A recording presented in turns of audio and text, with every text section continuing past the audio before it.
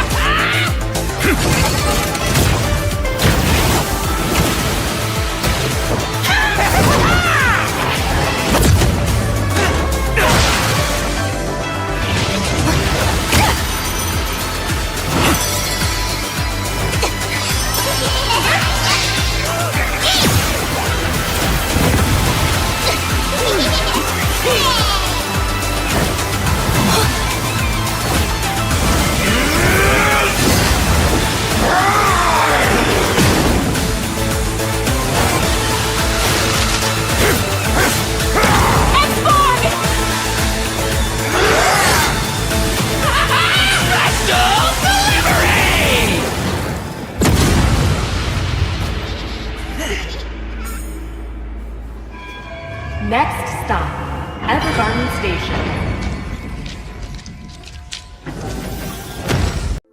Welcome aboard Metro Zero. All souls must remain inside the train at all times. The terminal station is Evergarden Station. Zero is pulling in. Look alive. Car 4. Clear. Car 5. Clear.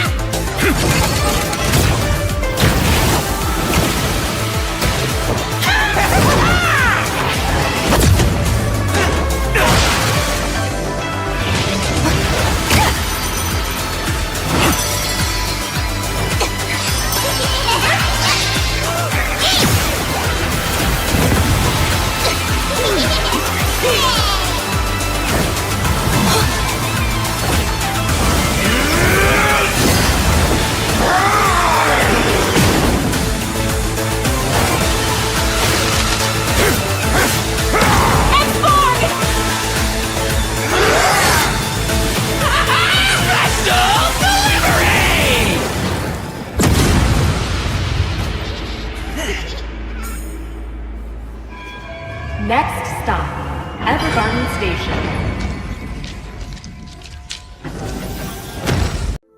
Welcome aboard Metro Zero. All souls must remain inside the train at all times. The terminal station is Evergarden Station.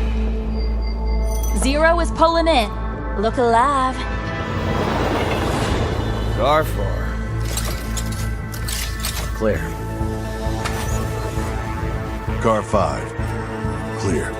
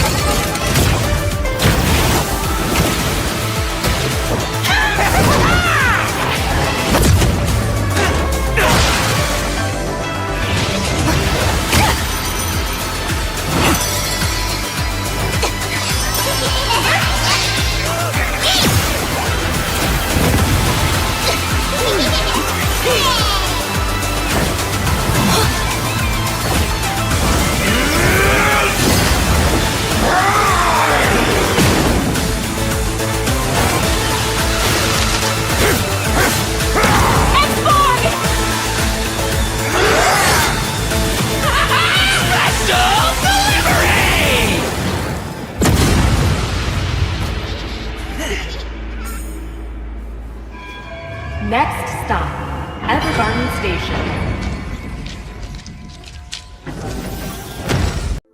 Welcome aboard Metro Zero. All souls must remain inside the train at all times. The terminal station is Evergarden Station. Zero is pulling in. Look alive. Car 4. Clear. Car 5. Clear.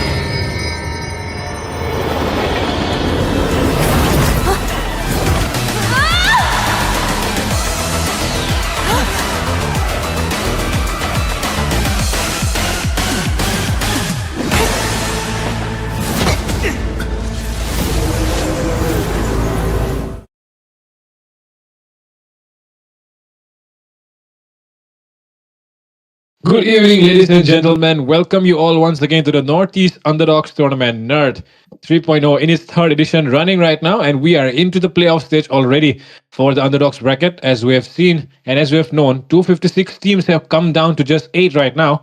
And you're going to be witnessing the clash between these 8 top teams. Hosting tonight will be your boy Fredo. Alongside me is your legendary GOAT Ray. Thanks for the glaze right there. But yeah, it's going to be exciting because, of course, for the whole past week, we've only covered basically, obviously, we had a little bit of a break, just letting the teams cool off and making sure they get their good rest. Meanwhile, we let, of course, the underdogs. The whole point of this tournament, after all, the underdogs duking out among themselves. This time we had the biggest one, 256. So it was a massive team pool that came in by, and right now we're down to what Fredo already have told you, top 8, top 16, right? So Mhm. from all the way from that point to here, that's just insane. So I'm looking forward which teams will come down, because I wouldn't say they're anything less than, most likely, hopefully they're no less than the top teams that we've invited for the top dogs. But obviously the top dogs are a different thing and the other dogs are different. But let's see what games will we have tonight. Will we have a worthy warriors, or would we have challenges that would fall a little bit too fast? We'll find out pretty soon enough, because we do have a stacked lineup of teams, especially the first one I'm seeing. It's Yama versus DNS or Dives. No, it is DNS. Yeah, That's it's insane. DNS rebranded, of course. This time it's not Dads and Sons, it's Dickensons, inspired by the English poet Charles Dickensons, who wrote legendary poems. And tonight as well, they are going to be writing poems. Poetry turned into motion tonight, by the side of, Dickensons, led by Corey QT, and of course, Mr. Popular, Mr. YouTuber Insane Plays, yeah. And with that on the other side, Yama Esports as well, led by one of the biggest LAN finalist and the winner, a part of Team ABM once upon a time, of course, as a bench warmer. His name is Mr. Dark. Okay. Bench warmer is crazy. For a second, I was like, I don't remember, like, Apex or Radium being there. But I was like, oh, okay.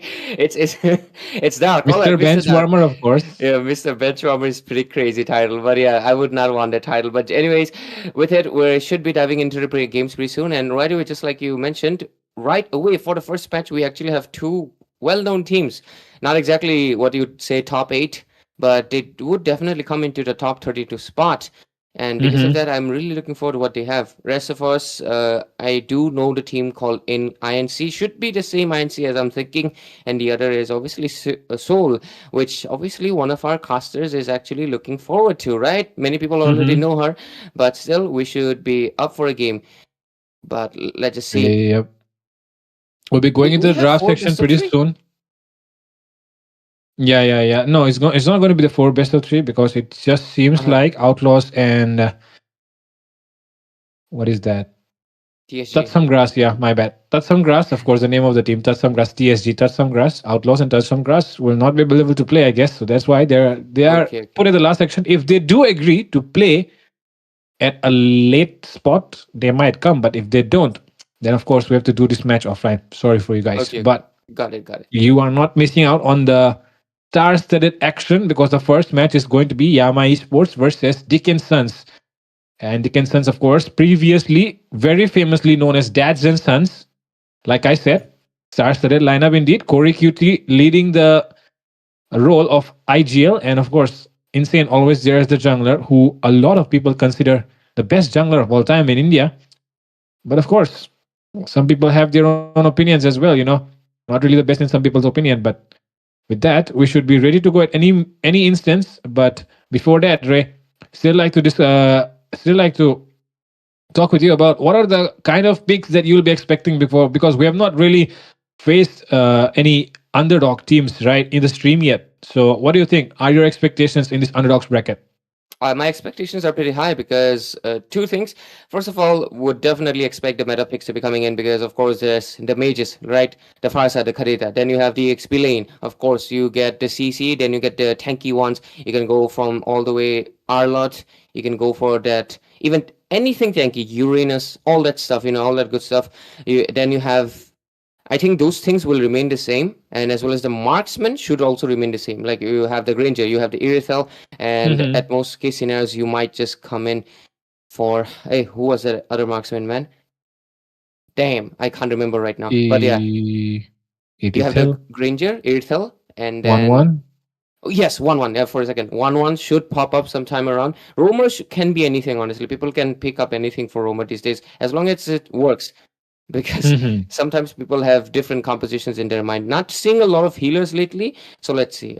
As long as it's not a fighter room, the only fighter room that kind of works is definitely going to be the. Let's dive in and witness our first underdog, like on stream underdog match between going to be Dickensons and Yama Esports. The ones with DNS will get the first pick, so looking forward to them. Of course, a little bit of a familiar names. We have Invoker, we have Corey Cutie, we have Insane, and we have Powers. Thorns and remain. Who is that? Brendan? Should petals fall? Pawan, my bad. Pawan Singh, yep. Pawan Singh it is. And we all know what Pawan means. If you do not know what Pawan is, then you probably do not know too much about the mythology, I guess. So yeah, Pawan is actually air, right? And Mr. Okay, it's not nice to say Mr. Lord Hanuman is. I was about to say Mr. Hanuman, but yeah, Lord Hanuman is known as Pawan Putra. So right now we might be seeing Hanuman in action right now in the side of Dickensons right now. But they were dead. I saved my nation from falling apart. Yeah, that's a funny thing to say. Yeah, that's actually funny. But yeah.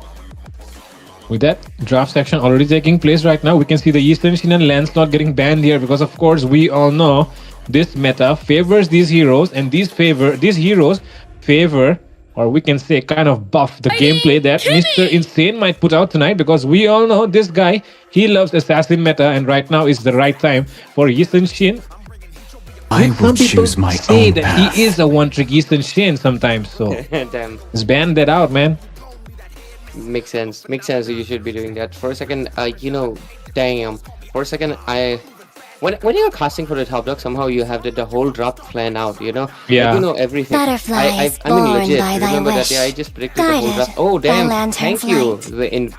Thank you, Sons. I appreciate that. But yeah, I was mentioning that when you're casting for the top dogs, you and me, sometimes we just map out the whole draft. We don't even need to predict it. We just talk about other random things because the draft is already laid out in front of us. But for underdogs, even though these teams are a little bit well known, it's been such a long while that it's kind of hard to analyze what their thought process is. Among but the let's planes see. We'll exists find out their the first equilibrium, thought process on the first which game, and look at I that, was just like I made mentioned, for. Farsa Gharita and Let's obviously hear from the the Zushin crowd. are the top pick, Make but some the one noise for that yours kind of is coming truly. into the hands of is Yama Esports, which is interesting to say the least, because Eve is not exactly the one I would consider to be Muscle of prior team kind iron. of. Yeah. Like the Fars are still open, the fish is still Mhm. open, so why the Eve? Yes, she's immune, but really, you'd want to go that? But anyways, hey, See I'm happy value in that me? at least the first game starts off with a Zushin. You Thank you should. for Dickensons. I appreciate that. Thank you to Insane. Hey, damn, why is she getting? Let me. What What this? happened? No, her face is cut off. What the hell? Yeah, there we go. Okay, then coming into the next phase of the draft already. Before we go into that, the first phase, it does seem like Yama Esports have went very team fight heavy, right? Very team fight heavy. Comp here, I mean, Yves, along with that, the Fredrin, Let's go. PC, and all of that. It just gives a lot of team fight comp vibes. So I'm not really I sure am Dickensons how will they be vengeance approaching incarnate. towards this draft. But in the second phase they decide to ban the gold lanes. I think one of these sides could have taken the Irithel up faster, But now in the second phase we are going to see a lot of gold lane bans happening. And top of the table, of course, Moscow when Irithel comes out first. Irithel, of course, the prio pick of every gold lane these days. And Moscow with its macro threat always there, and the ability to turn team fights all alone in the backline, especially with that SOD dives. So yeah, that's the reason why Moscow gets banned in tournament scenes. But now, coming into the second phase, we are going to see a roamer and I am not the only one bound gold by laner these ADC getting picked here. chains. So it's going to be interesting if I mean, it's interesting the fact that both these sides are doing the same kind of draft. There's not a lot of creativity being shown actually. Honestly, what do you think, Ray? Yeah, that's one of the kind of bad things about not exactly a bad thing. The meta, it limits the creativity, but I do think once you're beyond the meta, basically your team is so strong, you can basically basically crump up anything. That's why MPL teams are so special. They can conjure up the most weirdest composition, and it works so well. You'd think that these heroes are in the meta after all, or this composition actually works. So that's what separates them. But I wouldn't Always on the way. I wouldn't expect more of the science. No, that's not the word. I wouldn't take it that these teams should go that creative, because it is risky, right? Both of these teams are very. Magic is they're not my top life. 8. Yeah. But are they anything to be not to reckon with? Absolutely, because you have to make sure that you're not doing any mistakes. Because even though it's a best of 3 series, you got to make sure that it's a 2-0, right? It's way better if you just treat it as a 2-0, because if you try to force a game number 3, you'd never know what would happen into the second phases. So overall, loving the fact that they're going all serious mode right away in the first game and picking out a lot of cards. Maybe game 2 they might go for a little bit creativity, but at least so far it's mostly meta picks. Insane will most likely get his hands into the, of course, the Hayabusa, so they have the assassin onto the table. Not to mention the Gatot Kacha, Nathan, all of these good stuff and picks. Glue though, a little bit unexpected, because usually he's either banned out or kind of forgotten, but yeah, we'll see how good. I was just talking about the Badang Roam as well, and they do commit to the Badang Roam. Overall, it's going to be interesting, the mission match of what's happening right now, because both of the gold laners are See value in me? magic. That's going to be You interesting. should. One side is going for that utility, one side is going for that assassin. Eve does fall as a little bit of a sour taste in my mouth, because I feel like she's a little random, but I wouldn't really judge the pie with her before it's even cooked, right? Let it be served, let it become, let's just see how it is. But at least the smell right now, it's not that good. But we should be getting into the oh, there we go. We should be getting into the game pretty soon, and we'll see the executions of the first match of Underdogs on stream. We've already had 256 teams crumble and fall down as we're down to the last bits, right, Fredo? Yes, we are down to 8 teams from 256, which started off at August 10th. And you know, it has been a long journey for these teams, going through 3-4 rounds of fights. And coming in, it all comes down to this. And if you do want to move forward and participate in the playoffs, you have to win this one. There are no second chances. And one team does. Ladies and gentlemen, welcome to game number 1 of the night. And this is going to be the first game of the playoffs of the Underdogs bracket. It's Dickensons going up against Yama Esports. And we'll see who comes out the victor at the end of the third match. But if it goes into the third match, because these guys, like you said, Ray, they're going to try and end this at 2-0. Absolutely. Anyway, just like Ferry mentioned, ladies and gentlemen, we are going into the game. 256 came, and only 8 are able to come in.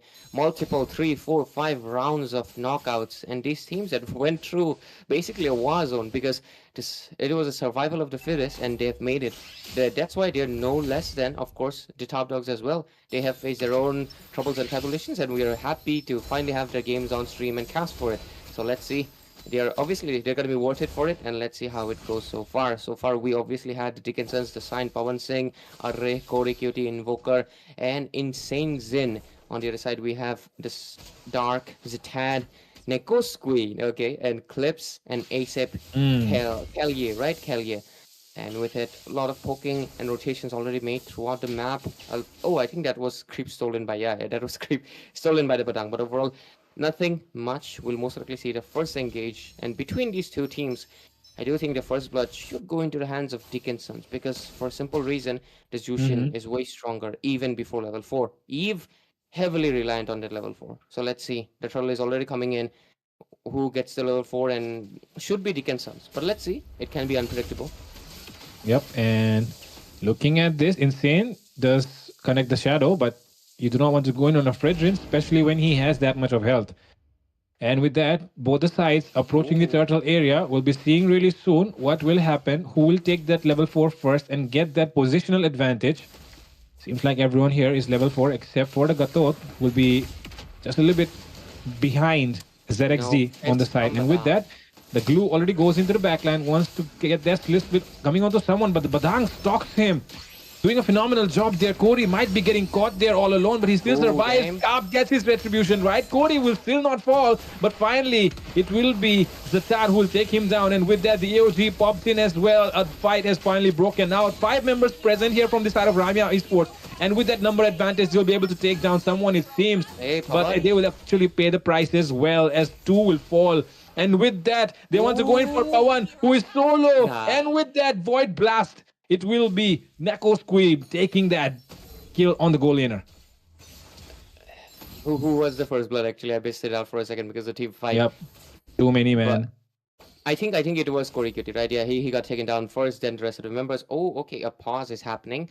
But overall, 2-4 score, really impressive. Immediately the side of Yama Esports going extremely aggressive, and they do win out a team fight.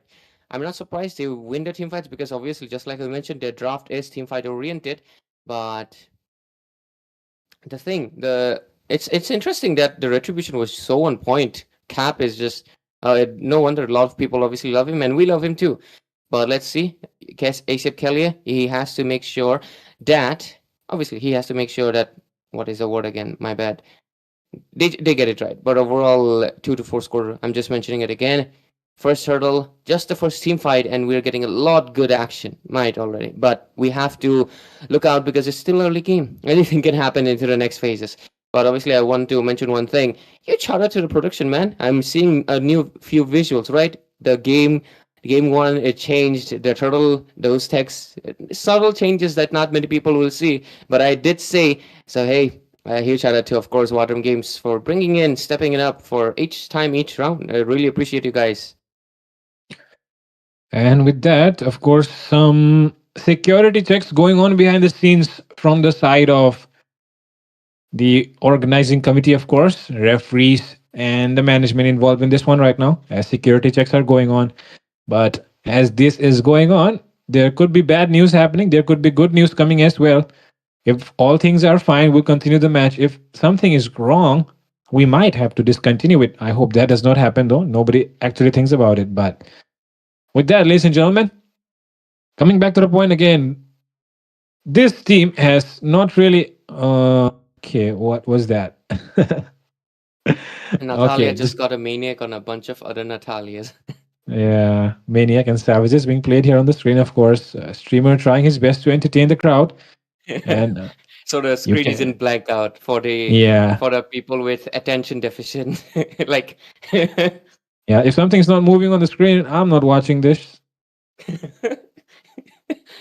Yeah, that's the reality. If there's pause is long, we can go to the casters there, but I guess it's all good because it might start off anytime, right? Let's just wait. Yep. Let's just wait out and see, right? Anyways, we should be getting back to the matches really soon. But so far, what do you think about the draft? Oh, there we go. Oh, damn, that's some great transition. I actually got to see it full this time around. But yeah, yo, what's up? Until obviously we get back to the game, just like we discussed, right? It might be a little bit too boring to just look at the screen. So look at Shredder's face for a while. Bro, damn, how are you wearing a coat, man? It's so freaking hot. I'll dress up for the grand finals, so it's special. I'm not saying this is not special, but holy no, bro, it's hot. It's hot. It's hot. Yeah.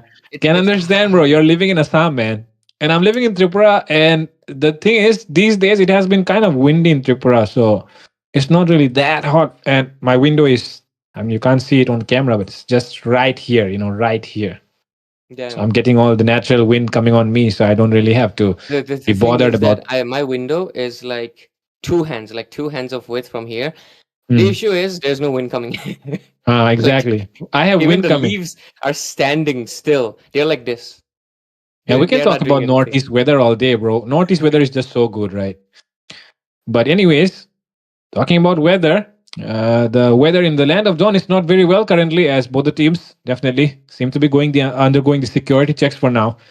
And before we move on, we'll definitely get it over with, I guess. So it might be taking some time. We'll definitely be looking what is happening actually. If you could take an update, Ray. And if nothing is wrong, we'll definitely continue and move forward with it. Yeah, I think they're just making sure that everything is fair and square for everyone. And once we do get an update from the production side as well as the management, we will just go straight back into the match. Do not worry about it. Sorry for that to be obviously happening, but who is applying the pause meta here, Ray? Who is applying it? I don't really know. But someone is applying the pause meta and someone else might be suffering. And right now, I mean, a lot of people talk about pause meta, right? And I feel like it's true because when a team gets going, you do want to break their momentum, and taking pauses is one of those ways where people try to exploit that thing right now, breaking the momentum of someone by taking pauses. But I don't think the first turtle is worth it. Try and take pauses. I think both the teams did not really have any momentum, but I don't know, someone who is trying to sabotage the other team's momentum right now. Yeah, I don't think it's too early for the pause. I think pause is, I mean, you know why the term pause when it comes in, just like I mentioned, because of the momentum be in like those heavy team fight games where it's fight after fight after fight. If one side is like dominating too much, the other side might request a pause saying there's an issue. But most of the time, of course, at least in War Room games, as much as I'm aware, they definitely always verify, hey, what's your actual issue? Show the proof. Okay, you have showed the proof that you're facing an issue. Yes, the pause will be granted legally. If not, there is obviously penalties. And I think a few organizers, they do make sure that the pause will be given when requested, but the proof has to be given, or else Exactly. it does count as a penalty, because it is a bad thing to just pause the momentum, especially if it's a very sudden one. But when there's nothing happening, like they're all just roaming around and the pause happens, I think that is like very harmless. I think that one, yeah, I don't think there was any malice behind it. But yeah, I know why some audience say pause meta whenever there's a lot of team fights and suddenly there's a pause, especially in the midst of a team fight. That one is the craziest, because sometimes the hero is right in the midair. Imagine Lancelot about to just jump on someone and he's like mid phase of his first skill. It just can disrupt you heavily. But yeah, overall, just wait. Sometimes waiting is nice. Even though you might not like it, sometimes waiting is nice. Just go into the deep thoughts. Damn, it will turn into a podcast if I just try to try to talk about the weight and the philosophy of it. But yeah, let's just wait. Let's see if there's any Mr. update. Ray here getting too philosophical. But before this turns into a podcast, I mean, if it does turn into a podcast, let's make it a fun one, right? Man, Let's talk we about. would need a guest, and We would need a guest, okay? it would be nice if we'd have a guest. Not saying we won't be able to do a podcast, but usually for a Taking too podcast, you long. need like a 3 people, or like one of the other person has to be a guest, like that's how a podcast work, isn't it? Or if there's if we want to do like, I guess, casters podcast, we can discuss the top dogs, I would say, because yeah, I think you can discuss the top dogs for a while, because for at least Underdog we have not gotten any much yet. That's just the first match, right? But we can discuss a little bit about the top dogs then. So top dogs right now, the first one gonna be LCF, the second one was IGN, and the third one is Secret Shine, and the fourth one, of course, making it with a clutch, it was Crooks Requiem. So congrats to them. But let's go. Look at that. We are done, and we're going to be going back into the game. Straight into reactions, and everything is good. The checks and everything is done. Everything is fair and square. So it's all good. It's all good. Anyways, 2-4 score. Not much goal difference just yet, and it's all good. Let's just go in and let's just see. Anyways, Fredo, welcome back into the game. Everything is all nice and set, and looks like we're going to be going back into the games. Really love the fact that, no unfair practices. And that's why we just had to verify. Anyways, look at that. Neko's queen might get unfair treatment by the Hayabusa as she gets taken down. Hey. Seems like Insane is back and back with a bang. He likes to bang the enemies, and it will be Neko's queen will be the one getting banged first by Mr. Insane. But before he goes on and bangs another one, he'll be definitely farming up the jungle. And look at Invoker as well, clearing that wave. Things looking really solid here as Dickensons establish a small lead even with that 1 kill deficit. So yeah. Oh, look at the focus though. They're focusing now onto the Harriet. The Harriet might be in some trouble here, gets taunted. And with that, that comes in the Zaman Force. Will be able to dash away. Does not use the entropy to try and go in. But one thing will play it safe for now. Yeah, because the turtle is up. That is a good move. They bait out, obviously, the ult from Harith. So with it, look at that. Since the Goliner doesn't have the ultimate, they can go in much better. Fedrin is nowhere nearby though. They should get it first. Can they stop the Fedrin though? Oh! That Fedrin does not get stopped, and now there it comes. The White Blast is also popping off, and well, there it comes. The Zaman Force does have low cooldown, comes in once again. AOG being dropped as well. Enemy forced to retreat, but it seems like they'll try to taunt them back. but the fight still breaking out. Outnumbered once again is Dickensons. Yama Esports with that number advantage get one down. But the retaliation comes in from the side of Dickensons and they take down two as well from the other side. And with that 1-4-2 trade along with the turtle, seems like it's an even trade for now, Ray. Interesting. Immediately, the side of Dickensons actually do clap back, despite the fact that Yama Esports, that clutch retribution came in from ASAP. But still, they equalize the field immediately, even though the turtle is gone. Getting those three kills, because of course it was two before. Getting those 3 kills will help them. And let's look at the itemization. OCC quite ahead of the glue right now. Gets that War Axe that will help. The Harith and the Nathan are basically at the same spot, getting the first items. But either way, do they want to take down CC? I would not recommend it, but if they do have enough damage, they can take down Dark. I think they're trying to eye for it. Look at that. Oh! Yeah. Oh, he does use the space split. So now Dark might be in some trouble. And yes, he'll finally fall. And that is some good play coming in there. From the side of Dickensons, good coordination to try and take down the goal laner. But seems like Pawan Singh, even though he's a level ahead, does not want to go in yet. And of course, against the Harith, you do not want to go in because, of course, early game damage of the Harith is something that you need to talk about. And with that, okay, Fredrin seems to be approaching. Badang also seems interested. Dickinson seems like they're not giving any attention to Pawan Singh. Array does arrive. Doom will be guarding that bush, trying to set up the play, trying to protect their goal laner. Absolutely. And right now, Array, I love the fact that his name is just like a shout, like Array. It can be frustration, it can be excitement, you can deem it as any way. So if the game ends or anything, yeah. But overall, 6-5 score right now, and Deaconson should be getting it for themselves, and the turtle should be coming in. Oh, look at that, the engage is there though. Oh, the taunt comes in as well, but will he be able to survive this time? Entropy pops him as... Oh, and look at that combo coming in from the Badang. Zetad will be able to take 2 members in that one, and Cody Q3 will fall. But there it comes. The curtains call is there as well. But is it enough for them to survive? He finally survived though.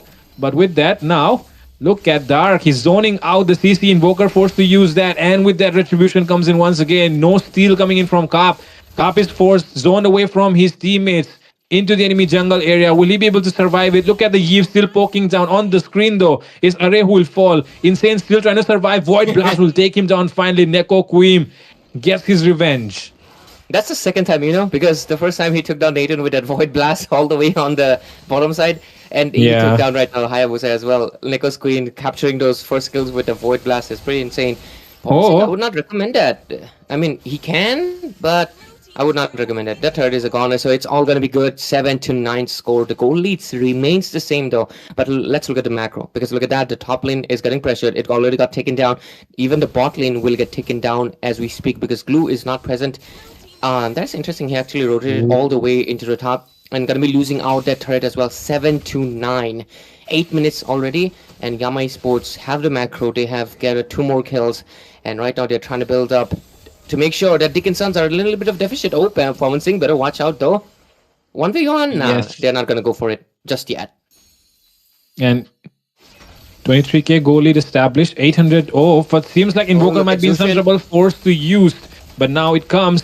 There comes the real moment manipulation again. And with that comes the AOT. Oh, that is a good AOT onto 3 members there. Entropy being used as well. And the Blast Fist will not be able to make him survive that. Neko's Queen getting punished by Insane. Right marking at the same time. There is the Someone forces place Array as well. Array will fall into Dark's hands. Dark, as an EXP laner, you want to stay ahead, not behind. And he does come front now, but it's too late as they are forced to retreat with low HP.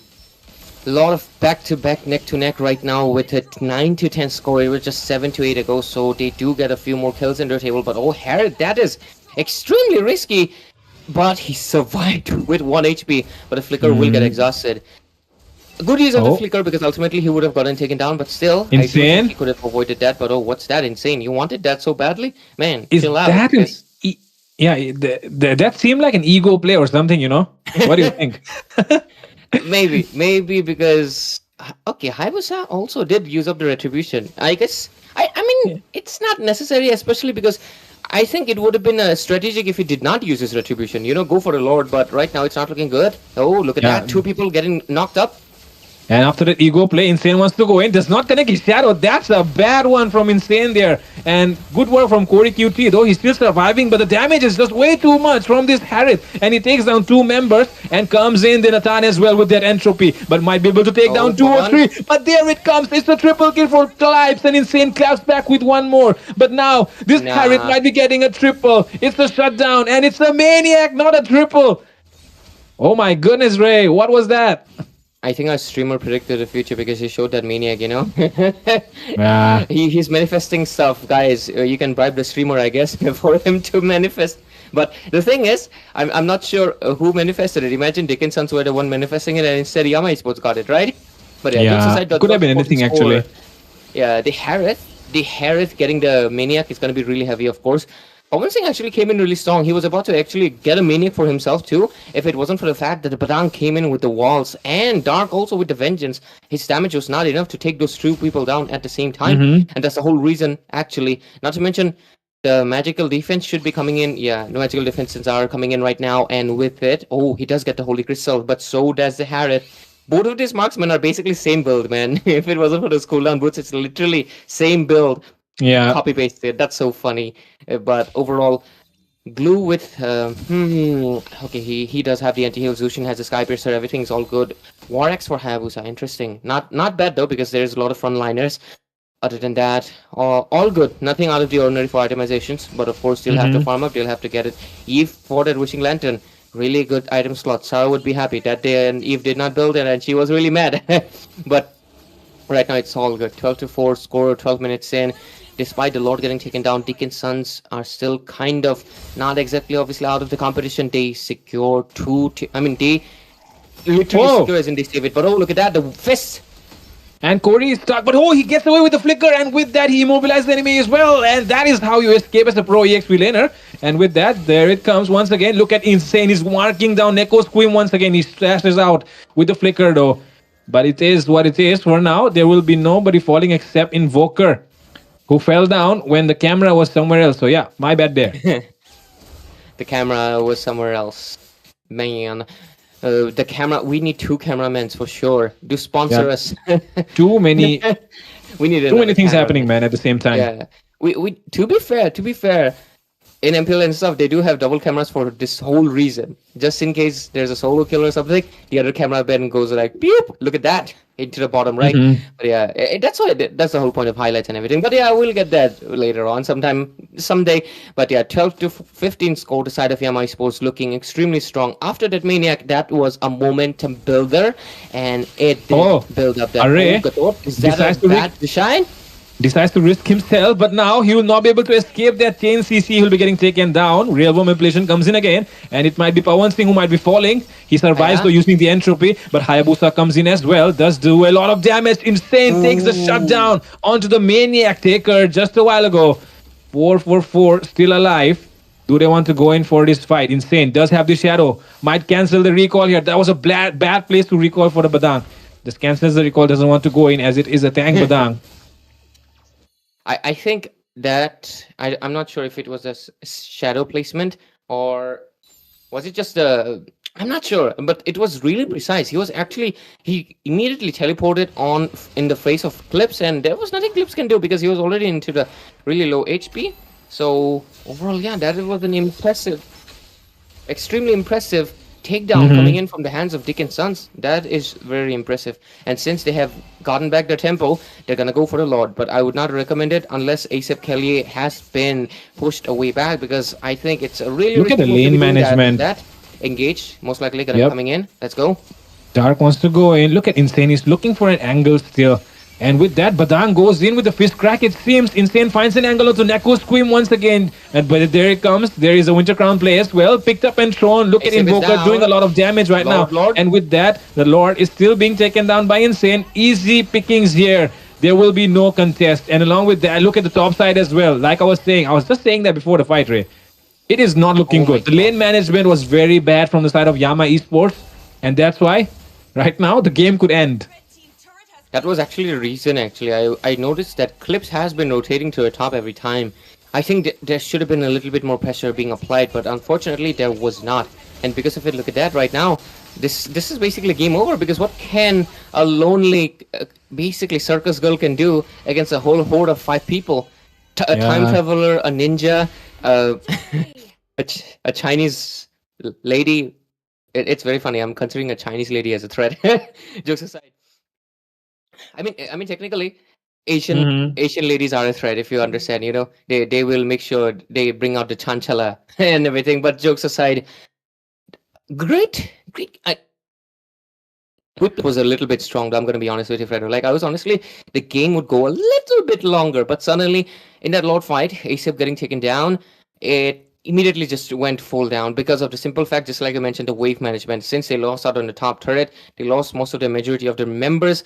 The base was already exposed then. There was just nothing left to defend. If they even had that inhibitor, maybe could have stalled a little bit, brought the minions to that side. But they didn't. They did not have it. So yeah, the side of Yama Esports, even though that Maniac really set up a momentum, they made a slight few little mistakes here. And like the butterfly's wings flapped, that small things became a little bit too big for them to handle. And ultimately, the side of Dickensons will get the game number 1. A really good start and looking good. Immediately, it's been a half an hour since the games have started. And yeah, it looks like we're in for another half an hour, of course. But let's see if the side of course, Yama Esports can make a comeback and force a game number 3.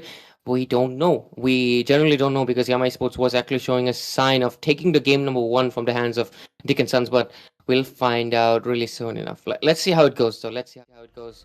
Still nothing much enough. Oh, immediately going into the drafting phase.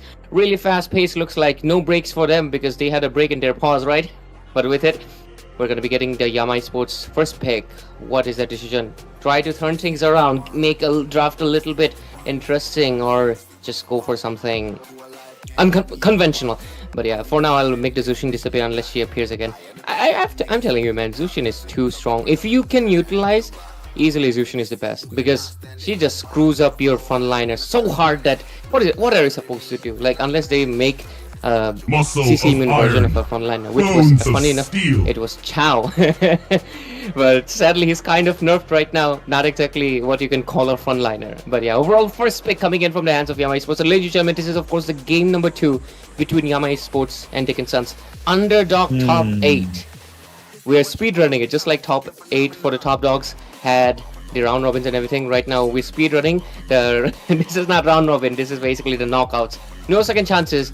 Let's see who moves in forward. Feels bad that we'll have to say goodbye, because they've been through a lot to reach here, but only the best can survive, isn't it? We wouldn't want a team that is a little too weak for a top dog. We want a good competition, right? We want a really good team. And this time I'm really glad, since of course Pan India, we've had a lot of other teams show up this time around. 256 slots filled up, and obviously this is a little insider, but at the same time I can tell you, we had more teams than actually register. There were people complaining why weren't they taken in, because we had to tell them we're already full. They were like, what do you mean you're full? Because they generally thought many people thought there won't be many underdog teams. But yeah, it was nice that so many underdog teams actually showed up this time around, and all good. Anyways, Fredo, the draft has started. A few similar bands, and the 1-1 is coming in as well as the Gatot. Any predictions? I want to see the fish, man. I want to see a Kalia, I want to see the Kadita back in action, you know? It's always nice to have those fish. Or are they waiting for Shinryu to come in? Because well, anything could happen right now in this draft section. One thing I do like to mention is Yama Esports. Really bad macro, bro. I will choose my own path. Not gonna lie. They took because if they had the weak management, they wouldn't have lost threats. Exactly. I don't know. It is funny. I think maybe they got a little bit confident, you know, because you see they were actually the first ones to break the turrets of the side of Dickensons, both on the top, both on the bottom, as well as in the mid lane. They were the first one to do that.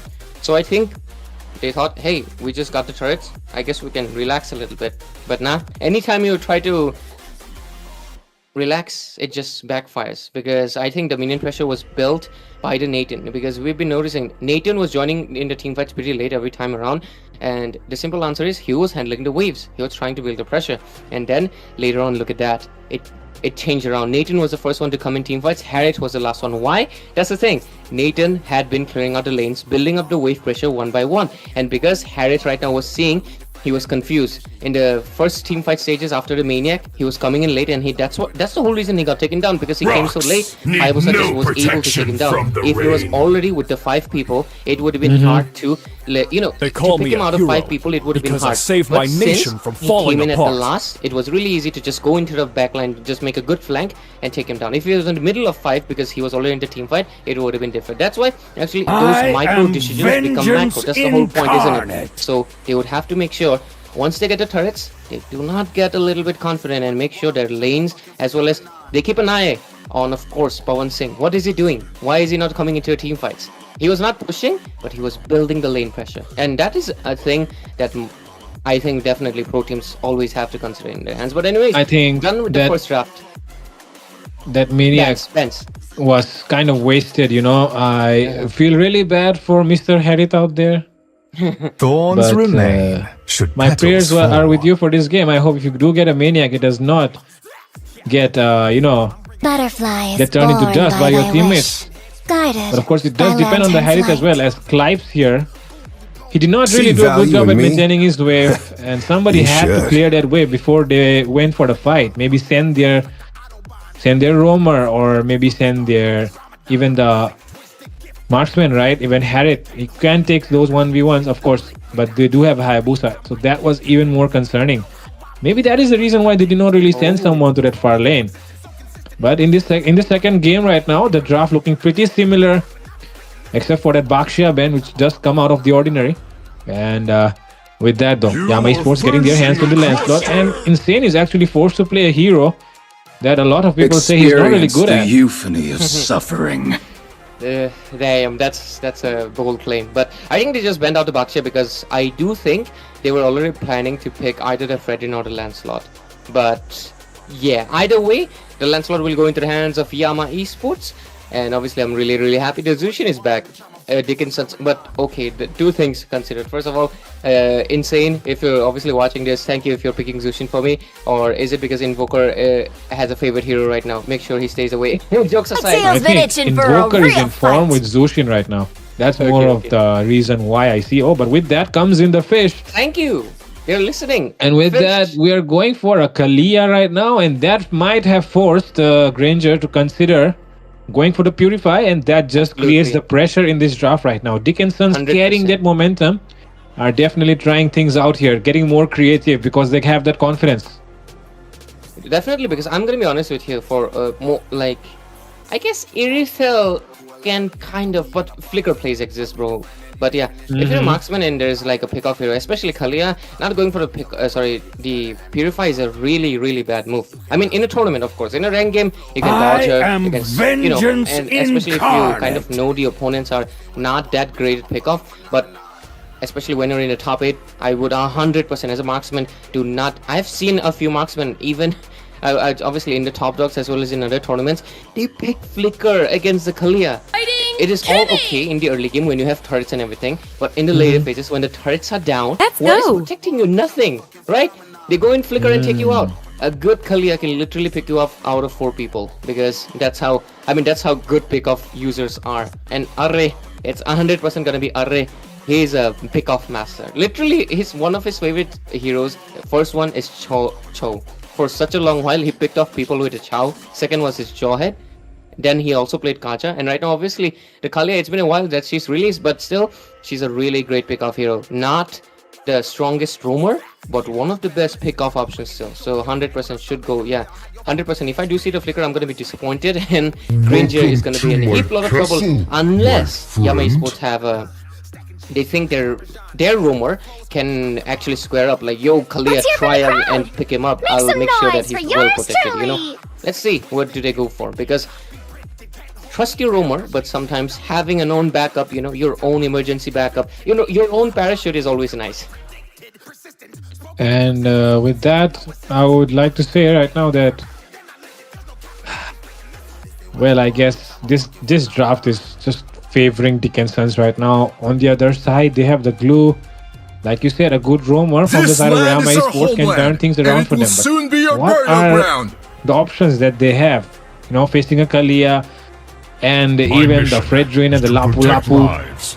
Okay, that is a good response. Gaze into the abyss. That was a good response. Because you see, Kapot is out. The Arlot is done. Bakshi I is think not there. Belleric could also have been a good response. What do you think? Belleric gets screwed over by the Zushin. That's why they could not have gone for. Belleric has no mobility, so once his second skill is gone, he's basically a free chop wood for Zushin, to just pick it up and Thorns throw away. remain. Even the Hylos himself is. So, but it was like either this or that. They could have went for the Badang, but just like I mentioned, the Badang wouldn't have been enough sufficient front line. It would just be completely Glue's responsibility to take care of that front line, and then it would just be Time and tide wait for no man. And I think nor the girl. Jushin pick, okay, that Beatrix is of course good as well, but getting back to it, the Jushin pick is not just because I'm a glazed Jushin, even though I do every second. Jushin was really great. See and value banning out the in me? Baxia was actually a power move because You should. see, Baxia can be picked against Zushin for one simple reason: he has damage reduction in his ultimate. He doesn't get taken down easily by Zushin. But Hylos, he gets that because he gets thrown away and then he can't really go. But yeah, at least one good thing about the Hylos, he can just pave the way and can run away. That is one thing that he can do way better than rest of the tanks, and it would be mattering. But with the draft already finalized out, we're going to be witnessing the side of Yama Esports or Dickensons getting this game number 2. This will make sure we either get game number 3 or we get a clean sweep coming in from Dickensons. All the support for both of these teams. Underdog, of course, in this Indian subcontinent, and Waterm Games presented Nerd. Let's see how they perform. I'm wishing the best for both of them, but at least draft-wise, the side of Dickensons is looking pretty good. But as you can see on the screen, game number 2, ladies and gentlemen, boys and girls, we're going to be diving into it.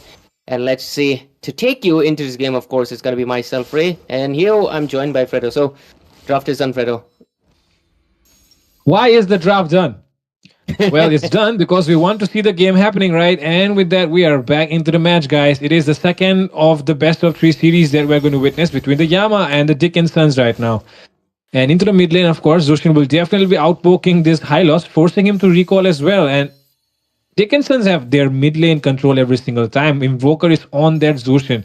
And that's why it'll be interesting to see if the same things can keep happening into the next round as well. Can Invoker keep dominating his mid laner? Neko's Queen, a very well-known name, of course. We all know the most one of the most famous incidents in the entire Indian esports scene that happened. Oh, look at Pawan Singh though.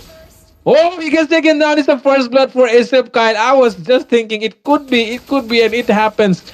The Thorn Rose was on max stacks, it seems, and that's why the Thorn Rose was enough to take down Mr. Pawan Singh. I think it's the level deficiency, maybe level 3, and he was barely level 1 or 2. Yeah, I think the level deficiency helped, not to mention the damage as well. And I think he had the dashes for the minions, right? Most likely it helped out. That's one of the interesting things about Lancelot. You never know how many dashes he has done, and then his damage just hits you like a train. So you better watch out. But first blood considered for the side of Yama Esports. But so far, Selena wanted to go for a little bit of action, but good decision from Neko's Queen. Did not come in, because if she did, she would have taken down Kalia, but she would have taken down herself as well. Not a good trade. Roamer for a mage, not a good one. But yeah, the turtle is up. Lapu Lapu level 4 though. Detects. Oh my god. Oh, seems like Zatat here will be in some trouble. Clives arrives though, but he's taking the wrong guy. Insane gets the turtle with his retribution. Dark in some trouble, gathered by 3 members. Of course, he's a glue. Nobody wants to go near him. No one wants to get some of the stick from glue here, especially Dark. And with that, the thing is, have you noticed this, Dre?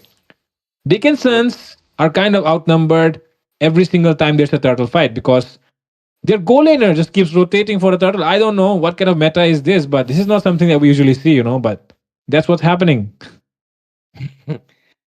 That is a good response, actually, to keep going for it, especially because you have the golden shield. It actually depends. It is a very situational thing. It's obviously a macro play that you can do for yourself, because you have to take into consideration, first of all, who is your opponent marksman? How much farm can you give into him? Can you give him the gold shield? Is it worth it? Can he push in? If you take into those consideration and all of that is like no, then yeah, you're all good. You can actually come in for a turtle fight and give your team a 5 versus 4 advantage.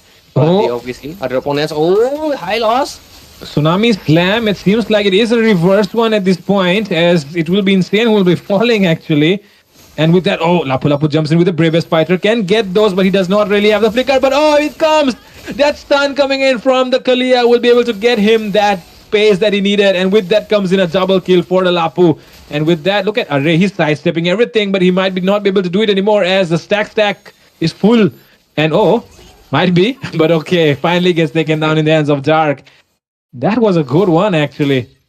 But I mean, did you see how Doom actually paved the way for that Lapu stun? That was really good. This is one of the main things about I love about Doom. He's one of those rumors that doesn't get a spotlight much because he's not the one making the plays, but he lets his team make the play. And I feel like as a roamer, if you're sacrificing the spotlight for your team to win, goddamn, you're a good one. But yeah. I do think he should definitely be getting the spotlight. One of the underdogs.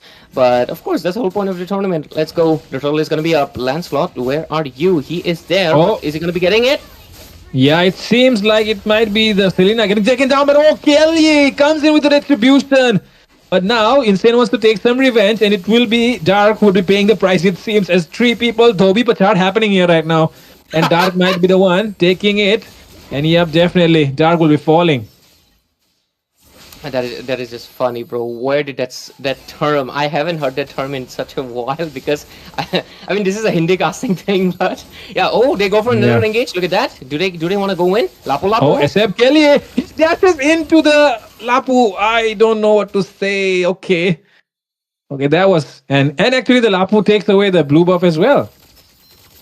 Yeah, that is a amazing engage coming from Dickensons. Damn, they actually went in for purple fight and they actually won it out. Oh, ACF Kelly as well as Corey Cutie, both of them getting their war axes at the same time around. But hey, one's a jungler, one's an EXP lane. So that actually tells you something. That the fact that Corey Cutie has already matched up to a jungler, that is amazing. Clives. 6 kills. Oh my god, Clives, better watch out.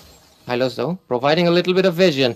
So they decide. I love the discipline. I love the discipline from Dickensons. They, despite the fact that they're leading, they don't make those rash decisions. Oh my god, Neko, you need to watch out for that little wanderer, man. He is definitely in some trouble, it seems. Once again, Tsunami Slam comes in as the enemies already. They go all in and take down the high loss.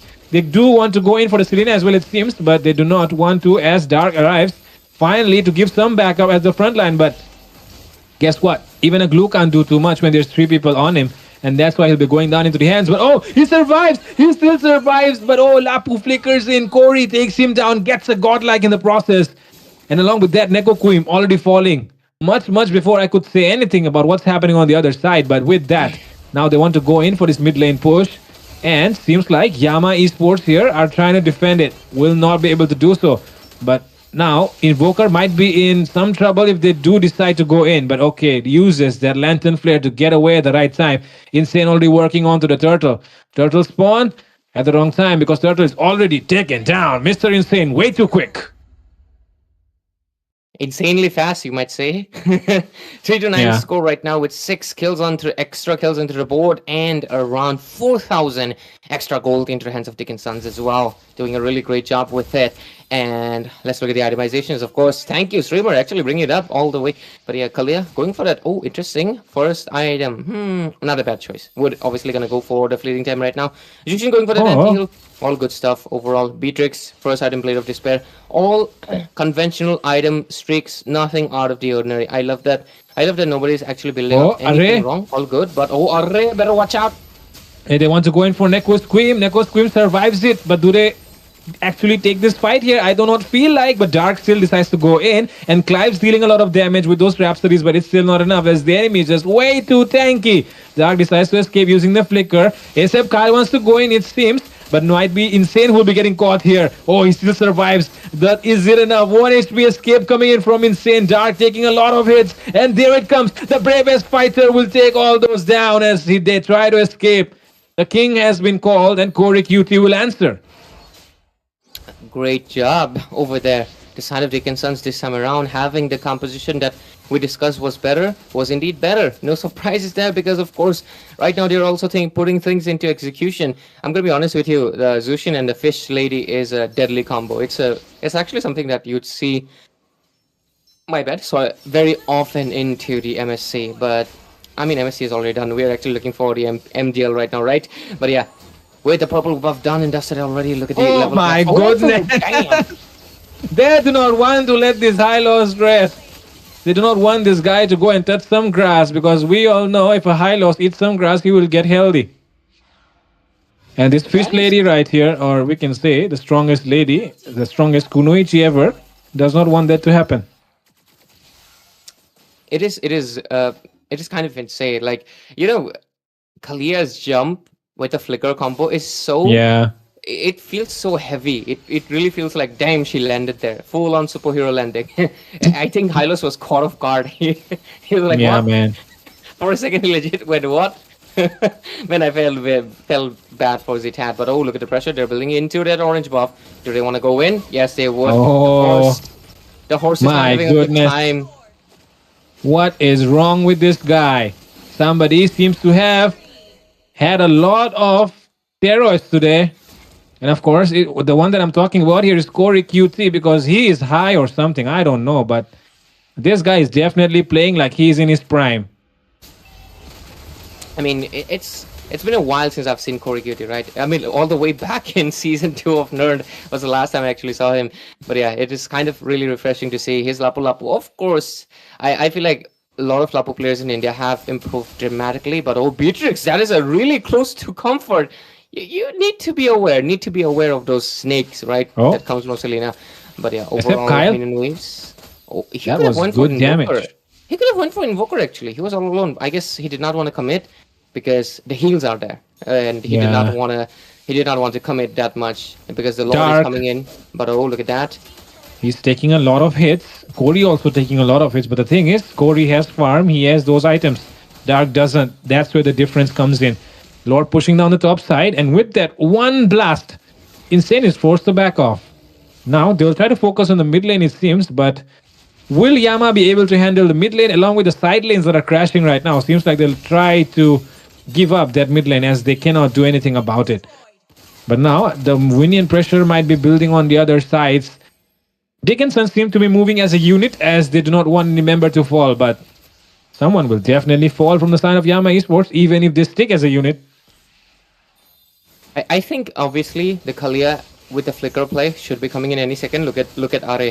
Are is all prepared. Let's see who it goes for.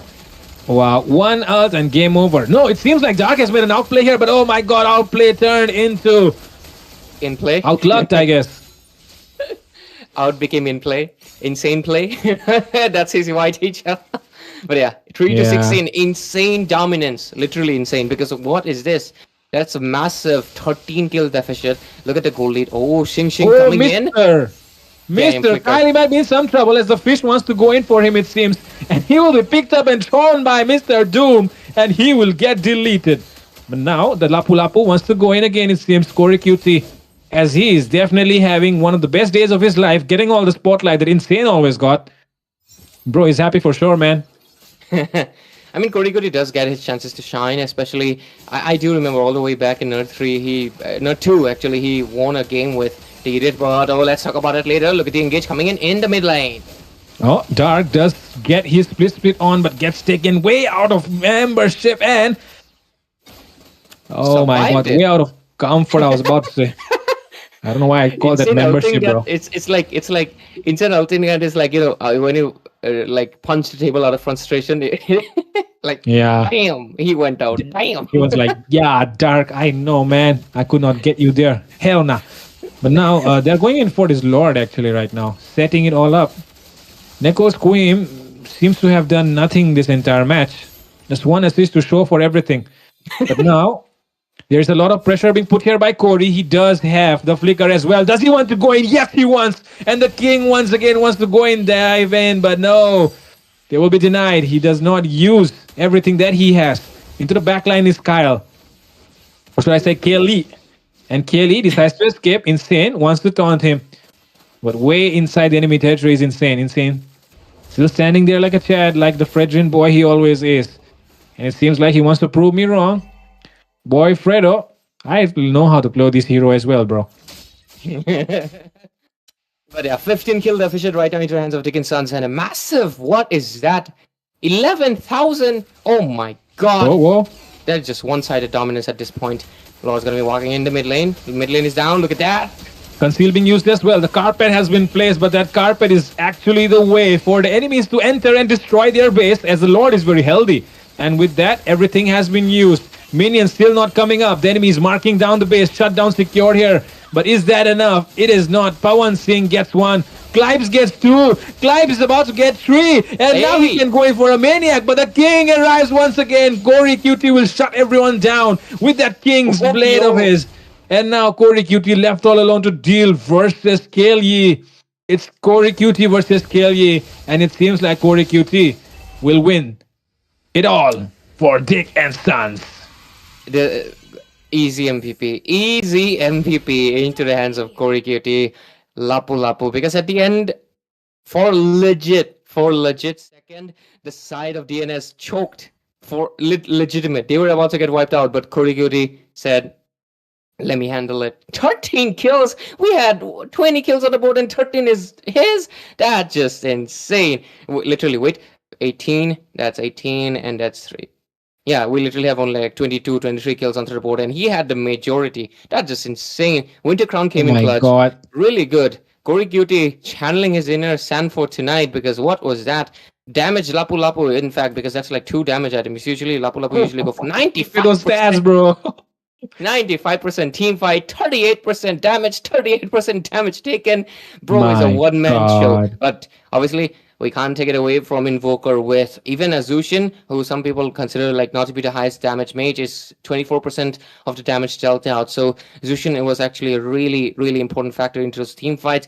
Obviously, Array, 77% as well. Invoker and him having the same teamfight participation is so good because that's how they were rotating, doing a really great job. Pawan Singh was not present that much, but look at the threat push. He did his job, made sure that his team had a little bit of a comfortable macro. But yeah, they're going to be able to clean sweep the hands of Yama Esports. But of course, let's not take it away. Clips really did a great job, 86% teamfight participation, and he actually dealt out more damage combined than Zushin and Beatrix, 70,000.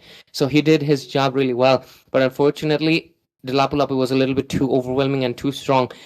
I do think they should have respected the pick because usually Lapu does get banned out in these scenarios where, I mean, DNS is a team where all of the members are really highlighted, right? But I do think Corey QT is one of those members they should have taken into consideration because if you remember all the way back in Nerd 2, people were banning his Edith for that same reason because he was able to make a full-on comeback by taking a triple kill at the base with an Edith. So I do think they, at least right now, Yama Esports, it's a little bit sad, but hoping them the best. And I hope, obviously, they come back in for the future tournaments and everything. And I do hope I would see them for the next ones. But unfortunately, their journey ends here, but it was a good one. And they made it, they went out with a bang. That's what I will say. But at least DNS, they'll move forward. And for any opponents coming in, you gotta respect that Lapu right now. And honestly speaking, I would like to highlight another thing, Ray. Absolutely. Granger could have defended the base, actually, you know? Honestly speaking, it was really possible. They did not really... it was not game over yet. Until they decided to go for that Lapu and get there. Okay, well, I don't want to say that, but yeah. Why would you do that? You know that the minions are coming, right? I don't know, but honestly speaking, Yama Esports, they made a lot of mistakes. A lot of mistakes. It's all good, man. It's all good. They're still an underdog team. They have a lot of things to learn, and I'm wishing them the best because, yeah. Best of luck, Dark. Obviously, the Dark played a little bit of that glue, right? He played glue on both games. He played glue on both games. No, he played CC on the first one. Oh, first ones. The glue was on their side. My bad. But yeah, CC and glue, they're both a little bit offensive, but not exactly the most offensive heroes as well. They also need their teams to make space because they are not the tankiest heroes. So I do think they will have to work on the team composition so Dark gets the chance to shine because Dark is a really great hero. Great player. Of course, he's a hero for all of us, man. But yeah, getting to my point, I am wishing the best Yama Esports for making it to the top 8. This is pretty much insane, right, to get it here. But of course, congrats to DNS, Dickensons, for moving in forward. And wishing the best to Yama Esports and looking forward to that. But anyways, I think Fredo, we're done with the game number 1 right now and looking forward to the next ones. We have a really packed schedule. INC versus East side, not the West side. It's the East, damn. And we have Seoul versus Ace later on as well. And looking forward to Seoul mainly because shout out to obviously one of our casters who knows that teams a little too well. And she's not present, so make sure you sue her. She should have been here to cast for a game, man. What is this behavior? And with that, ladies and gentlemen, we'll be going into a short break, but don't go anywhere. Stay tuned on Wardrum Games as we'll be back with more action on the other side of the break. It will be INC and Eastside. They'll be facing each other in the second game of the playoffs. And with that, be right back. Welcome aboard Metro Zero. All souls must remain inside the train at all times. The terminal station is Evergarden Station. Zero is pulling in. Look alive. Car 4. Clear. Car 5. Clear.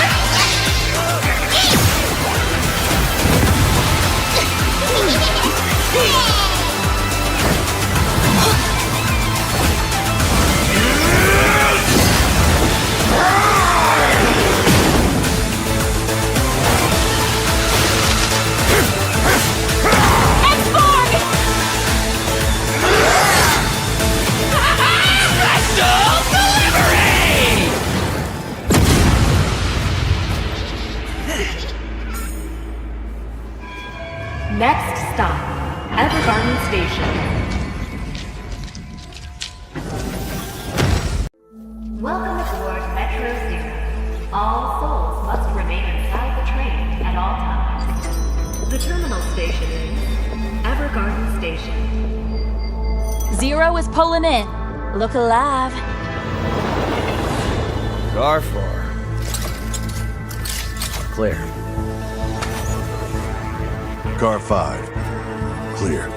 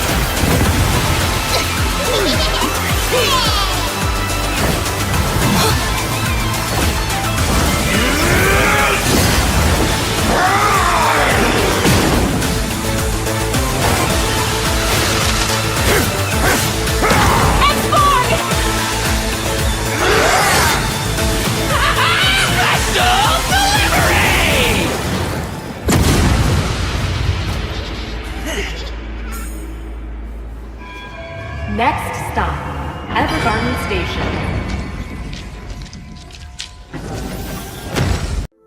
Welcome aboard Metro Zero. All souls must remain inside the train at all times. The terminal station is Evergarden Station. Zero is pulling in. Look alive. Car 4. Clear. Car 5. Clear.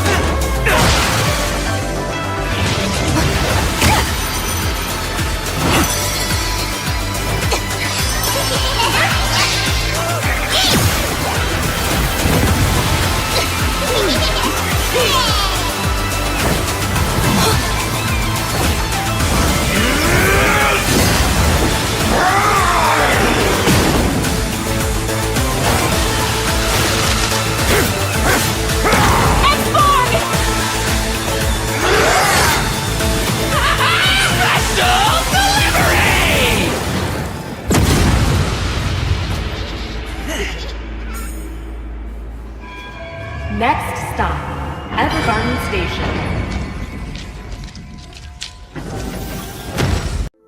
Welcome aboard Metro Zero.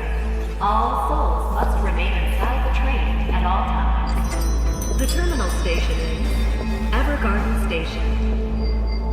Zero is pulling in. Look alive. Car 4. Clear. Car 5. Clear.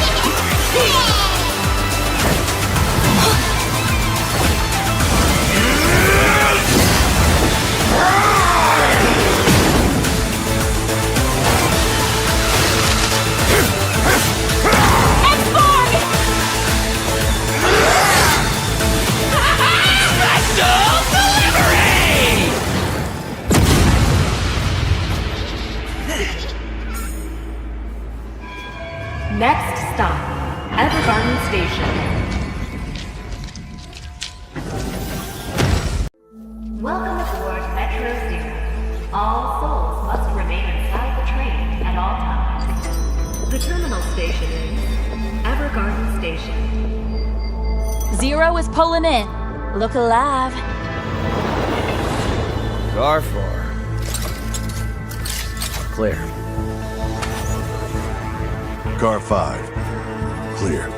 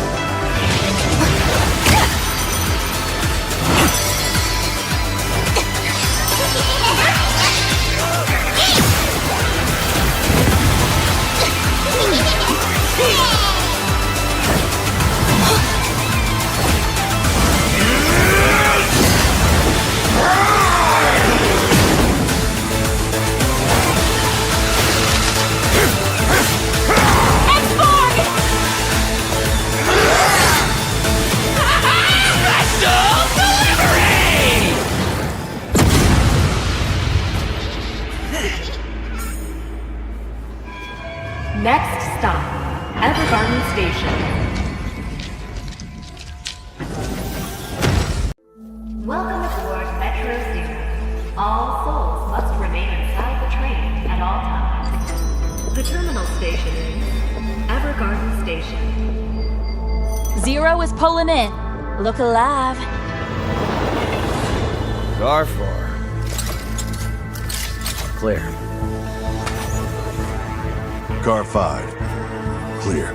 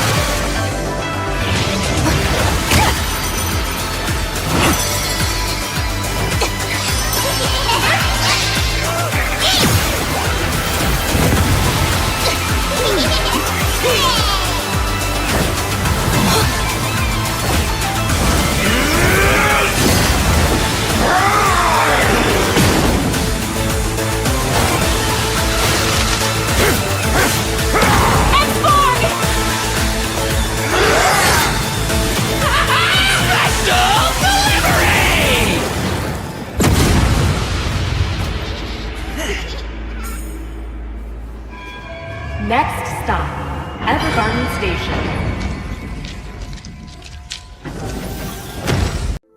Welcome aboard Metro Zero. All souls must remain inside the train at all times. The terminal station is Evergarden Station. Zero is pulling in. Look alive. Car 4. Clear. Car 5. Clear.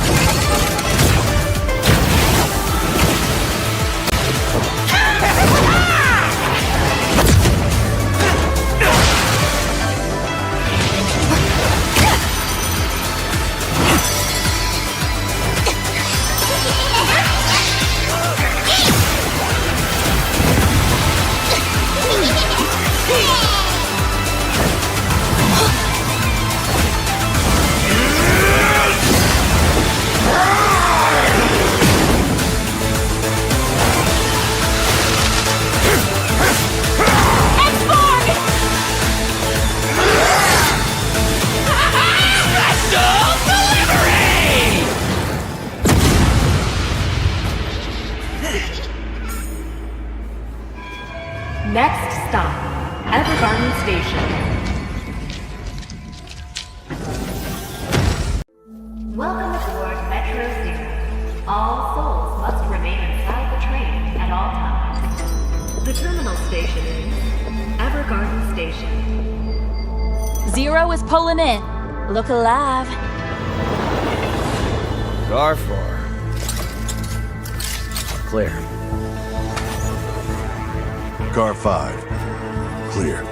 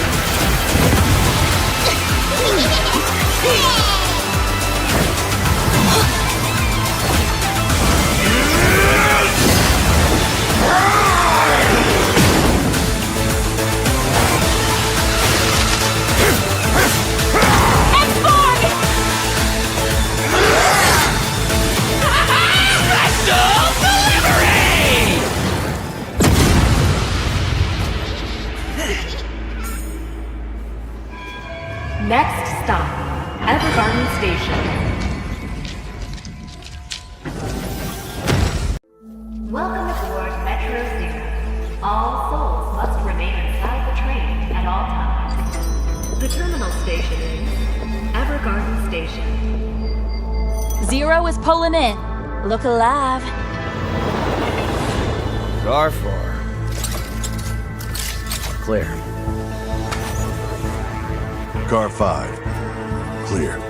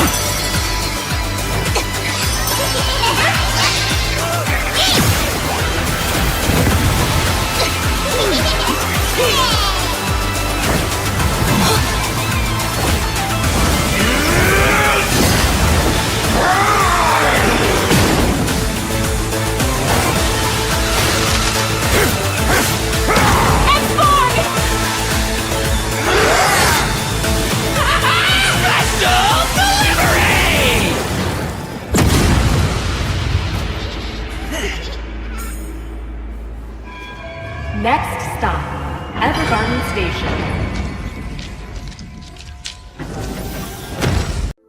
Welcome aboard Metro Zero. All souls must remain inside the train at all times. The terminal station is Evergarden Station. Zero is pulling in. Look alive. Car 4. Clear. Car 5. Clear.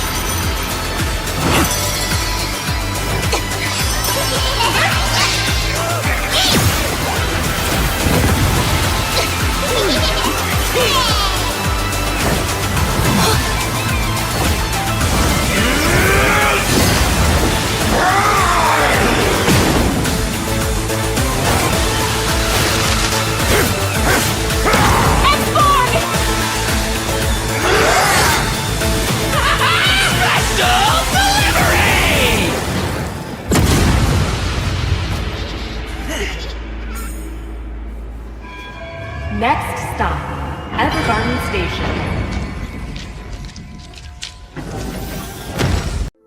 Welcome aboard Metro Zero.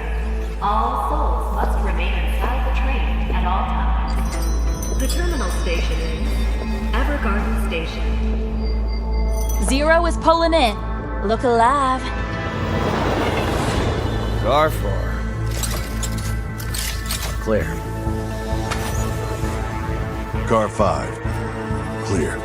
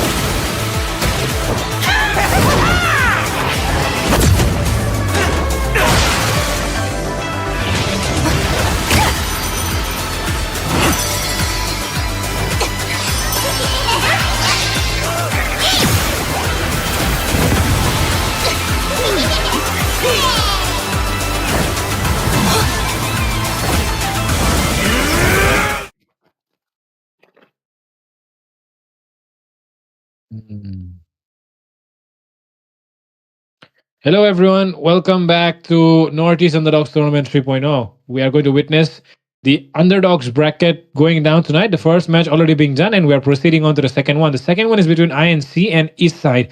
And casting tonight will be your boy Fredo. Alongside me is Shinryu, who will be joining with me in this match.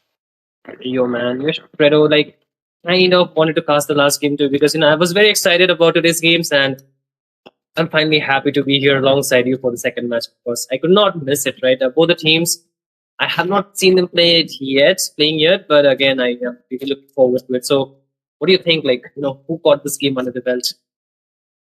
I have no idea as well, Shinryu, honestly speaking. So I'm also, completely new. And I'm ready to be surprised by INC and Eastside with their performances. Of course, these are new names. Ray said he heard about INC before. I have not heard. It's definitely not Indian National Congress. That is for sure. So I know I'm not really familiar with their game. And this time we have East Side, okay? We don't have West Side. Usually it's always the West Side that we hear about. But this time it's East Side. So probably a team from the East Side of India, I guess. And that's why it'll be really surprising where these guys are going to be from and what kind of gameplay they are going to show us tonight. But with that, we can already go into the draft as both the teams seem to be ready and prepared. But before that, Shinryu, what are your thoughts? You know what? Since I'm a political science student, if you had asked me, what is the full form of INC, I would have definitely told you that it's Indian National Congress. Had you not told me before, but okay. I think the full form should be Incognito for this team or something like that. No, right? Oh, it's actually Incognito. It is Incognito. Mm-hmm. Actually, yeah. I kind of have heard about this team somewhere or the other because I've seen them. Yes, for sure, I believe. Okay. But again, just looking at them would not tell me much. I think for both of us, we do need to take a look at the drafts to understand, what type of game set they have, what type of execution they want to go for, right? So I think following the meta, it should be, utility versus assassin or assassin versus assassin. That kind of matchup, right? But again, Incognito onto the left side and the side Prodigy on the left side. Or Incognito and right side for the inside spot. So far, the Kimi has been the first ban here. So what do you think about the Kimi method? Well, they're going with the Kimi ban, definitely. So it seems like they are more concerned about the mid lane. I mean, that is what everyone would say. But also the fact that Kimi, of course, it did get a nerf. So the range has been kind of decreased in that when her passive is active. So it cannot really spam from that good distance and, maintain a safe distance anymore. Might need some more backup in the front line, so that's why she did fell off the meta, but it is still a viable pick. Of course, a lot more picks are more viable than the Kimi if you talk about it, like the Farsa. And of course, if you talk about it, even the Zushin as well does perform really well. And something that has definitely been popping up in the meta is the Arlot actually, because if you know Shinryu, the setup potential is definitely there with this Arlot. Yeah, I mean, we did see the trend of Arlot being a really Always on the way. active in this meta, especially after the release of his new skin. I feel a lot of people actually like to play it much more than previously. But again, I think another part of the reason would be the performance of Sandpot from MSC2, because he showed how strong and how micro-based this hero is and how much impact it can definitely give to the champions, of course. They call me a hero like we were talking about the mid saved my lane, right? A lot of nation from heroes like falling Farsa, apart. even the Novari or even the Zushin, these heroes definitely give a lot of mid control, and that's what most of the teams do like to go for, right? They need to prio the mid control for most Among of the this objective planes takes. exists They need to the get the equilibrium, map control or even the which jungle I control, was so they can made cut the for. jungle pathing for the high towards the jungle. Thorns right? remain. So I Should feel the petals mid control fall. would definitely be important, but again, Lancelot is one of those heroes that you do not want to let go of, right? If you have the first pick and it's open. Of course, Lancelot, you don't want to get your hands off it, and you do not want to give it to the enemy, especially because too deadly right now to be left open. And if left open, See anyone will value in definitely me? pick it up. And if you are a jungler who You cannot play should. Lancelot, you need to get that hero in your hero pool immediately, because it is the meta of the Lancelot. And along with that, the other side decides to pick up another hero which plays a good counter against the Lancelot, which is going to be the Fredrin. Now though, the mid lane still being left open, as both sides did decide to ban out one mid laner in that last ban phase.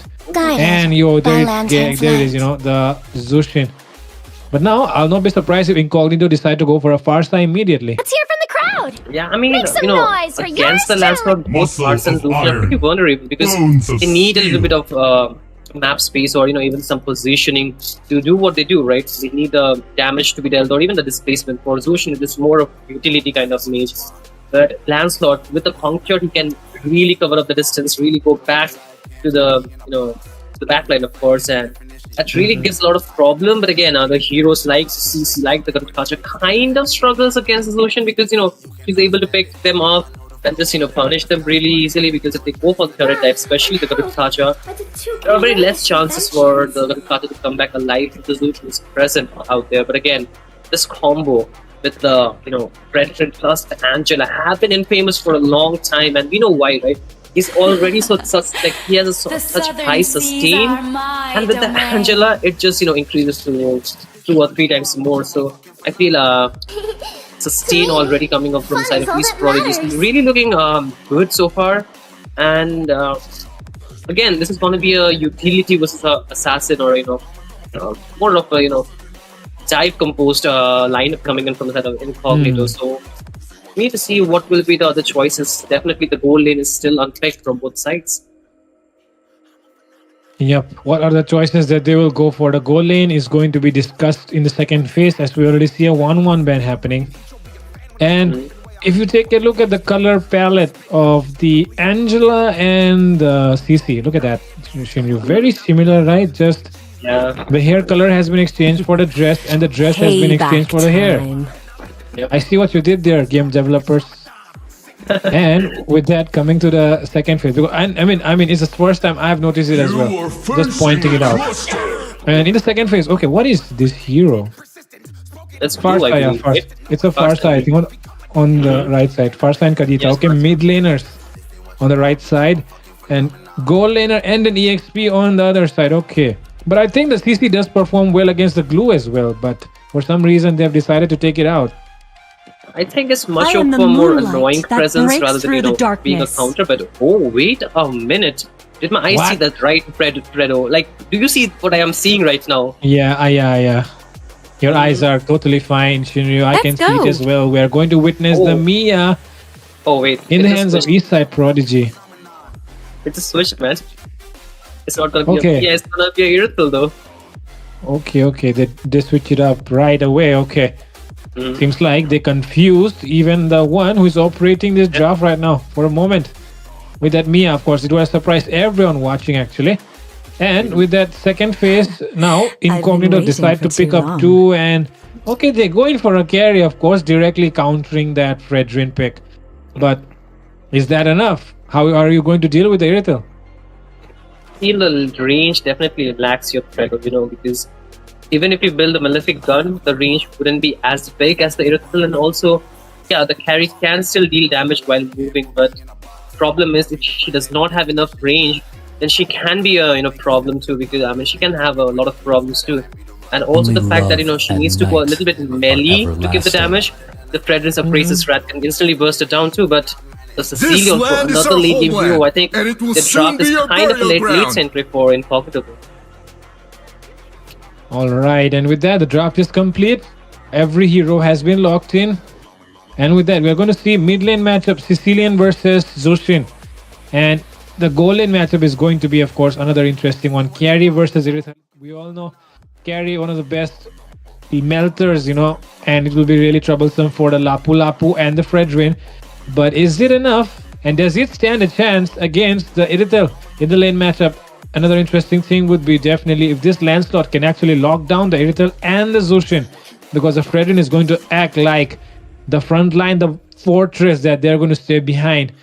So yeah, it'll be an interesting match indeed for Incognito and Prodigy to be playing it out in the second match of tonight of the Underdogs bracket, and it is a knockout, so you do not have any second chances here. If you want to win, you have to get through. Yeah, it's going to be an interesting match, like you mentioned. But ladies and gentlemen, welcome to the game 1, match number 2. This is between Incognito versus Eastside Prodigies taking on each other for the slot to the next round. And this is obviously the underdog brackets, right, Fredo? So the team moving from here will definitely get a chance to probably meet the upper dog teams. So far, both the teams have a fair chance, but again, the execution will what dictate this game. But again, what do you think about the mid control in this game? Which team do you think has a better rotation too? Yeah, I think, both the teams, I do feel like Incognito might have a slower rotation because their mid laners, the roamer and the mid laner, both of them will have a less movement speed as compared to the other one. Whereas the Zushin, right? It's not like she has a better movement speed or something, but the thing that she can keep using that second skill and keep going forward, that gives her a slight advantage over the Sicilian, who has to keep moving forward in steps. So yeah, that's where the mobility, I feel like, is siding the side of East Prodigy a little bit. Yeah, but again, the solution does have that early control, right? Unlike the Celion, so I do think East Prodigy can win that early game a little bit more. However, there's a Lancelot always present lurking around in the wishes to bring down the backlines. But again, the goal lane would be the prior for both the teams, but no clashes yet, no investigations so far. I think it's going to be a peaceful minute or two for this game until the total spots, of course. But you can see, the Red trying to open up the map a little bit, get a little bit of farm before the turtle spawns. But again, pretty peaceful game, right? For the early minute, the turtle is just 12 seconds away here, Fredo. Yep, let's see what happens. The first turtle is going to be an interesting fight indeed, Shinryu. And the ones who approach it first and get those advantageous positions will be in advantage. CC, though, not having level 3, does not, and Lapu as well, not level 3 yet. Seems like they both missed out on a couple of minions. And with that, Lancelot already starting it. Let's see who get the retribution right. Fredrin does have the angle to try and go in for a steal. And yes, he does get that steal. Fight has broken out. And with that, the Lapu Lapu decides to jump in with the bravest fighter. But he might be the one getting taken down instead as the fight still keeps going on. Now the Lancelot dealing a lot of damage with that front roast. And it will be the Sicilian taking down that Fredrin first, actually. And the fight does seem to be going in the favor of of the side of Incognito as they get one kill, which is the Fredrin actually. Absolutely a bit late for that, hard guard form that Angel. I was thinking, if she would use it anytime, but this came a little bit late. But again, no worries so far. It's just a Predator. We can farm up pretty quickly. Not too much farm lost yet so far. Both the junglers are level 5. Goal lead is not really favoring either of the team. It's just it's pretty much equal at this point. So I would say the next clashes, the next skirmishes would definitely give the advantage to whoever wins it. But again, what's important is get the stacks on this Echelon for the side of Incognito, and for his side Prodigies, they need to go for the items onto the Irithel. But once again, there's another skirmish. Fredrin, we actually taking a bit of damage, but decides to fall back. But once again, so far we have not seen any clash into the side lanes, but again, mid lane, there is a rotation from the Lapu Lapu. Really engaged here, though. Yep, and then Lapu Lapu can go in actually, does not decide to though, as he sees a lot of members ready. Okay, Fredrin decides to go in, it seems. Can he get out of there though? And with that, the Angela's ult comes in. Fredrin decides to go in still. Of course, he does have the healing. Kato will fall down first. And with that, the Sanguine Claws catches 3 members. Still not enough though. But with that, yeah, of course, the Kato will pay the price. But with that, East Prodigies will be definitely getting ahead a little bit. Yeah, a little bit ahead, but at the same time, you can see the gold still being into the hands of Incognito, right? They're slightly ahead, about 300 gold, and also the second turtle of game. Objective number 2 has spawned on the map, and it's already the Reaper from the side of Incognito starting it off. Brethren is a bit late to the party, but there is the bat piece already being used by Cecilion. But again, there might be a 50-50, but no, the Lancelot gets the turtle pretty easily. This time, there's no steal from the Brethren Fuel. This time does not get the retribution on point. Yes, and with that, things are looking smooth. Now, going forward, it seems like Incognito, even with their 1 kill deficit, are still maintaining a gold advantage. And that is actually what matters. Not the number of kills, but the amount of gold that you have. Because the amount of gold you have, you get more items. And with that, EXP lanes, of course, rotating a lot. And it seems like the Lapu Lapu is the one in a disadvantage, you know. So, level 7 yet. Meanwhile, the CC is level 7. Absolutely, the CC is actually clearing up the minions a lot more, whereas the Lapu Lapu have left a couple of minions. Right now, you can see they are slowly making their way up to the top lane. Carry still... Okay, Carry does not have the flicker, actually. The retribution already being used. He gets the knock-up and also the taunt, and this might be it for Pajama Boy. Will have to sleep down with his pajama on, but again, there's another skirmish. Lapu Lapu goes in with the Bravest Spider, but still does not connect the skill, but in the Sanguine Claws does connect onto him. There's a lot of damage being placed onto the Kacha, but that's a tanky hero. He does get brought back, but there's the flicker already being faded out from the Lapu Lapu. He still survives for a little longer, but look at the bot lane here, Fredo. CC taking advantage of all that chaos, trying to push it, and also the mid lane too. Yep. Seems like they were really not bothered because they knew that the enemy is too late to try and clear those waves. They can definitely get a push going. So it is actually a loss here for Eastside Prodigies. Even if they do not lose any members, they lose 2 structures on the map. Absolutely, and the kills do look good, like decoration on the scoreboard, but the items as well as the goal, like you mentioned, will definitely set the tempo of the game. Will give the advantage, but that's what Incognito are more focused on. They're really playing an objective game, completely focused. They're not really chasing around the kills. They're just waiting for the turtle to spawn right now, giving a good zoning for this Predator to not really be able to contest for it. But once again, I think the Lapu Lapu rotation might let them just contest for it. But again, the Lancelot is also bot lane, so the turtle might just get stalled for longer. But the Lapu Lapu goes in with the Bravest Fighter. Yes, and he decides to mark the Sicilian. Oh, look at the Irithel though into the backlines. Both the side laners doing an amazing job here. Curtain calls will stop them for a while, but is it enough to stop this Lancelot from stealing this turtle? Because he seems to be totally ready with that retribution. Goes in with the Phantom Execution. Thorn throws and he steals it and comes out of it. Mr. Reaper doing a phenomenal job there. Absolutely phenomenal is the job right done.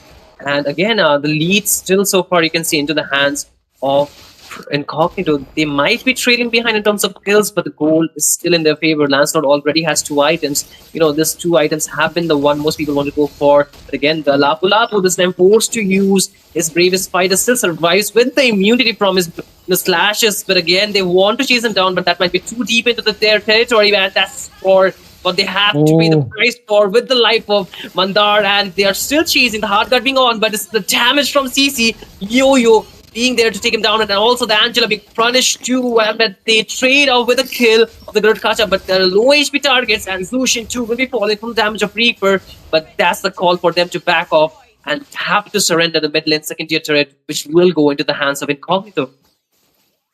Incognito still trailing behind in kills, but look at the amount of structures they have taken across the map along with the gold cushion that they've established. Now it seems like Irithel might be in some trouble, gets away with the heavy crossbow. Now the curtain calls comes in, but Reaper will be going down this time around, and it is actually a very valuable kill. You do not want your jungler to fall, but he will fall.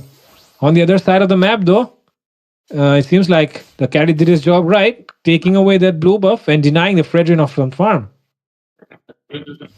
And they need to actually stop the farm of a lot of healers from the side of East side Prodigy, because if they get the farm, it's going to be a problem. But again, the Kacha, bit in a tight spot, gets brought back, gets immobilized too, but still he still holds onto the AOG, but we finally might get taken down. But no, he still survives. It's the Lapu actually getting punished for going in too deep. The hard cut did not come onto him. It was onto the Fredrin, I think. Not actually Fredrin, the Irithel this time.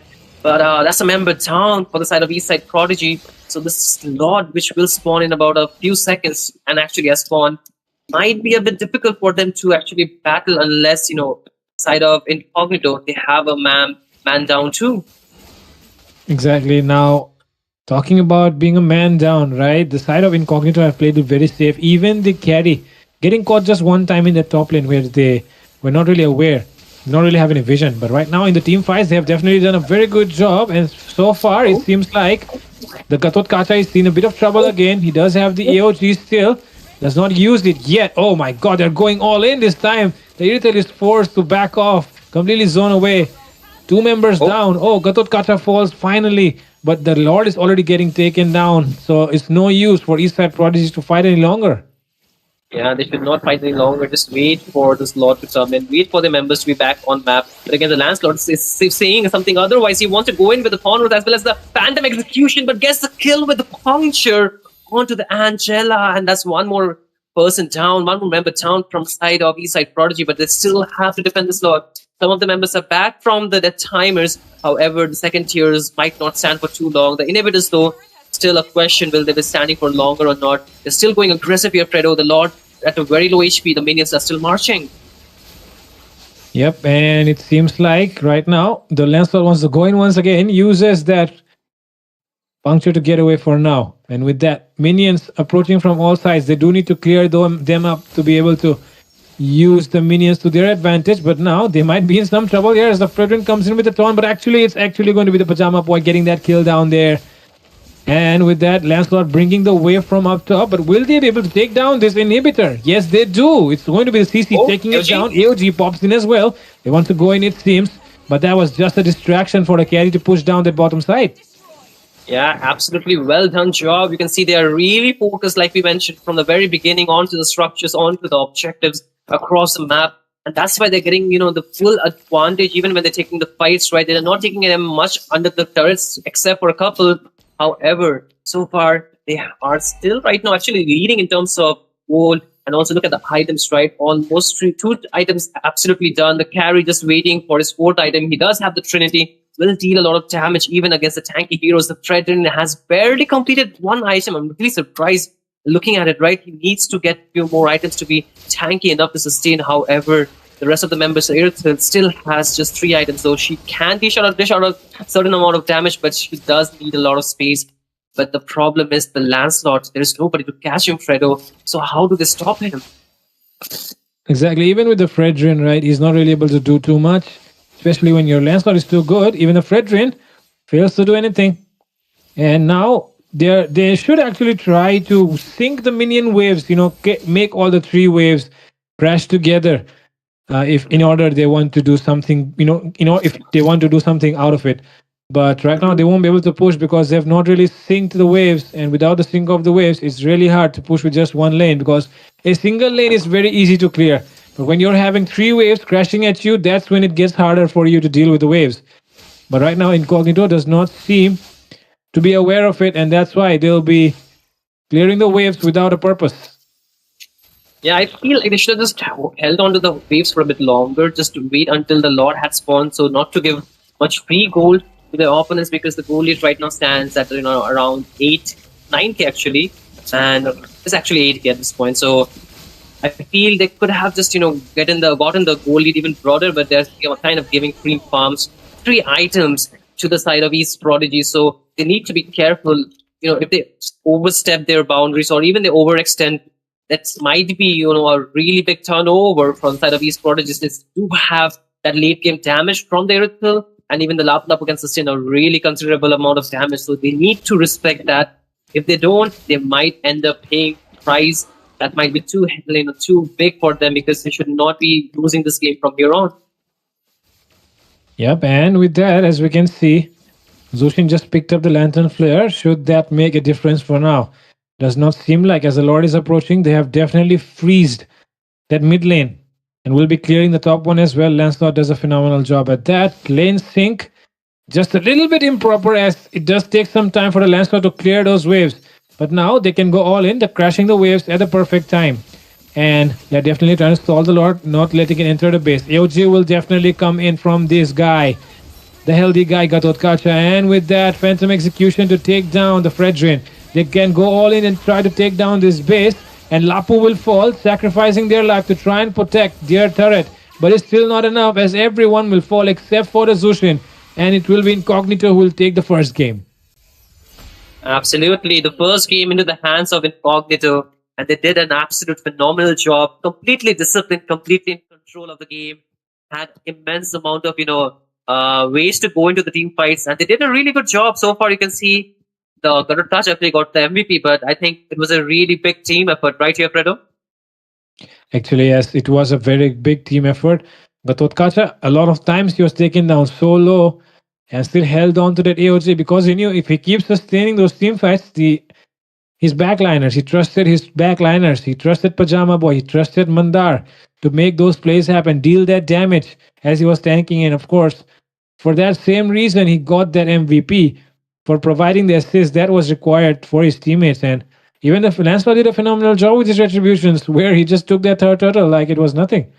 So yeah, that was a complete team effort from the side of Team Incognito, and that's where they were able to defeat, of course, Team East Side, who did not really, show up in this first match. Absolutely, and I think they have a very big job to be done at this point. But again, I think it just started to rain out here, so it might be a bit loud at my place. But again, Fredo, what do you think, the side of the players, East Side, need to do for the next game? How can they actually come back? What do they need to stop for Incognito to, be that dominant in their games? Well, I feel like right now, I think Team East Side, the thing that they can do is try and communicate better, I guess. And the thing is, even their mid lane seem to be kind of lacking because it should be kind of a dominating mid lane. The thing that they have, the Zushin, they have the Angela as well. It should have been more about fast rotations, clearing faster and helping your side lanes. But it seemed like there was no tempo, there was no rotation at all because I did not see any of it. So yeah, I think that was one of the main points where they did face a lot of difficulty. The rotations could have been much, much better coming in from the side of East Side. So I'll be interested to see if they improve upon that in the next one. Because otherwise, Incognito's macro game was just way too good. And it cannot be ignored that they were still ahead in farm, even with kills down. And that's only because their macro was definitely good. Absolutely, I would give that to them. Like the way they played the game was very clean. Like they move as a unit. They know when to take the fight. And they do not go in for unnecessary kill chase, right? Even when they were down in terms of kills, they were leading in terms of objectives. They were leading in terms of, the farm too. So I feel if they maintain that discipline, they should be very okay in winning this next game too, because the side of East Side Prodigies, they're, the way they go into the team fights is kind of mismatched. Sometimes few of the members go too deep and there's no follow-up from them. I think they can just walk onto that thing. They might be able to get a lot of good things done. But at the same time, the next game would be really important for them, right? They have come this far. They're not here to lose. So I think that they should be making some considerable changes that can give them the advantage in this next matchup. And I believe that draft should be the first place where they should stand from. Because the last game, the draft was good. It was not a bad draft, right? It was not just a losing matchup in a lot of lanes. But I feel the way they executed it, the way they were, playing the map, that kind of gave a lot of advantage to the side of Incognito, because a lot of the times the structures was completely, undefended. There was nobody to clear the waves. And that was the time when Incognito started to build up in their gold, build up in their, even the objectives, right? The turrets taken down, the map space that they got. So I feel the next game, we will see some changes for sure here, Fredo. Yep, and with that, we're already into the next game. We're into the drafting phase, and it will be interesting to see if things will change here for East Side Prodigy, or will Incognito maintain their momentum that they're carrying from the last match. And of course, like I said, Eastside Prodigy, a lot of things to be worked upon. The rotation, not the best. The draft definitely felt like it was favoring them. Thorns remain. Especially with the combo of the Hirithel and the Angela, right? Things can turn around because we all know we have already faced this combo in our rank games, if you remember. So yeah, this combo does wonders, but it failed to deliver in the last moment for Eastside Prodigy. Right now, they seem to be aware of the danger of this landslide that Incognito carries. They do have the first pick. They decide not to, take it though and ban it out instead. So Tail's been it's itching like they for do a not want to real give any fight. chances to Incognito. Absolutely, and I think that's a good way to start it off. But again, there should be some picks that they need to keep for themselves too. They have the first pick here, but again, the mid lane is something they should just narrow it down to a little bit so they can get advantage when they rotate around the map. I feel last game the way they lost the game was more about the rotation was too focused onto taking team fights, not actually just going for a pickoff. So if they can go for a pickoff draft, that They can call me a hero make things a little because bit I saved my more easier nation for from them. But falling again, apart. they're focusing on the jungles a lot more, right? So I feel this game too, they might go for another utility-based jungler like we saw in the last game. So that can be a high possibility, but this does open up a lot of heroes for both the gold as well as the mid lane. Yep. So let's see, if it does open up a lot of options, what do they go forward with, right? Of course, when you're presented with too many options, you might get confused as well and do something wrong. But right now, Eastside Prodigy banning out both the junglers means they do not want to take any chances in terms of the Retribution battle. And when it comes to Retribution battle, I feel like the Lancelot, of course, one of the best junglers out there to out-retreat anyone on the other side just because of the way its skill set works. Because you're forced, UK, you do have the S2 that goes very well along with the Retribution. So yeah, with that, now coming to the last ban from the side of Eastside Prodigy, it won't be surprising if it's another goal lane, another jungle Let's hear ban. from the crowd. But Make yeah, some I noise feel for like it could yours be the goal truly. lane here, and it is going to be the CC. Yeah, the CC last game was problematic, especially against the champions. You would want to ban that. Muscle of the iron, champion or the bones of hero, because I feel a lot of the times your hero which you want to play onto the jungle because usually based this hero that sees can really shut it down. And again, Always they on the have way. the first pick. There could be a flex pick out here, but no, they actually go for the Matilda. Really honest pick, right? We already know where it is going, and I feel Incognito, they still have the chance to go for some kind of flex pick. Even a Batang can work really well against the Matilda, but again, I feel they need some kind of fast rotation too from their side. The Grok could be a really good option, to start things off for them, because that does give you a lot of map presence. At the same time, it does give you a lot of ways to initiate the team fights. Payback So that can be a really good combo alongside Farsa. Let's go. Yeah, you call that right. Even the Grok could be a good one. We have not really seen him get it picked up, even though we know that it's not banned anymore, right? It's pickable. You can pick that, so that's why. I was really wondering why no one has actually picked the Grok tonight, but now coming into the second phase, coming to the second pick here for the side of Eastside Prodigy, they can go for the jungle pick right away because they do know that the enemy are not going to pick their backliners later, so might as well pick up the jungle in the EXP as soon as you can. And maybe in the next phase you can ban out a jungler, or is there a jungler still left that they want to deny their opponents? I have boosted with one of them, right? I have boosted preference with a good Kadita could be a really good counter to the Farsa, right? With the rough waves as well as the knockup that she can provide. So I will I feel choose my it's a really own good path. counter pick coming up. But this time the Harlord was actually open, and it actually went right under our noses, right? We did not even saw this pick coming up. Actually, I kind of forgot because last time it was banned. So I think this might be another way for them to go in or also cancel the Feather Edge strike. A lot of strong picks coming in for Eastside Prodigy as well. Yeah, but I feel like both these sides have done a pretty good job in the first phase, but now Incognito with their chance to close things off with a bang, because this I am not Hirithel the only and Farsa one combo bound is by very these deadly. chains. Oh my goodness, things going to look really interesting here. Incognito, no spots, no weaknesses shown with this draft in this first phase. Every single thing covered. The mid lane is there, the goal lane is there, a lot of mobility, a lot of damage as well. Escapability on top, because these guys do not really get taken on easily. I am Along with that, Phobius now is going to be havoc incarnate. for the enemy side because their backlines are going to be in trouble for sure. Absolutely, and he also gets his passive triggered the more dashes the opponent has.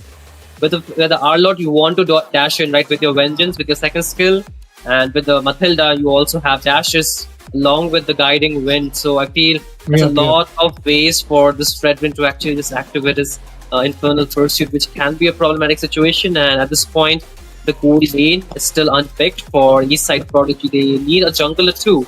At this point, I feel Assassins might not be the best way for them to actually see value go in me because the Phobius will always be present there, and that's what even the Incognito players, they know. That's why they're banning the utility out here. The Fredrin this time banned away. Yep. And they ban out the Fredrin as the utility, and on the other side they ban out the Joy. Interesting one. My mission. I don't really think the Joy was any sort of trouble though for their side.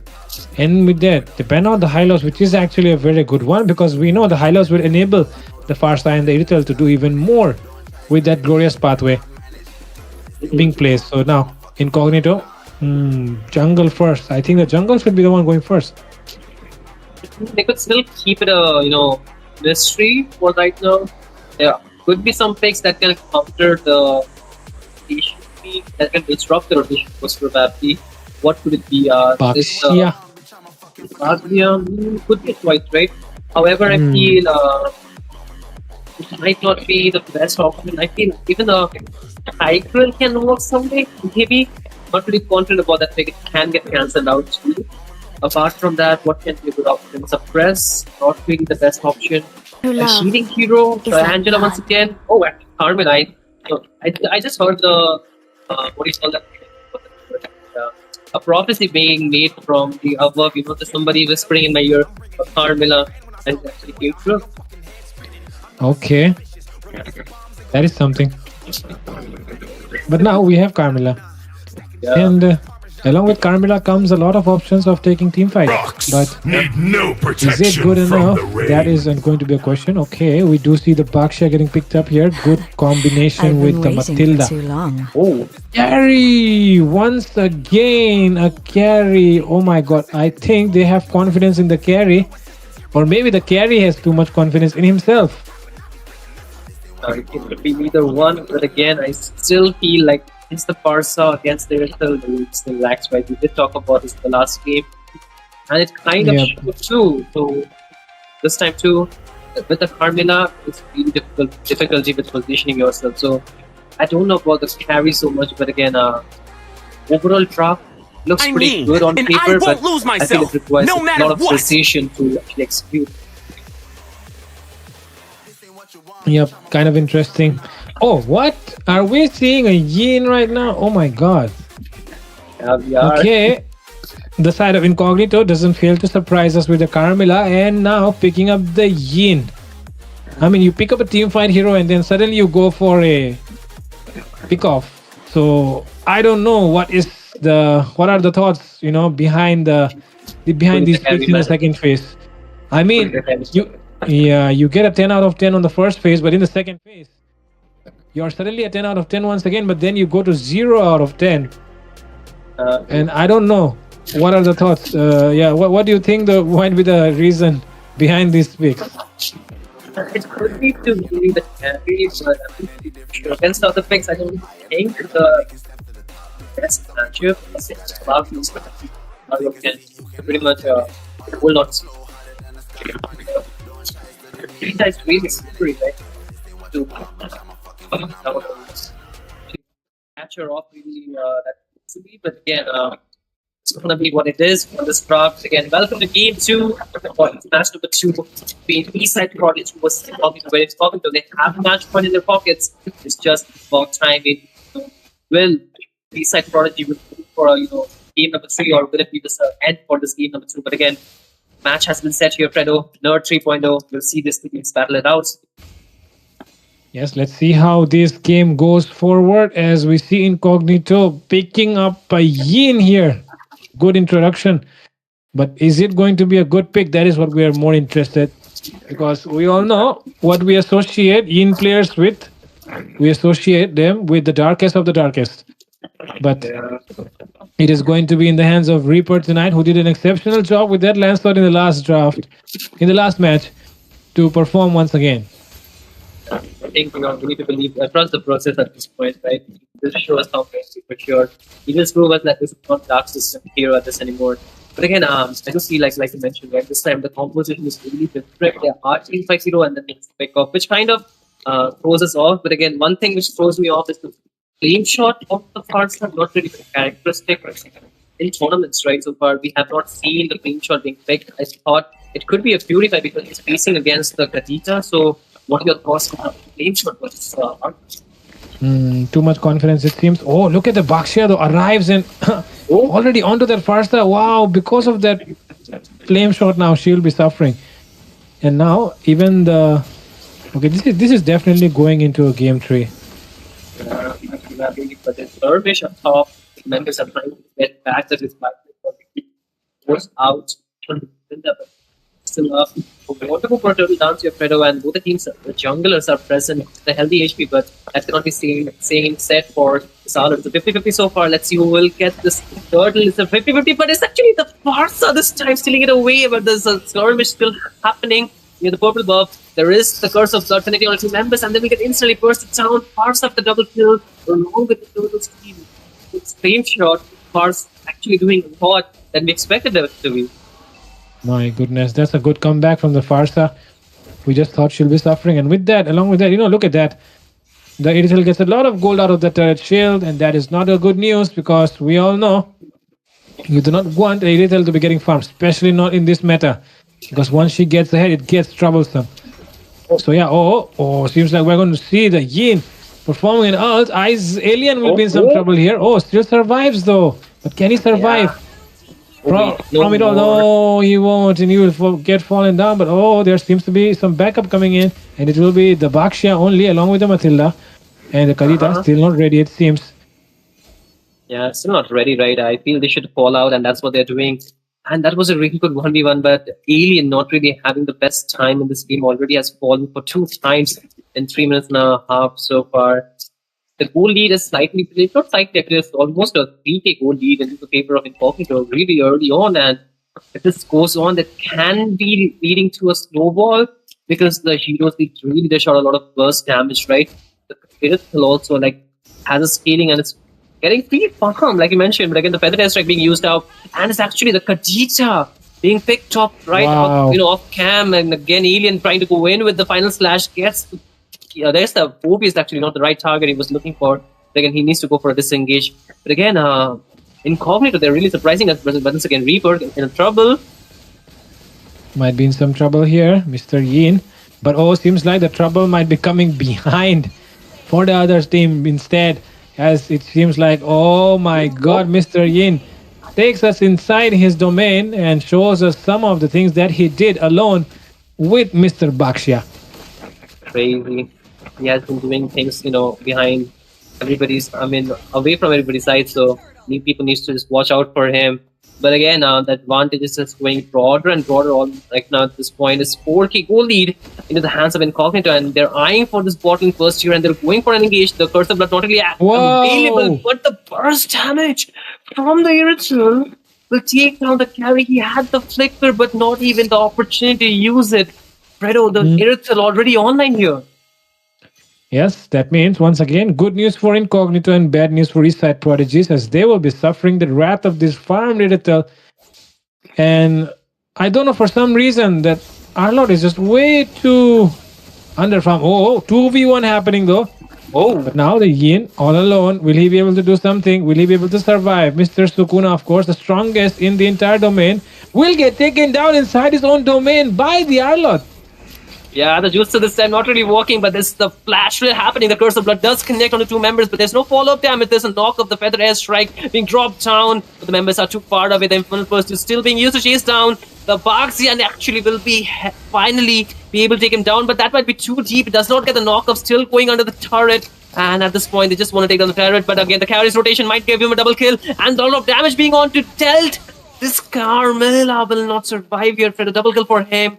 And turret for the side of Incognito, who walked out on top. Both the team walked out with a good trade, I believe.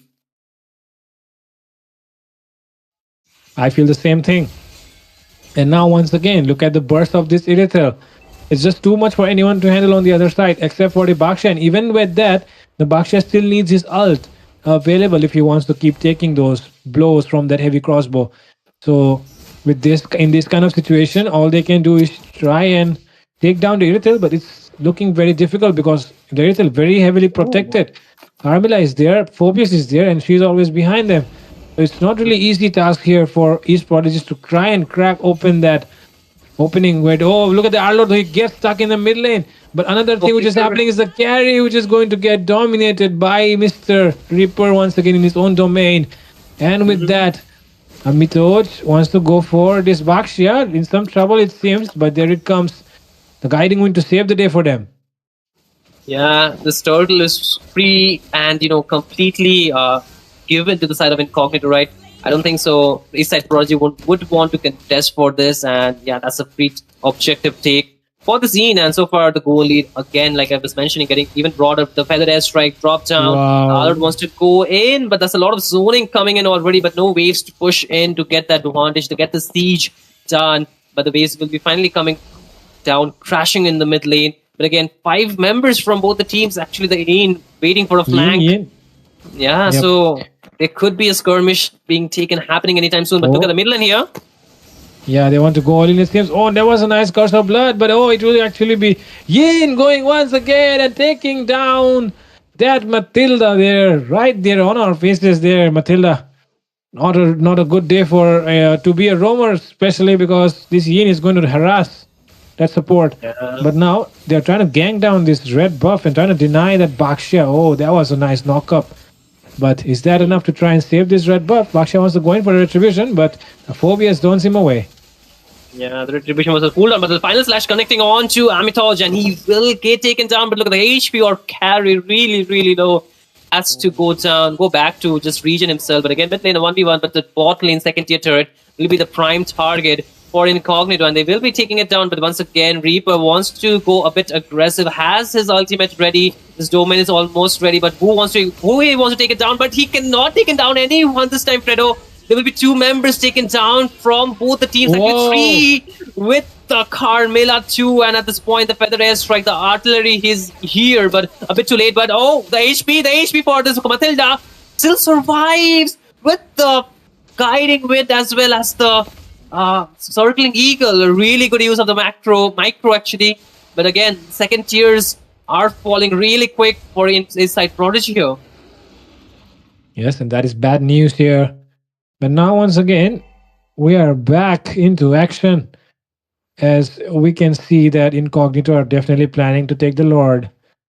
And the worst thing about the way Eastside Prodigy are playing is the carry has not really been of much use, even though they trusted it twice. I feel part of the reason could be that Ian, right?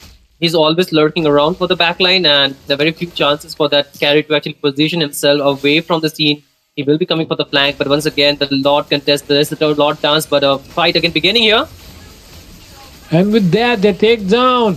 Shutdown secured here by the carry, actually. Carry runs away, but the rest of his team will not be able to do so. Even the Kadita will fall. Every single member down except the carry. Carry got 1 kill and he survived, but the rest of his team... Yeah, he sacrificed them all, man. But the mid lane is wide open, right? The waves are here. He just picked up the Wind of Nature, but will it be enough? Actually dealing a lot of damage onto the Irithel. But look at the turn around, the level difference, and oh my goodness, Pajama Boy having the better trade, having the better time, taking her down, and the Lord 2 given to them for free. I don't think so. The Bugs can reach their own time. No, he cannot. So the Lord advantage coming for the side of Incognito. What does Eastside Prodigy do here? How do they defend? I do not see a way they can make a comeback here, except for if the Kadita and Arlot can pull off a nice combo. But that, okay. Yin once again does want to take down the Bakshia. Cannot really do it. But Bakshia, things might turn around here. Things can definitely turn around here. But they survive. But there it comes. Arlot? Into the backlines though. The Arlot is still want to go in, it seems. But the Lord is marching. And they need to defend. And they are not ready for it, it seems. The because one of their members, one of their frontliners is down, and that is not good news. Arlot can't be the best frontliner. But another thing is the Phobos is also not present. The Incognito, really bad thing from their side that they were not ready to take advantage of this Lord. But finally they arrive. The far side is still taking the blue buff. Wow. Priority out here is the blue, but the Lord will be cleared out pretty easily. The final flash being used, but no follow up. Even the rough phase just to clear the minions that are incoming, the enhanced minions still marching down from the mid. This might be the end, or no, the feather airstrike is available still here, Fredo. But they don't want to go in, or they finally commit, and now the range is just enough, the damage is enough to take down the base, and they can do it, and Incognito have done it, and it will be just one more hit to end the base, and they definitely do. But oh my god, they survive! It's a triple kill, but one more hit is all it takes, and it will be the base getting destroyed, and Incognito will win this one in a 2-0 clean sweep. Yeah, and then Ian actually was able to pick up a Maniac as per I saw in the last point, right? So yeah, I think he actually proved to you that he is not a Dark System hero anymore, or maybe the user is not. But again, exactly. another clean game coming this time too, right? For the side of Incognito, they played it pretty disciplined. They played pretty steadily, I would say. They were not really throwing away the lead. Yes, we were skeptical about a few things about their picks as well as the battle spells. However, they played it perfectly fine. I would say not too much of a struggle for them, except for a little bit here and there. However, the game was again a pretty one-sided dominant for Incognito. East side Prodigy, they were lacking a little bit in terms of the team fight, the chemistry for sure. Did not match as much as it was for the Incognito side. Yep. I think that was definitely the case. This time though, the carry will definitely be a little bit more happy, because she did get that MVP, right? But still not enough of a decent performance. Oh my god, look at that guy, the red roamer for the side of INC. Gets the MVP once again. Katot, now Carmilla. And when a roamer gets those MVPs, you're definitely sure that, I mean, this team, this team is definitely a very good team. Absolutely, and they know how to play around with the members, right? If the tank is getting the MVP, that means the rest of the team, they follow him up. Yep. Be present during the team fight. So that's what makes the team really strong. They have to play as a unit. But again, 2-0 clean sweep coming in for Incognito. And it's really pouring down heavily out here, Fredo. I believe you can hear it soon. No problem, man. No problem. And with that, ladies and gentlemen, you'd like to take a short break, but around the other corner of the break, we have Seoul versus Ace coming up. So do not go anywhere. Stay tuned on Wardrum Games. And if you have not done yet, do join the WhatsApp channel, which was created recently, because that is where all the new posts and updates are going to be posted from the side of Wardrum Games. And with that, see you on the other side of the break. Welcome aboard Metro Zero. All souls must remain inside the train at all times. The terminal station is Evergarden Station. Zero is pulling in. Look alive. Car 4. Clear. Car 5. Clear.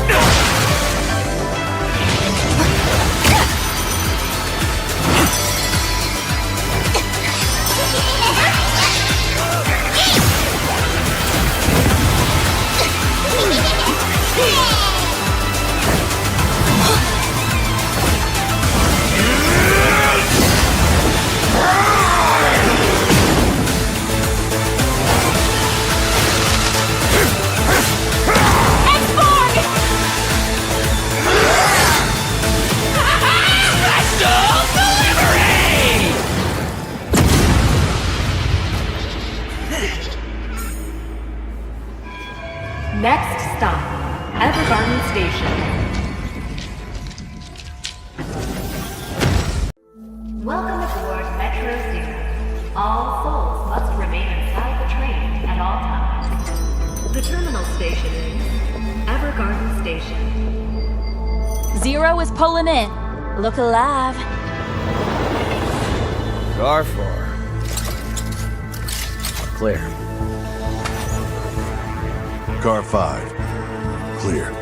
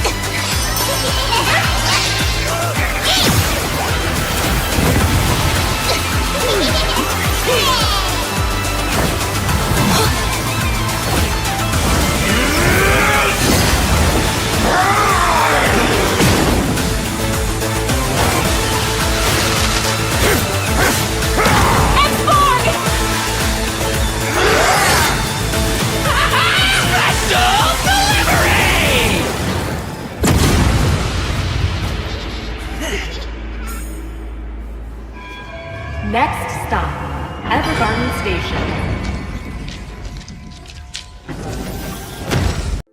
Welcome aboard Metro Zero. All souls must remain inside the train at all times. The terminal station is Evergarden Station. Zero is pulling in. Look alive. Car 4. Clear. Car 5. Clear.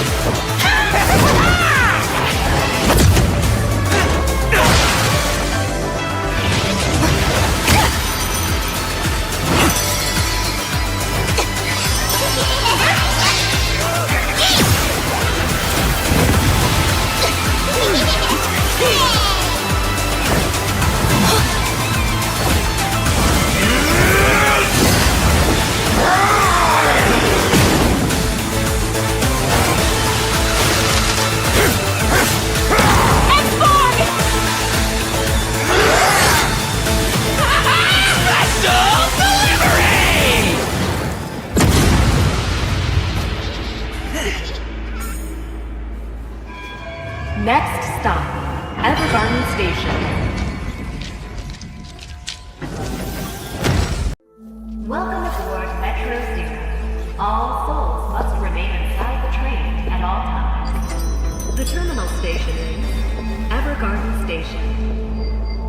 Zero is pulling in. Look alive. Car 4. Clear. Car 5. Clear.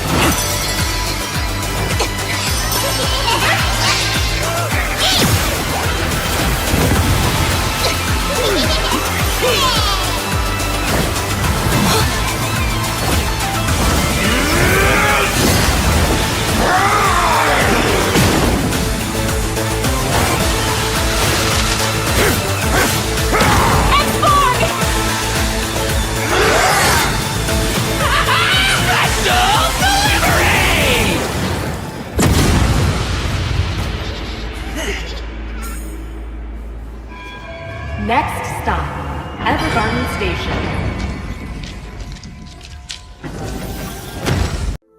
Welcome aboard Metro Zero. All souls must remain inside the train at all times. The terminal station is Evergarden Station. Zero is pulling in. Look alive. Car 4. Clear. Car 5. Clear.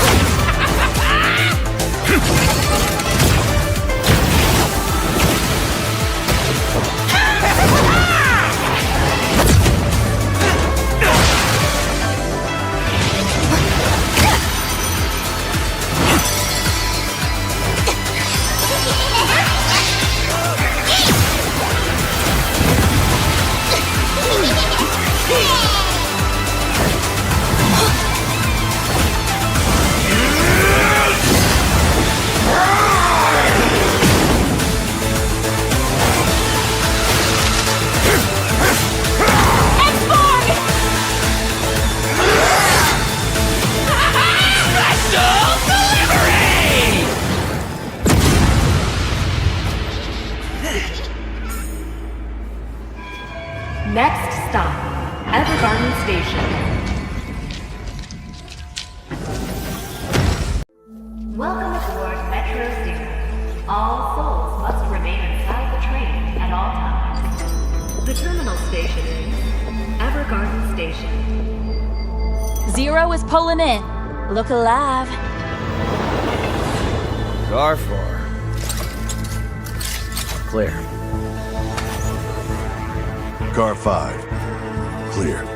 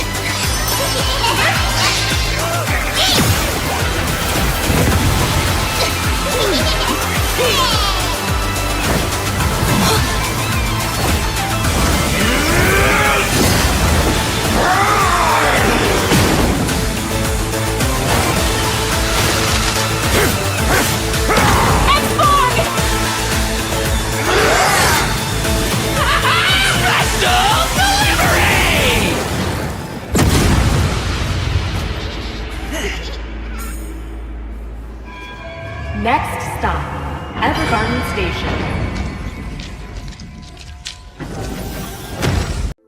Welcome aboard Metro Zero. All souls must remain inside the train at all times. The terminal station is Evergarden Station. 0 is pulling in. Look alive. Car 4. Clear. Car 5. Clear.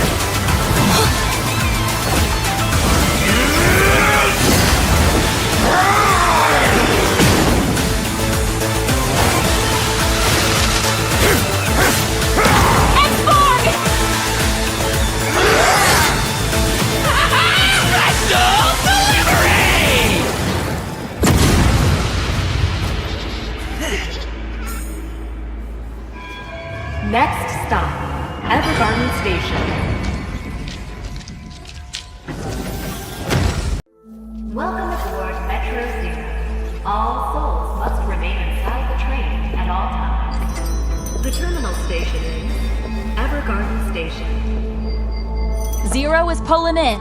Look alive. Car 4. Clear. Car 5. Clear.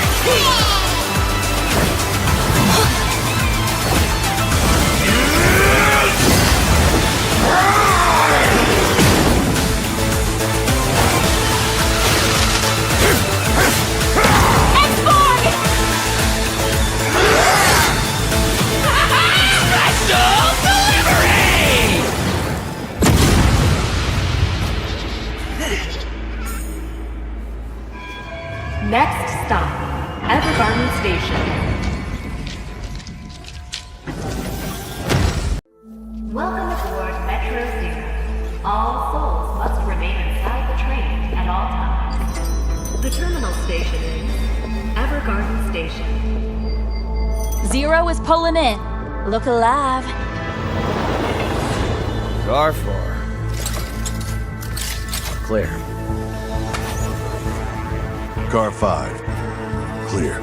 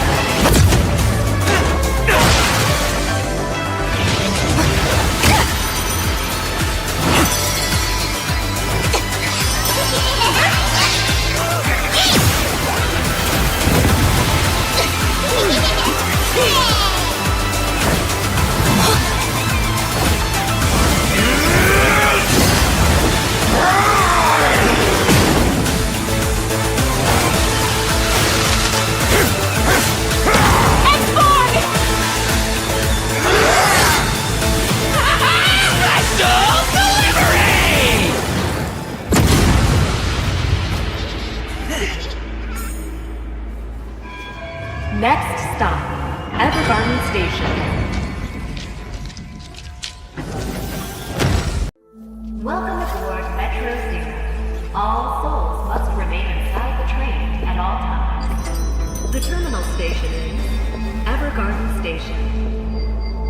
Zero is pulling in. Look alive. Car 4. Clear. Car 5. Clear.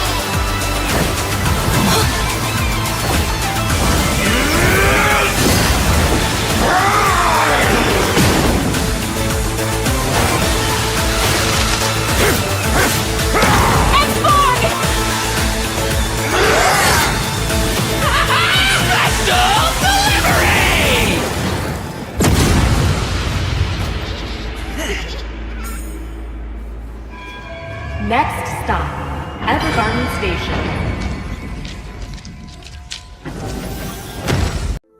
Welcome aboard Metro Zero. All souls must remain inside the train at all times. The terminal station is Evergarden Station. Zero is pulling in. Look alive. Car 4. Clear. Car 5. Clear.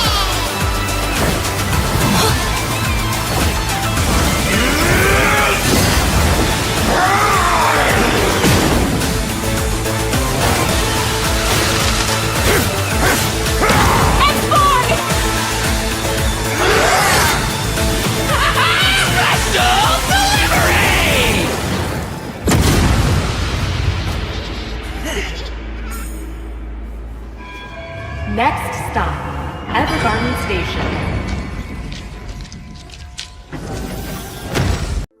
Welcome aboard Metro Zero.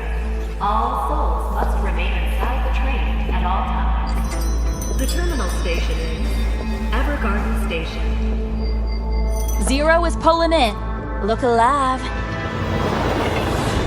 Car 4. Clear.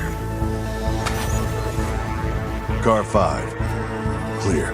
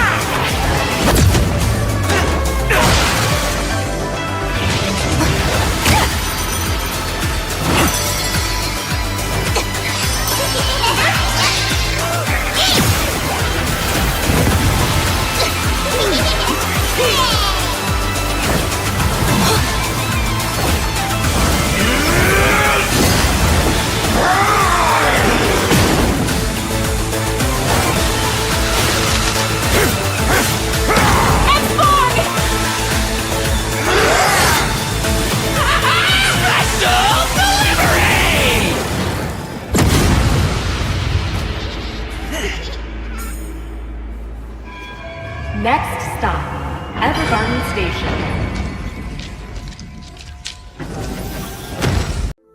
Welcome aboard Metro Zero. All souls must remain inside the train at all times. The terminal station is Evergarden Station. Zero is pulling in. Look alive. Car 4. Clear. Car 5. Clear.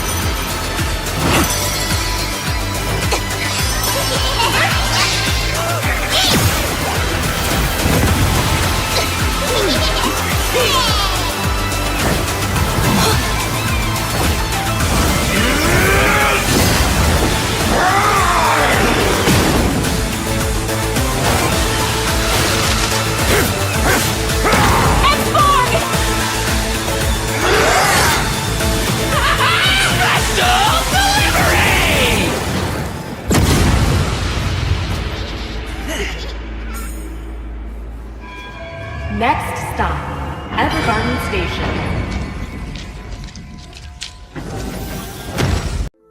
Welcome aboard Metro Zero. All souls must remain inside the train at all times. Station. Zero is pulling in. Look alive. Car 4. Clear. Car 5. Clear.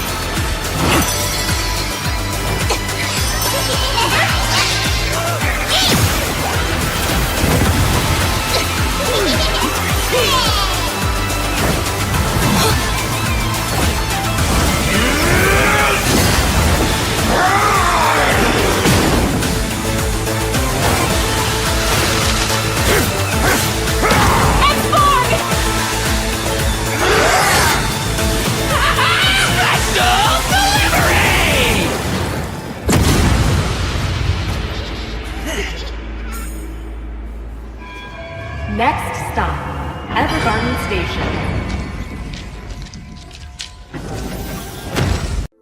Welcome aboard Metro Zero. All souls must remain inside the train at all times. The terminal station is Evergarden Station. Zero is pulling in. Look alive. Car 4. Clear.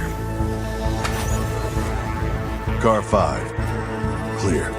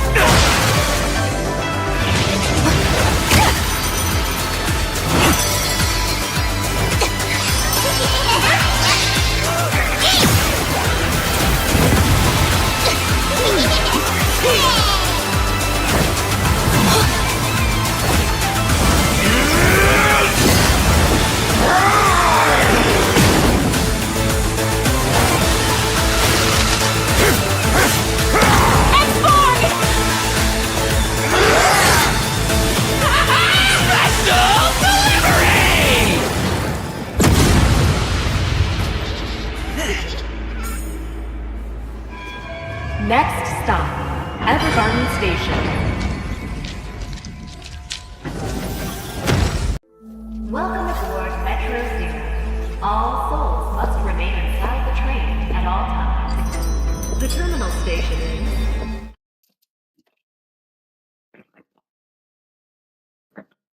Hello, ladies and gentlemen. Welcome to Nerd 3.0. And right now, you're watching the Underdog bracket. This is final round 6. Teams winning here will be moving to the next round. Of course, I'm going to introduce you to the casting decks. Casters deck, all the talent decks. My name is Shinryu. I will be your host / caster for this game. And I'm joined by Mr. Crucifix, who will be joining us beside me. So, Crucifix, what do you think? And first of all, how are you today? How are you feeling? I'm feeling great. I'm on top of my game right now, and I hope both teams are on top of their game too. Shinryu, I'm kind of excited for, obvious reasons. It's been a while since I actually casted. It's been a few days actually, and I'm here casting with you, with one of my besties. Hey, so I hope everyone can get the mood up. We'll be having 2 exciting matches, maybe 3. We don't know what's gonna happen, but for sure it's gonna be exciting. Absolutely, and both these teams, Seoul Esports and Ascendria, Echelon or Echelon, right pronunciation, whichever suits you. But I think you might help me better. But again, Echelon, right? Echelon, we'll just call them that. Yeah. So once again, both these teams have taken the side. Seoul Esports onto the left side, Ascendria onto the red side, or onto the right side. So that means Seoul Esports will start off with the first ban as well as the first pick, and this does dictate a lot, right? They will give the prior first pick. So what do you think they should actually go for in this current meta? Like, should it be the jungler first pick, or should it be a flex pick? I wouldn't recommend a flex pick currently, because obviously you want your opponents to actually make a mistake. You want to actually put them in a position, so you want flex picks to be open. But then again, you've got a few heroes that definitely need to actually be banned. We've got Lancelot directly going to the ban section. Also Kalia, a hero that can pick you up. You don't really want that hero actually messing up your formations. So obviously a definite ban from the side of Team Seoul. I would recommend another hero on the EXP lane. Obviously it's going to be Lapu Lapu, a hero that can actually just out-sustain most people most heroes in the game currently. It's surprising how effective that hero is. And honestly, I think apart from the Lapu Lapu, I've seen the CC being picked up a lot, right? In the current days, in the current tournaments, by a lot of teams, because if you take a look at it, right, a lot of the teams do like to go for the assassin, or a very high burst hyper or jungler, especially the Lancelot like you mentioned, alongside the East and Shin. So I feel against those, you do want to go for those tanky heroes which can kind of bully them, kind of stop them on their track, like the Fredrin, which is really effective compared to these picks. That's where the CC comes in. The CC can shred those tanky heroes. So I feel a lot of teams, they do like to go for the CC, and I can see it's already instantly being banned away from the side of Ascendria and the 1-1-2. So I feel they're really going for those, annoying bans, the heroes which can really be annoying factors into the game. So I feel the blue too might join the banning section soon. Well, I'll be very honest with you. If you want to talk about glue, it's always a possibility that glue can actually, use a split, make sure that people from anywhere, either front line or back line, could actually be dispositioned, obviously. But another hero that you can actually think about is the R-Lot in the XP lane. All these heroes that have been absolutely dominating are mainly coming from the EXP lane. Yeah. Currently, the R-Lot is doing amazingly well at the same time, so I think it's about the tree. And they actually banned it out too. So I feel a lot of the teams, they do like to go for different prio out here, prio picks for sure. But again, the YES is still left open. So is the blue, and I feel most of the mid lane as well as the EXP lanes have not been banned here specifically. So there's a high possibility that they might want to go for those picks. Well, I mean, you've got a lot of flex on both ends, I'll be very honest with you. But Ascendria and Echelon actually go for the... Well, Zushin, you don't really need an explanation for that hero to be banned. Really honest, really straightforward. You just pick people up, you just play with them like basketballs, you end up throwing them into the NBA hoop. That most people actually want, and what most people actually call a win. You got that hero getting in the ban section, you're gonna get a lot of, freedom to move around the map. And again, like Seoul Esports, they have the first pick. Badang, the Garud Kacha, and even the YS, the Esunshin is left open, and they will go for the Esunshin first pick. So, judging by this, this opens up a lot of questions. Will they go for double fighter, or will they just go for the traditional picks, double marksman, double carry into this matchup? But again, the composition can be very different from Ascendria Echelon. They can go for the, utility jungler, but do they private in the first slot or not? You can go for the utility jungler, especially against Esunshin, because obviously you've got a lot of pressure building up on Esunshin. Well, they go for it. They go for the Boxia. I'm not really sure if it's going to be a flex pick to the, roam position, or if it's going to be the jungler, but Boxia is being picked. It's not... Oh, it's no surprise. It's another Phoveus, another tanky hero that can actually not be killed at all, getting picked on the EXP lane. Beautiful stuff, I'll be very honest with you. They've got two frontliners. They could go for maybe a support roam. That would actually work for them. But I'm not really sure if Boxy is going to go to the jungle or roam positions. Yeah, like you mentioned, a flex pick for sure. However, the Phoveus is pretty honest. It will go to the EXP lane, and also very good against the Esunshin, because you want to dash with to trigger your passive, and that's where, passive for this hero, that is Phoveus, pretty much gets triggered. And that can be a problematic situation if you are picking up the Esunshin. But again, the Garud Kacha to go for a little bit frontline. Another flex hero for the side of Seoul Esports. So for the Lunox too, actually, to melt down the tanky heroes, I do like the idea. However, the Lunox does need a little bit time, a little bit items, but also has that early game presence. Once she reaches that level 4, can compensate for the lack of early game. But again, the range here, the Crucifix, is kind of limited, right? It definitely is, but the thing is, what Seoul Esports are doing, they're putting most of their eggs in one basket. That's the late game.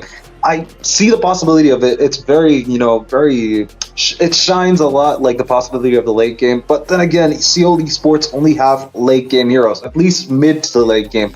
They get online in the mid game and then just snowball through. But then again, Ascendria don't really need that. They've got they go for the early game domination. They go for Kadika, a hero that can actually absolutely destroy front lines. I think Esunshin needs to be a little afraid. Lunox won't be in trouble, per se, especially with the light ultimate. She will be fine, except maybe if at all, Boxia just decides to jump her. Yeah, I mean, the Brilliance could be used very defensively to even avoid a lot of dangers coming in from the side of Team Ascendria. However, what the Kadita also adds is the disruption while you're rotating, while you're making those, silent ganks. You're trying to rotate towards your teammates, and out of nowhere, she can just burst you down, hiding in those bushes, ambushing for you. So that could be another way to disrupt the rotation, because Seoul Esports, they need to rotate quite fast. Their draft is made for fast, farming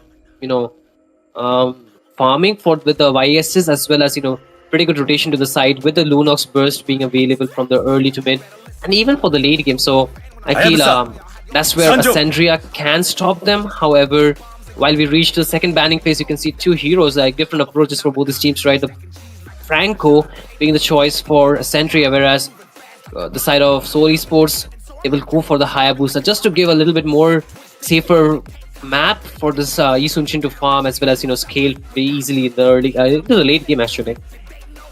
Oh, definitely, it's a possibility, but Esunshin, it is definitely his jungler. But Ascendria, they're probably going to go for the Boxia. I wouldn't say that. I would say a 40-60. The Boxia could actually be better off in the roam position. Is our homeland, very utility based. Ground. We've got the Lapu Ben. Not surprising at all. That hero is absolutely bonkers. That hero cannot be killed whatsoever, especially with the damage reduction and spell vamp he gets. Well, aside from that, I'd be very honest with you. Ascendria, Echelon really have like a very strong composition for the mid game and early game, especially with the Kadita on board. Get it? Because obviously you're on board the ship, and Kadita is gonna sink it. Yeah, if you just misstep you might just get drowned in this game. But at the same time, there are a lot of ways, actually engage tools for Ascendria Echelon in this game, right? They have the Phoveus, they have the Kadita, as well as the Boxia when engage into those team fights. And at this point, the Angela would be the last banning option for the side of Seoul Esports. And that's a good read, right? They could just flex the Boxia, like I mentioned, into the jungle instead of the roam. So with the Angela, the sustain just becomes just manifolds a lot more. So I feel that's a good ban coming in. However, the flex potential still remains. So what do you think? They should go for a goal lane right now, or should they just go for the jungle? Definitely not. Opening up the gold lane allows Seoul Esports to actually, counter the only late game prominence you get. Suffering. With Irithel open, you've got Irithel open on the, picking desk. You what? Not the best choice. Number of questions I have are increasing as we speak. Yeah, absolutely. But the question is here, Seoul Esports, will they go for the Irithel or will they go for a different approach? Even the Harith is open, but against Phobius, not the best option. I think the Irithel might be the most safer choice, right? Irithel is the safer choice, obviously, because, Irithel just completely wipes out Granger. Granger is basically a linear hero. It only works when you actually have the enemy standing in a straight line, and Irithel just does not follow that. Absolutely bonkers, going running around everywhere. But instead, they go for a second, tanky unit, especially the blue on the EXP lane, a very dangerous threat. And to counter the Granger, they go for the Moskov, who is an absolute unit in the late game. I think the shredding is going to be real. If you get a Malefic Gun, you're probably okay against, Boxia and also Phobius. Both of these heroes are going to actually have a tough time against Moskov with a Malefic Gun, and you get the more extended range, you're pretty much safe. I'll be very honest with you. The team composition of Team Seoul Esports looked pretty good, but Ascendria really had the early game in their, in their bag. Yeah, and their artillery is really good. However, there's not enough shred to take down the glue, right? The glue, once it goes into the split, always on and the when way. when it will mount onto your opponents, I don't think so. There's enough ways for you to burst it down. But again, the Baxia was indeed a flex. It'll go into the jungle this time, and their final choice for the roamer would be that Matilda to give them a extra bit of shield, extra bit of mobility, and also more sustain into the team fight. Because I saved my nation one problem that I feel personally would be, even with the Moskov against the Phobius, right? The Moskov dude relies on this dash, and the Phobius feeds on it. So will that be a good matchup? Will be the question once again here, Crucifix. But I think the execution will be the name of this game. Oh, definitely, dude. Moskov, again, is a hero that actually works linear, just like, Granger. Has been there since not day one. Has been there since day 386. I'm just assuming approximate date. But yeah, Moskov was there since very long ago. You've got that hero, dominating pub matches, everything since, ages. And you've got Granger, who just got a revamp, has the same, game style, a linear one as Moskov. But the thing is, Moskov has stun, but talking about stunning people, we're in the land of dawn for some exciting action between two amazing teams. Team Echelon, Arcadia Echelon, and also Team Seoul Esports. Yeah. Ladies and gentlemen, welcome to game number 1 of match number 3, Seoul Esports against Ascendria, Echelon. But again, the early game would be the coin of this game, Which side would it flip? Because both the teams do need to make this rotation to the side lanes. They rely onto this rotation, because if they do not give proper, rotation, the matchups would not be really favorable to either of the side. Is basically micro matchup for both the laners. But again, there is the contest for the Litho right now. Both the teams are making the rotation. There's a knock-up onto the Brunox, forced to pick her out already, and this might be a free Litho for this Baxia. And wait a minute, actually, the Kaja goes in and seated off, so forced to use the Revitalize, does not have any way to go out, so this might be the first blood already, and yes, it is here, Crucifix. Oh man, that taunt was absolutely unnecessary. Gata Kacha just went in there, hoping to actually maybe get the Litho Wanderer, but that did not work out for the side of Team Seoul Esports. Seoul really need to pick up the pace. Yi-Sun-Shin is low on farm. It does not get the level 4 before the first gank in the bot lane. That means Granger's going to be alive. I'll be very honest with you, with Baxia's current position, he's able to actually put the pressure he needs, because Lunox obviously does not have the damage, was trying to do something, but did not work out. But also, Gata Kacha doing that unnecessary move there was absolutely unnecessary. The move suggests it was not required. He gets himself the tough boots, though, and in bot lane, nobody's going to get caught. Matilda's too fast. But topside, Glue a little half on HP. No, I think 60% is fine. You can stay in the lane. But mid lane, I think Gacha trying to get the level 4. He will get caught though, Shin. Will he die? Will he die will be the question. He still tried to go in with this passive just to sustain it. And your question, he does survive with the rough waves being already used up top. With Glue onto split position, out wants to mount onto somebody, but will he find the right target? No, he is forced to flicker out. There's no mana for this Kadita, and a lot of skills already being baited out. The turtle is pretty much freely given to the side of Team Ascendria Echelon, and this just begins their slight goal lead that they want to just keep to their side, right? And hopefully just go for a snowball for their mid laner as well as the goal lane. Oh, dude, top lane, I saw that Glue was almost taken out. And, like, it was so fast. Kadita and Phobius are absolutely shredding Glue. That's surprisingly effective. I'm not actually, going to take it too far. We will talk about how bot lane has been kind of, like, very uneventful. We see that Granger has himself the, Hunter Strike, and he might get ganked anytime soon. The Mountain Shocker he has vision, but look at that. He's using it as stun, taunt.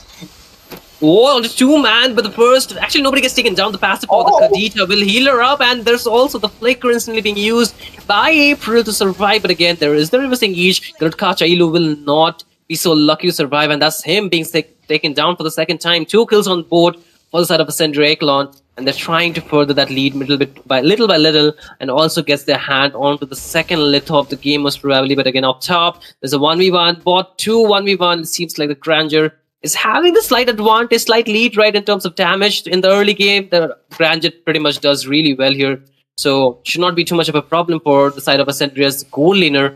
However, there's a lot of movement coming in, and again, the Circling Eagle being used up onto Elo, but they do not commit yet. They did not, but I would want to talk about how Moscow was so good with his Sphere of Misery. He just stunned Matilda, who was using Guiding Winds. Oh, but there is maybe a skirmish in the mid lane. Oh, Kadita's ultimate, the rough waves, but that forces out Brilliance. Nothing much happening, but I swear, Shin, if anything does, I'm going to freak in the bot lane, though. Baxia gets a kill off the screen on Moskov, who just got himself the Corrosion Scythe, but now we'll go back to the base. Yeah. No Purify, right? Very difficult spot to be in, but again, the damage has already been achieved for this Granger. I would say he does, rule that early game, does have that advantage in the early game. It's just about time for that Moscow to get his item, but again, the turtle is up, and it seems like Ascendria Echelon, they want to get it again for their side. Elu does get a bit of zoned out. He still has his AOG, but there's a retribution to secure the turtle. Ascendria, they get both the neutral objective, so right now they might want to translate this into a turret push down mid, and they're still pushing it. The Glue is trying to clear it up, but there's a skirmish in the mid lane. Elu forced to use that AOG to stun the members along with that Revitalize, but not really enough for him to survive, and that's one more kill into the hands of Ascendria Echelon, and 0-4-4 so far the scoreboard here, Crucifix.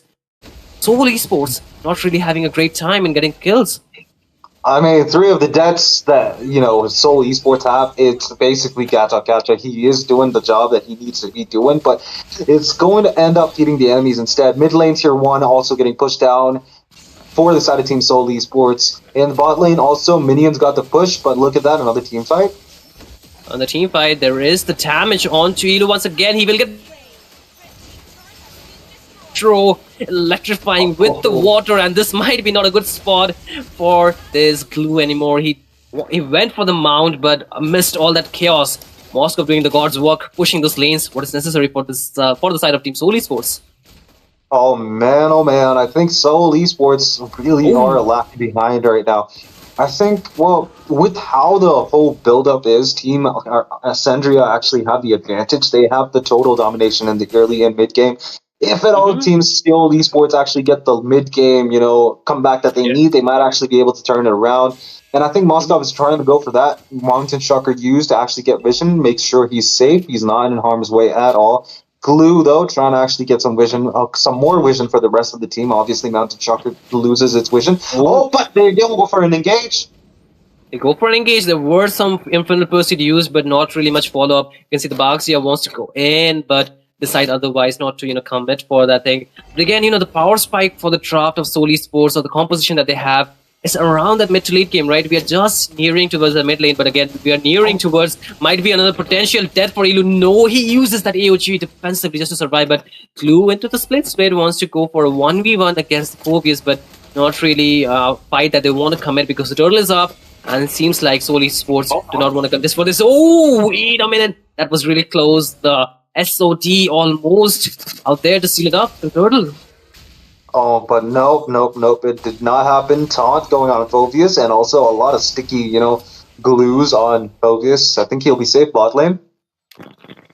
Bot lane, there might be another potential skirmish. There is a clash happening, but the side of Ascendria Echelon slightly just hesitate, but not anymore. Ilu does not have the AOG. That information was already there for Ascendria, and they will go for a burst, but oh my goodness, Hanyu just disappeared from the map like he was never there, Crucifix, and with that, 2 kills into the hands of Ascendria Echelon.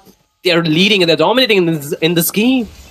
Oh, dude, mid lane tier 2 also going down, but look at the Granger's damage. Holy crap, Blue is absolutely shredded, and Moskov is trying to actually defend the lane, but I think it's not going to actually help them. The Holy Blast will go away.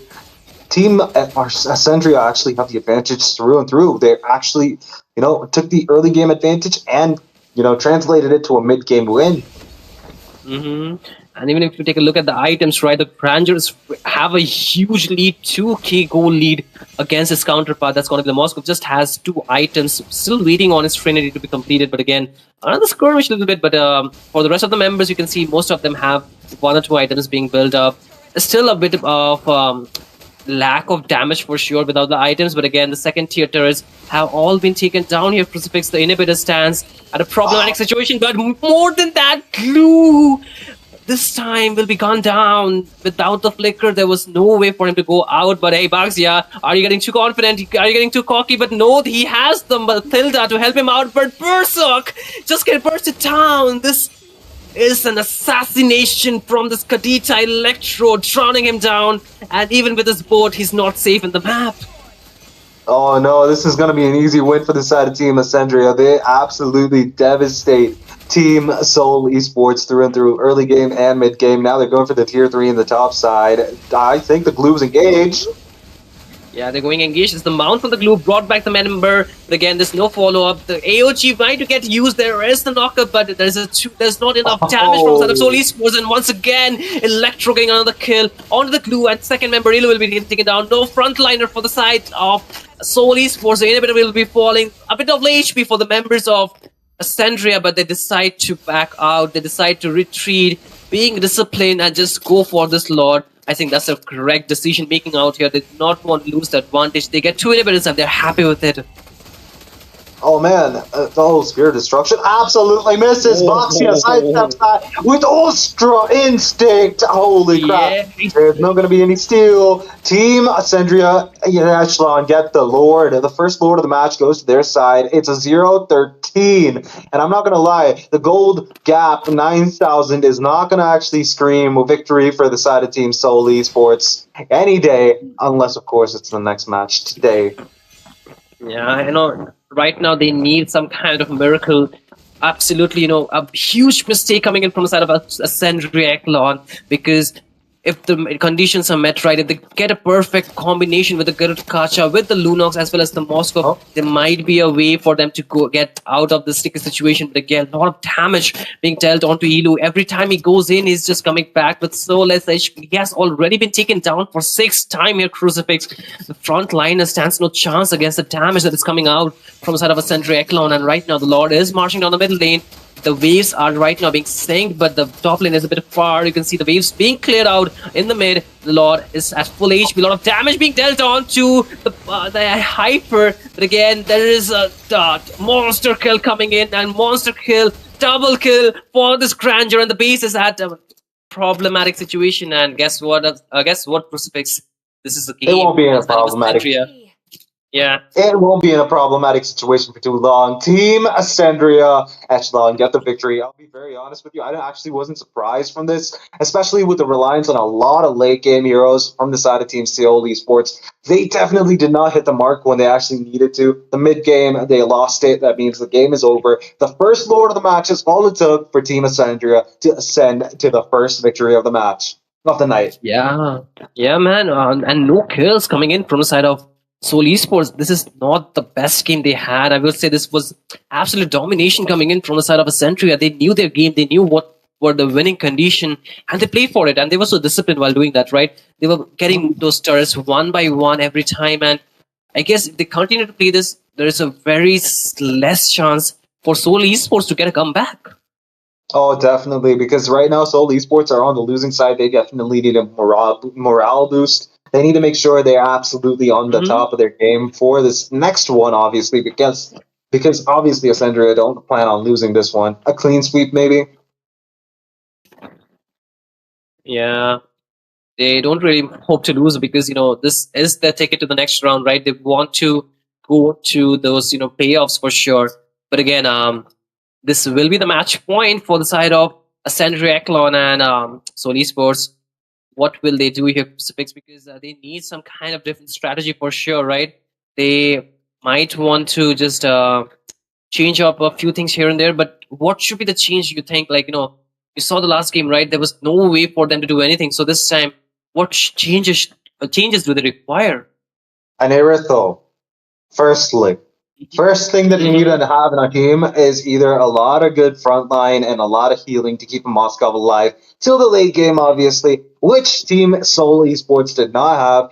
They absolutely got shredded in that department because obviously Matilda was flexing out in the in the top side. You remember that little skirmish in the tier 3, right? When Baxio rolled in with his Rolls Royce just engaging inside the tower, and then all of a sudden you've got Matilda using guiding winds and Baxio escaping out of nowhere like a magic act, and then Kadena comes out, blasts people with a lot of rough waves. Holy crap, that was absolutely humiliating. If it was on my game, I would obviously be humiliated. You will be tilted, right? For sure, if that thing happens to you. Definitely would. Yeah. I would cry my eyes out. I'd be like, no. But yeah, I understand Team Seoul Esports predicament currently. They need to go for something that actually engages well in the early game with the enemies, obviously. Ascendria really have that in their, playbook. They've got a lot of setup in the early game that actually translates to an early win for them. But I think their patience is lacking. I think they actually are too hyper intent on engaging in team fights, which obviously if you've got a good goal lead, you can actually use that. But Team Seoul Esports could abuse that if at all they actually get a good set of heroes that can engage early on, because obviously the overconfidence is building up, and that is going to be the dominoes maybe if at all Seoul Esports get good in this one. Yeah, these points are going to be really important for these teams too, because they need to qualify, as I was mentioning, right? But again, right, you mentioned the lead while it is there. The team fights are pretty much easy to cover up, to get the kills pretty much secured easily. However, if it's an equal matchup, if the goal lead is not really favoring any of the team, if it's at a stalemate, I feel fights can be going to the side. And I definitely believe Seoul Esports might just change a few things here and there, and that might give them a lot more advantage. However, this time Ascendria, Echelon, they have first pick. So will they take that advantage? Will they go for a different jungle, or might be an assassin this time? Last game they went for a utility. So will there be a switch up? Definitely need to see that. But again, the bans here, Crucifix, nothing out of the ordinary, right? Seoul Esports decided to go for the Kadena ban. Reasonable enough after that previous game. I would ban her too. Zushin, another mage. EXP, we've got CC and 1-1 in the gold lane. I'll be very honest with you, reasonable bans, but you're leaving out Lancelot, you're leaving out Yi Sun-shin. But I think Ascendria is actually planning on that, giving Seoul Esports and Yi Sun-shin again, and dominating throughout the game and not allowing him to farm. You saw in the bot lane early on, level 3, Yi Sun-shin's, The lizard, I forgot what that was called. The beetle that spawns another beetle when it's dead. It actually was taken away under the nose of Team Seoul Esports, not allowing Yi Sun-shin to get the level 4, not allowing him to gank at the gold lane, and that actually led to them winning the game, obviously. Zero kills from their side. But we've got a Lampot ban and a Kalia ban, are reasonable enough. Both of these heroes deserve to be in that position, you know, the ban section, obviously. And Ascendria go for the Boxia again. No way.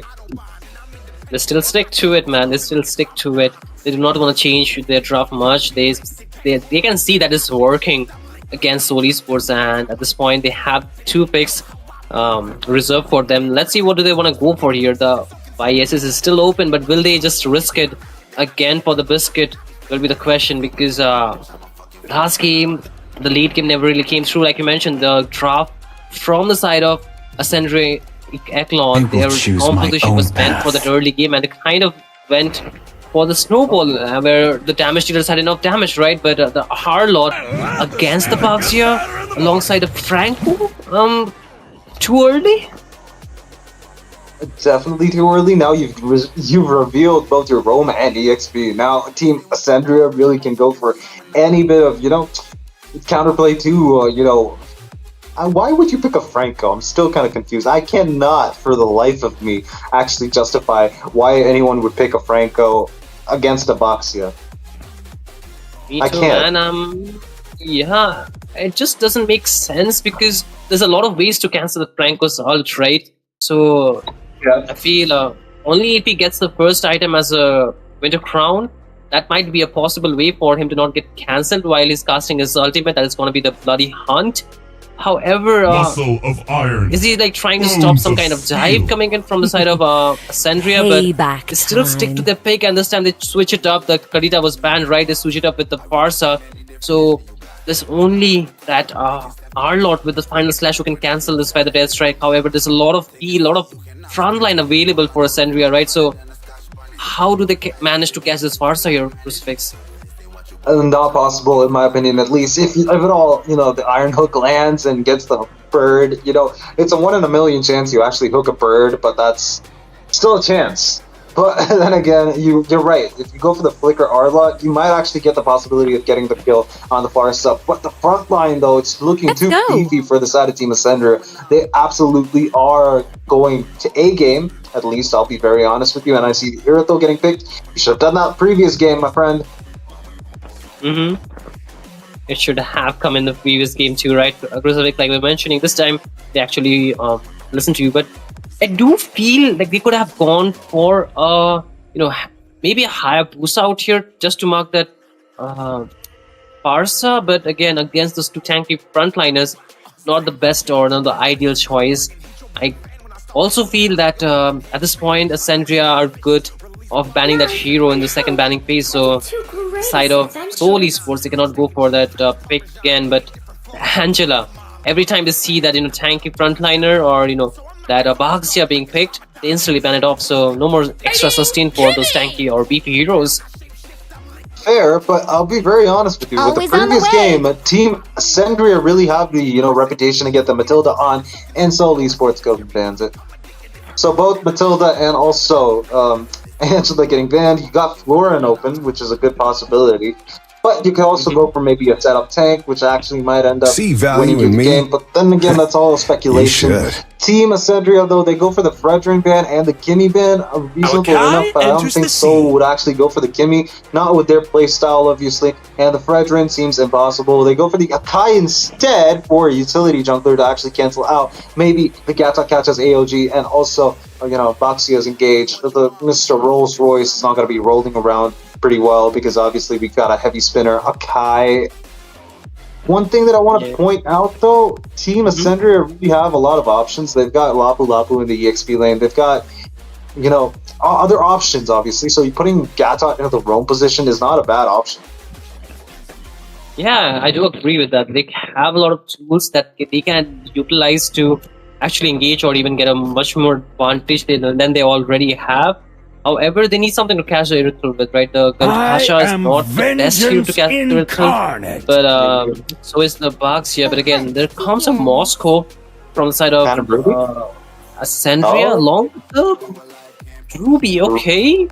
Ruby slipped my mind. That hero is absolutely S tier in the EXP lane. Surprisingly, it's from my personal experience, Ruby is absolutely deadly in the EXP lane. That hero is so good in the EXP lane, outsustains almost everyone, even to Rizla.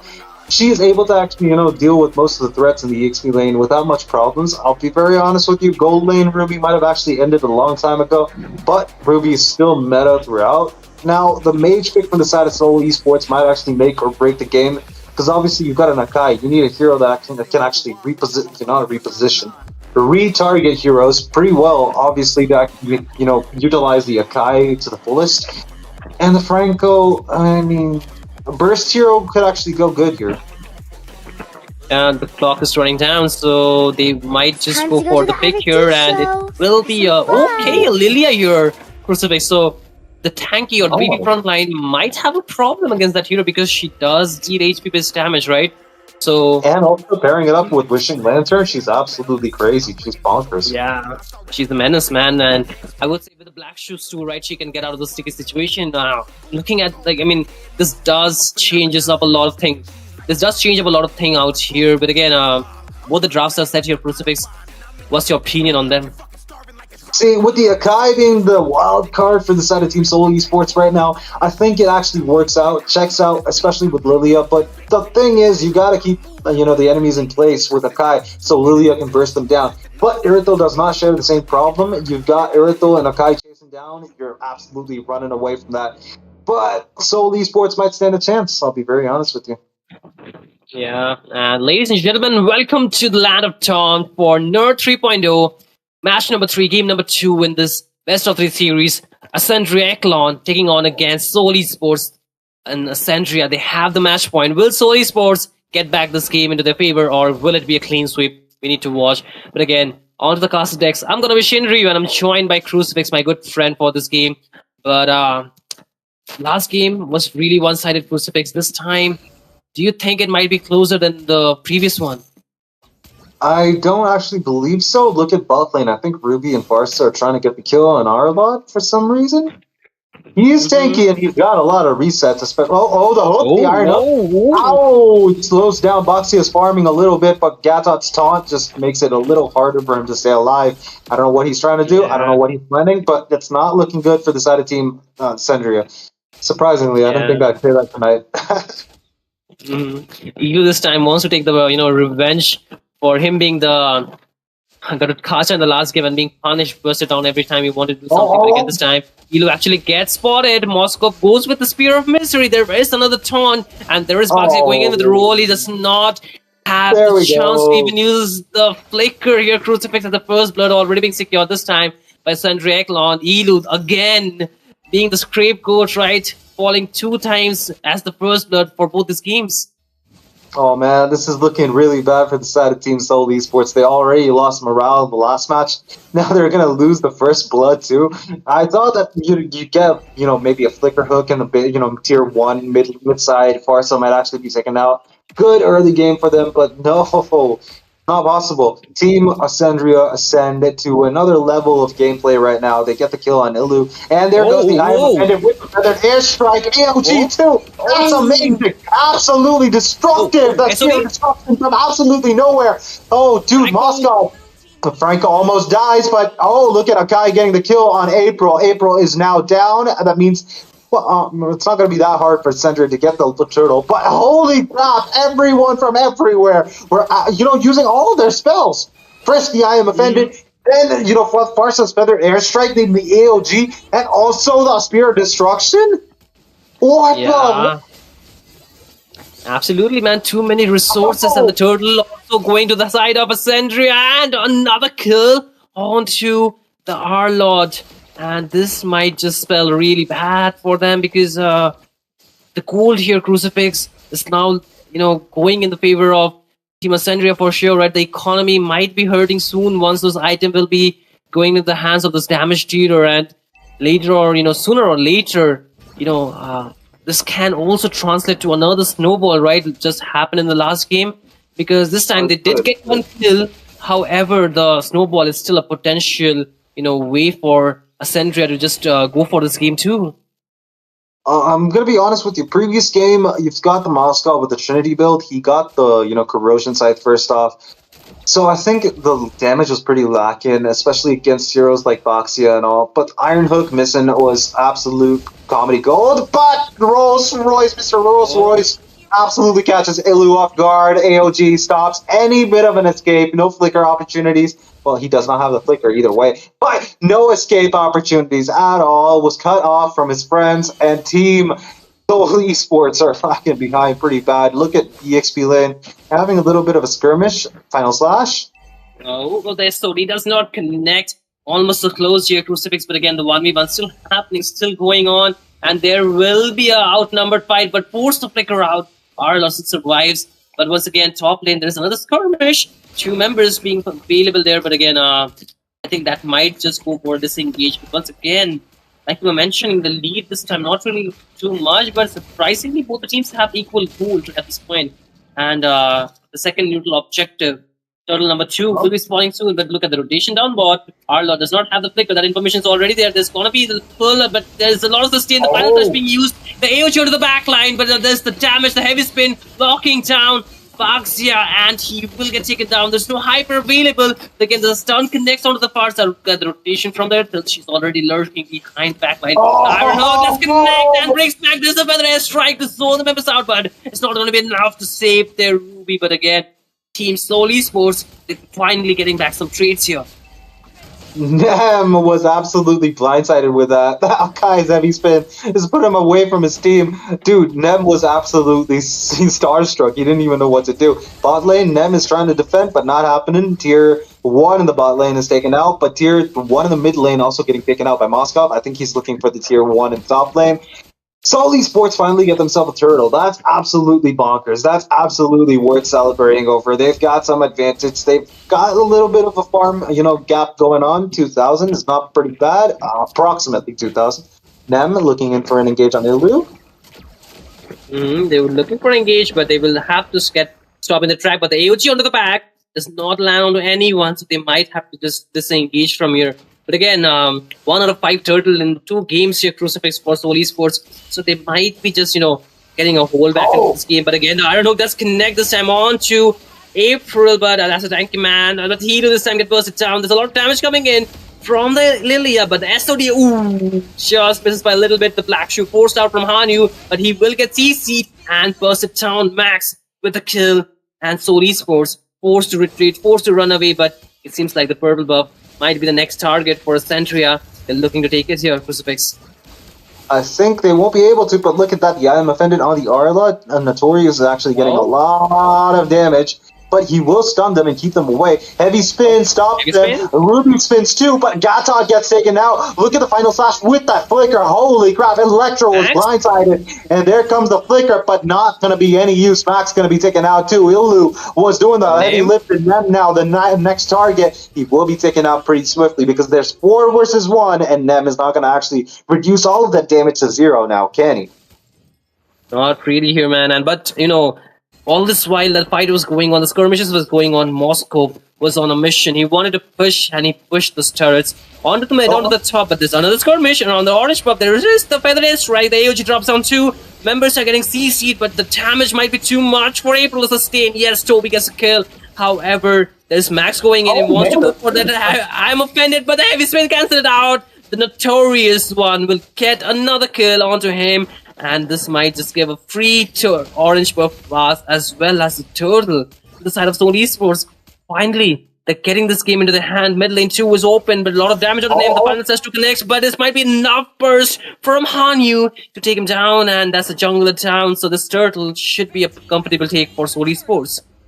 Oh, and then that red buff too. It's looking foodie. Not foodie. That's looking pretty good for the side of Team Seoul Esports, but they decide not to take it. Top lane is going to be pressured though. Toby and Hanyu both in the top side. Nobody from Ascendria can actually counter that. But look at that! The Iron Hook on the minion and the feather strike. A lot of feathers were thrown at Franco, and I think he got into a little bit of a, I think he got a little tickled. His nose was a little ticklish, and he just sneezed, and he went out of existence. Absolutely funny. But one thing that I want to talk about, though, it's how Moscow's Spear of Destruction is actually kind of missing. One thing that I want to nerf is the wind in Mobile Legends, because the wind is apparently pushing away Moscow's Spear of Destruction away from the targets that he actually wants. I think Arla is trying to engage. No, he's just poking, making sure he tests the waters so that he can actually engage maybe in a future team fight. Moscow in danger? Not really. I think there's enough feel for him, but once again, there might be a slight damage going on to April. But Iron Hook onto the Moscow. There's a huge onto the back, but it's not enough to cancel it out. There is the kill onto the Moscow, finally being taken down, and April, there is no way for him to escape, and Berserk with the kill, and 2 members down from the side of Ascendria Echelon. Suddenly the dice that ship, but there's another. Oh no! The tear strike dropping down from electrifying him to his death. But again, this might not be enough. Wave clear available for Ascendria to defend their mid lane first tier, and bot lane 2, the second tier in a jeopardy, and will get taken down here. Finally! Whoa, wait a minute, the SOD does connect the Spear of Destruction, but it's gonna be enough. Toby, can you run? No, and it seems like this might be the end of road for the Notorious 2, double kill for him, and a lot of shutdown pool coming in, and that too onto the Moscow. 3-1-2 is the KD for this dude, and he's looking to even scale up much more. Hey, that was absolutely that was hilarious, dude. Final slash, push Moscow right next to Irito getting taken out. That was just comedy gold. That was poetic justice, I'll be very honest with you. Toby has been absolutely safe since the early game. Moscow was 2, but okay, look at that, another Iron Hook. There's the Bloody Hunt too, the AOG not really too ahead, but there is the retribution from them to secure that Lord. And this will be the first Lord secured by the side of Ascendria. However, they're losing too many kills right at this point. But actually, they don't lose anyone out there. They did survive. I'm surprised. But again, the kills right now, 10 to 12 here, Crucifix. The gold not really favoring any team. So it might be an equal matchup. But the Iron Hook, let's connect here. The SOD misses though. Oh man, that SOD is absolutely comical. Every single time I see a team fight, I see an SOD just fly across the screen. I'm just like, that happened. There goes the mosquito, man. I mean, hey, if you think about it, Moskov and Paquito together make Mosquito. Wait, the hook? Iron Hook, but there's the Feather Strike too, but Elu this time to get busted down with Neb, instantly trade off. There is the heavy spin onto the back line. Electro, can he survive? He uses a flicker, but a lot of damage coming in from the Notorious, but look at Toby dealing enough damage. Moskov on a mission. Can he succeed? No, unstoppable for Berserk, and it's a wipeout for the side of Ascendria Echelon. Seoul Esports, they have things under their control, but they need to kind of stabilize the situation. The Lord is marching up top. There might be not enough sustain or enough damage from this Kai to stop it by himself, right? He needs some backup here. Oh, definitely, dude, because, the Lord obviously does HP-based damage on every basic attack. Akai being there is not going to actually, keep it steady. He has to make sure he's on his toes, obviously, because you have Moscow, but he's dead, so I think he's fine. Akai is fine. Berserk is going to be Berserk. Common stuff. Yeah, absolutely. And once again, there are a lot of odds, there are a lot of evens for both these teams, but when those team fight begins, right, it's pretty much chaotic. Amidst all those team fight, we never know which team will emerge victorious. The damage output is quite equal, I would say. Sometimes it might be just the placement of the skills, especially, which will give the advantage. But once again, this Lord here, Crucifix, is going to be really, really important. Both these teams have enough items locked in, but they want to need a little bit more farm. Notorious just picked up the Immortality, and if you take a look at the items, you can see, right, both the gold laners have equal farm here, Crucifix. Oh man, but now that I think about it, both the roamers have equal farm too, and they're half as much as the gold laners. That's absolutely, I'm not going to use comical again. I've used that word too many times now, but that's actually kind of again, another word I kept using. It's kind of sad to see. But now that you mentioned it, the Lord is the most important thing in the map right now. Vision on the enemies is important because you can allow Moscow to split push. Obviously, that's what they're going for, and I think that's what Team Seoul Esports are trying to do too. Irithel now gets herself the Wind of Nature. That's going to keep her alive for a few more seconds. Both Farsa and Lilia get themselves the Divine Clave. That means they'll be able to do damage to the tanky frontliners from both the teams, obviously. good, itemization, I'll be very honest with you. But right now, Team Seoul Esports have the advantage, obviously, because if you have a pickoff hero like Franco, and he has the Winter Crown, you're practically seeing a full 3-second CC at least. Yeah, you're absolutely right. It's about who can pick them up. Oh, the Iron Hook, but Purify. But up early, Purify, but there's an AOG really used prematurely, and it will be the death for April. There's a fight already going out onto the mid lane. A lot of damage onto Berserk. There's the SOD, does connect, but look at the damage coming in from Moscow. Already getting a double, but Nem will get the shutdown onto Toby, and it's looking not too good. Both the teams lost 2 members as a 3-for-3 at this point. The damage dealers are still alive. It's just that the gold laner from the side of Team Seoul Esports is not available. But I don't think so. They want to just go for the Lord take yet again, because this is too much risky for both the teams. Of course it is. That previous team fight was it was surprising, actually. The Moscow, I did not expect him to use the Spear of Destruction and use it immediately. I thought he was running away from Notorious. Obviously, a good decision, if at all he actually decided on it. But then again, if he did, he would lose the Lord. Team Ascendria would actually be in a tough spot after that. And I think what Moscow did, that Fearless Engage and Spirit Destruction connecting again, we'll come back to that. But Elu gets knocked up on by the AOG. It's too much low. That's going to be the Feather Airstrike and aim down the artillery, dealing a lot of damage. But look at the Moscow. Look at the Moscow. He's dealing damage on the backline. But again, there are 2 separate fights happening. Nem will not survive. The junglers are not at a good spot. Both the teams. Actually, it's going to be Electro still taking down the Moscow with him. An outplay, a clutch moment for him. He was like, I'm not going to get taken down by myself here. But once again, Team Ascendria, they lost their jungler here. There's still advantage for Seoul Esports. They can take this lot here, Crucifix. But should they go for this risky play, because it's a 3v3 situation, right? But again, the Feather Airstrike out of the mid. Will they commit here? It's a question here, Crucifix. But the Lord gets taken down amidst all that chaos. So Seoul Esports, they have the advantage. They can't commit to that because obviously they used up the Feather Airstrike to try to take down the Lilia, but instead they got the Black Shoes on cooldown. Not the best situation to put yourself into. You could have used the Feather Airstrike to get the Lord. That would have been much better. But with the side of Team Berserk, with the side of Team Seoul Esports having Berserk on their side, I think that would have been impossible. I'll be very honest with you. Lilia would have actually, given positions of the enemies, and that would have actually ended up with a bad team fight from the side of Team Ascendria. They wouldn't want to take it. They do, though, survive from that little skirmish they had in the mid lane. They actually go for defending now, which Iron Hook. Iron Hook and Flicker. Yeah, AOG onto the back. There is the heavy spin locking down Nem, and he will get taken down, but Notorious is not so lucky to survive. The SOD does connect, but will they commit? There's a lot marching down bot lane, and I think the Moscow needs to clear it out. But again, the waves are crashing down. The waves are not really synced, but they are still marching down. The top lane is in a bit of trouble. It's really low, and there are enough minions to take it down, and it will finally be open. The top inhibitor is no more standing, but however, the rest of the 2 inhibitors are standing. But there's another stun. There's a lot of damage. There is the death onto Hanyu. The Feather Airstrike doing the God's work. Double kill onto Electro. Berserk getting the final, getting taken down for the first time here finally. But will this be it? Will this be again game over here, Crucifix? The death timers are not too long. Notorious is finally back.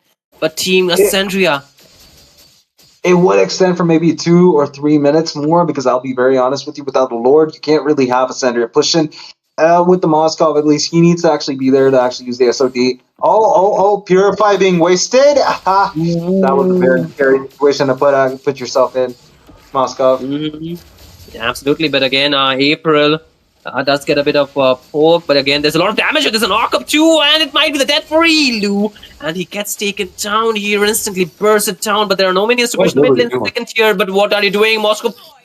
Oh my goodness, man. This man, he doesn't even need minions at this point here, Crucifix. The damage, I think full build Moscow is so lethal, right?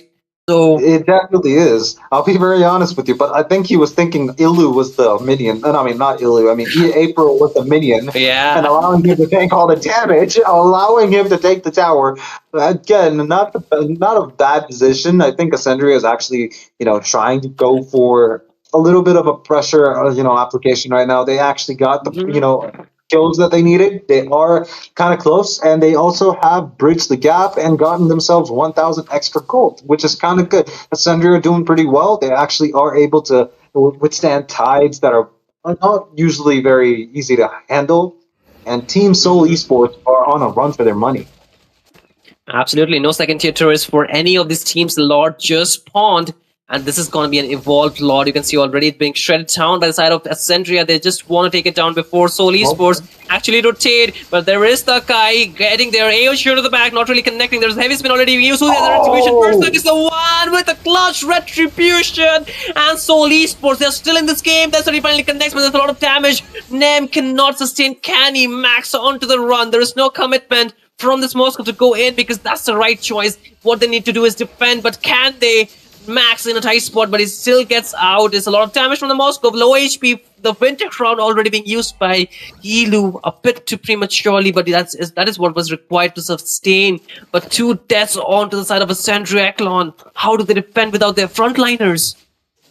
I mean, they could. Ruby is still a solid front line, but then again, the moment Franco uses the ultimate experiment, connecting, taking down the immortality, but look at that, Ruby will be hooked, Flicker being forced out, Moskov able to clear the lane pretty fast, no Iron Hook, that means Moskov is safe. But look at that, the damage, drive directed onto the base. Nexus in trouble, AOG not connecting before the game is over. Nexus is down, Team Seoul Esports get the victory and tie the game up. Man, oh man, this is what I was talking about, right? An equal game. Like, the first game was one-sided, but this game we did see, 2 shades of these teams, right? The aggressive as well as the passive, the, one who wants to win, the ones who wants to not lose at the same time, but close call for both these teams. It was a really, a match which we could not predict who will come out as the victor. But again, Seoul Esports, they're still holding onto their lifeline. They're still holding onto this series. They're not yet done. They want to go for the 3rd match here, Crucifix. But what a game here, right? Oh, man, I'm going to be very honest with you. I was surprised with the way how Seoul Esports played. They did take the whole, the counter for a utility jungler is another utility jungler quite seriously. And Akai, the heavy weapon that he did, dude, heavy slam, absolutely beautiful, dude. That guy was able to keep people pinned down in the corner and make sure he keeps the whole arena to the side of Team Seoul Esports. They were absolutely amazing this match, and I hope to see more of this in the next game. Absolutely, and I believe both these teams would give us another amazing game because, hey, that's what we pay our internet bills for. So again, the match is not yet over. So Crucifix, a quick prediction. Okay, which team do you think has the series? Which team do you think might just win this all? It's all based on the utility junglers. Both teams are actually comfortable with the utility as their core, but overall, I believe that utility junglers are what's going to make or break this game. Well, this one in particular, not everything as usual. But, well, you've got the Ascension, you've got all of that possibilities, but do you think at all Ascendria Echelon would actually go for maybe Assassin Jungler this time around and keep all of the utility junglers banned? And, well, I think not really, right? Because they do like to stick to the utility. We did see in the first 2 games, right? The first game 2, they went for the Baxia. Second game 2. However, for the second game, I would say there was not enough escape routes or escapability because the Matilda was banned. There was no Angela who can give an extra bit of sustain. So with the Godot room, I didn't think it worked so well. So this time there might be a little bit switch ups for sure, but again, we need to just see it in the game for sure. Your Crucifix, the drops are already coming our way. Game number 3 here, ladies and gentlemen. Seoul Esports versus Ascendria Echelon, and this is going to be the match point for both these teams, right? The winner will get those points, while the loser or the team defeating here, they'll still get 1 point, but hey, who just wants to sit with 1 point here, right, Crucifix? Fun is all that matters. Oh, definitely, dude, because right now Team Ascendria Esports, Ascendria Echelon really need to make sure they actually bring their A game. 1-1 getting banned, I'm not surprised. A hero that can actually not be caught, unless, of course, you're playing Phobius or maybe, Minstar. If you're playing Minstar, don't play him. Trust me. It's just a broken hero. Don't play him. Butterflies born by thy fans wish, still so far guided remaining the same by here. lantern's Crucifix. light. No, not much changes, right? The Zushin, the 1-1 Poma bans from both these teams. So I feel we might just see some same faces like the CC and even perhaps the Kadita too in this game. So I'm not really expecting too much switch-ups. It's possible. Zushin getting banned, reasonable. Kadita, after the first game, I think you can't really give Kadita to Ascendria Echelon. You really don't want electrifying you. I mean, how do you electrify with water? Oh, obviously, it's a good conductor of electricity, and Electro is kind of a good conductor for the hero. Kadita. Not going to be very, one-sided, but not getting banned means Ascendria Echelon really have to get up their game. I think Akai is still an option for Seoul Esports. They proved it in the previous game. They can prove it again. And I'll be very honest with you. The Franco getting banned. Respect ban. Yeah, respect ban for sure here. I was not really expecting this much of a switch up. But again, both these teams, they want to just go for this respect ban for each other. So this will open up a lot of heroes for sure, Crucifix. No, definitely will. I'll be very honest with you. Having the Franco banned means you can actually pick an Argus. If at all anyone picks an Argus, I'm actually going for it. I'm gonna howl.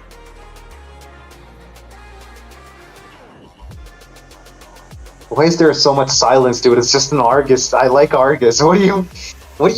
I was giving you the silent treatment for a little bit. Oh my god, the disappointment can be felt from across the screen, my friend. Hey, relax. We all like it. We all like a little Argus, but it might be too much of a serious pick in a tournament, right? It's just it's a ban always being there, even without it being banned in the tournament, right? So, you think Argus is not worth the banning? Really? Have you seen Puff Hey, I'm saying he's from a ban. It's a ban from the organizers itself. Like, they do not want the Argus to be there in the lineup tournament. That's what I'm saying, man. But again, with all the bans already taking place, and the Kadita as well as the Lancelot being banned, so this does open up the YSS once again, but do they commit to that? Make some noise for yours truly. No, I don't think so. Seoul Esports completely skip on the Yusenshin, go for the CC instead. Obviously, previous game you had the CC ban. Ascendria to counter the CC. Obviously, you got some. You gotta have some lockdown. They go for the Yusenshin. Boxia's out of the table. Okay, get me the Yusenshin. Vision check, damage check, but. Will Seoul Esports go for the utility jungler to counter Team Ascendria Echelon right now, or would they go for the assassin jungler because obviously the Hayabusa is open? If Ascendria go for maybe some immobile mage hero that actually needs to stand in one place like the Farsa. Oh no, it's going to be Farsa for the side of Team Seoul Esports and a catch up. Yeah, the instant counter being picked up, right? They do not want this Farsa to be countered, and it's a very honest draft if you ask me right here, Crucifix. You can see all the heroes. We know where they're going. No more surprises, right? So far, experience the youth Ascendria Echelon, suffering. Their Badang is still a flex, but double marksman already being locked in. Oh, you got the opportunity to actually ban the Earthol now that you picked, Granger in the gold lane as the last pick for the first picking phase. You got the option to actually ban the Earthol, so it's a good idea. Or if you want to give the Earthol to the side of Seoul Esports, they're probably gonna. It's going to be definitely a ban for the side of Team Ascendria Echelon. They go for the Earthol, not surprising at all. They want the Granger to be safe and healthy. So far, I feel like the Grandeur does require a little bit of space, a little bit of a winning matchup in the lane. So they might just ban another gold laner, perhaps. Something that can give a trouble. Maybe the Moskov too. Could be an option, but again... I don't think Moscow is going to be trouble for, Ascendria Echelon, of course, because you've got Max going crazy. You've got April doing the things that he needs to do. You really have a safe front line if you're in Ascendria Echelon, of course. So I think Granger is going to be safe, the hero in itself. So Erythel, ban him out, make sure that Moscow can't really touch you. You've got Badang. What else do you need? Yeah. But again, what do Seoul Esports ban out here? Do they go for a mid lane ban? Maybe something like the what they go for. Like maybe. When you Maybe the gaze Kimmy into once again? this, Selena? Okay. Selena, okay. Maybe an EXP or maybe a mid lane, because obviously Team Ascendria, Echelon don't really have a mid lane open. Oh, you've got the Hayabusa getting banned. Team Seoul Esports directly go for the Lapu Lapu ban. Obviously, you don't want falling Lapu Lapu stars getting brought us a here. little too, zesty on your face when especially you're a Farsa. Well, yeah, obviously, obvious ban. You've got, wait, what, Navaria? The Novaria does give that, classic combo with the Grandeur, extra bit of range for those Death Sonatas to connect properly. But against the Farsa, the range is pretty much good, but I don't Time know. and tide wait for no man. Damage. Nor Yes, they do girl. get the vision, but Beatrix against the Grandeur. This is really interesting, Hey, I'm gonna be honest with you. You see this, right? Yisun Shin and Navaria both, right? It's not just me. So you've got a lot a lot of vision control. That means information is not gonna be a problem for the side of Team Ascendria. However, you don't have a front line. And I think I think you're going for that now. I think they're gonna go for maybe a very tanky, beefy hero. You've got the Uranus open. You've got a lot of other heroes that can actually jump into the backline. But with the Farsa and CC, I don't think Uranus is going to be a possibility. Who can they go for? Maybe something like the Hilda can work maybe against the CC. That would be a good pick, right? Because that can cancel the Farsa's Feather break too. Yeah, but for the mage, I would have preferred the Zishin because she can cancel out the the glue. We kind of skipped that hero, but again, against the Farsa, the Zishin could be a really good pick, right? She can easily cancel out the Feather Strike, also get the vision similar to the Novaria, and has a really good utility onto the mid lane. So I would have rather preferred that. But however, it's a really different drop from what I've thought for Ascendria Echelon. I really am interested to see how do they execute this into the Land of Dawn. Man, I'm going to be honest with you. I'm actually siding with Seoul Esports right now. They've got a very balanced lineup. They've got, physical damage reduction, and Team Ascendria really don't have magic damage to take down the Suyu, obviously. And, Navaria, you can actually count Navaria, but that's all based on skill. The way you aim and the way you hit. I don't think most people can actually pull it off, but I think April can. Again, confusing the situation overall, but Ascendria Echelon really have a really tough time against Gatot, Suyu, and maybe Farsa, especially since they don't have anyone to actually go into the backline. Maybe you can use the Mountain Shocker to stun the Farsa when she uses, the Feathered Airstrike. But again, a lot of it is based on how you actually use your macros to your advantage. The vision is not going to be a problem, but, obviously, the frontlining is. Yeah, the frontline is definitely going to be an option for this game number 3, batch number 3, between Seoul Esports and Ascendria Echelon. Ladies and gentlemen, welcome to Nerd 3.0. You're watching the final game of the night, possibly on stream. So this is going to be it. This is the final match, so do keep your eyes open because both these teams have been pulling up surprises after surprises. The matchup is really on par, and we need to see which drop or which composition will come out as victorious. But look at the bot lane. The bullying has already begun here, Crucifix. The Glue not really having the best matchup here. Oh, definitely not. The wall is going to miss. The fist break is going to miss. But look at that. Glue is absolutely stun locking. But on the top side, we see the Yisun Shin's buffalo might have actually been stolen. Glue is going to go first blood. He's going to get taken out again. I think I've seen some deja vu. Third time for the day, man. Third time on the night, actually. But again, flicker play from April. That was too close for comfort. And Ascendria, they're really playing it aggressive. Okay. They go for the stun. Suyu is low on HP. Berserk is forced to recall because obviously you've got an arrow on your face. You've got an astral projection ball that Novaria throws. I don't know what that is, but you've got that on your face and you've got a ball on your face. Obviously, you need to go back. CC is next on the chopping block. Maybe no, he's going to be safe. Yeah, the Star Shatters might just give it too much damage, right? But once again, both these teams.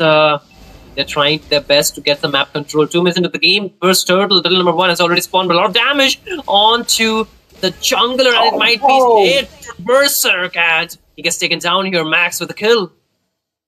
Max does not really need to actually make sure, CC is taken care of. Notorious is not his target. He needs to actually make sure everyone from the side of Team Seoul Esports are on their toes. And I think he's doing that pretty well. They don't have a jungler just yet. Obviously, Team Ascendria have the advantage in terms of level. And they might actually use that to get the, Retribution steal on the turtle this time around. Ilu, trying something? Max does get mounted, but he doesn't want to just go zoning out. But again, there is the Feather Air Strike. The AOG2 committed on the backline, but it's going to be a Retribution secured. Turtle for the side of Ascendria, but they lose April in the process. CC with the kill, but Toby comes in all the way from the downtown to undown Max. And that's 2 kills into the hands of Seoul Esports for Turtle. That's tough, dude. Right now, the gold gap is non-existent. There's no gold gap. However, Team Ascendria really are losing up on most of the team fights, especially after that previous game they lost. So they might actually have a little hard time dealing with the pressure of that, the pressure of having the loss on your side. Oh, might actually be a little easier for them to actually, play it safe. Yeah, they need to play it a bit safer for sure.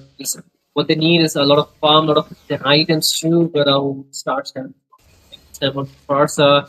So Anu is going to be A-OK, but I don't know if that can be set or Max. There's a lot of rotation down board, but to get the middle lane, there's an ambush set up there, Crucifix, waiting for to be close to get there. Ilu and Berserk doing a lot. They're standing outside. They've given the vision on them. I think the April has the vision on them, but instead it's gonna be Glue. Does not have any vision. Max out of the picture, and that means CC's gonna take all the free gold from the tower in the bot side. While that whole ambush that they set up, not gonna work out. Yeah, they should have just committed out there after they had the vision, right? They just hesitated, maybe just overstayed out there onto the mid lane, waiting for the rotation to be back again, but it was too late, right? Their target was Max and they were committed down. Once again, mid lane, a lot of damage onto the Trancher. He's surprised with the dash, but again, forced to flicker out. There's the Feather Air Strike dropping down those nukes, and oh no, that's the end of line for this Trancher. Gets taken down right before the Turtle take 2. Man, I'm gonna be honest with you. The first turtle goes to the side of Ascendria. This might actually go to the side of Team Seoul. They're doing good, but look at that. Ilu taking a lot of damage. Split, and catch. Grab, obviously. Ilu getting taken out, but now another target on their block. They're gonna go back. CC, but Notorious is a little too far from, obviously, Glue's little nugget of glue. So he's gonna be safe. Berserk starting the turtle. Yeah, Toby gets it off in the turret, but a lot of damage onto him. Does he want to commit will be the question. It's a still 50-50 situation. The East is still there, but the turtle does get reset.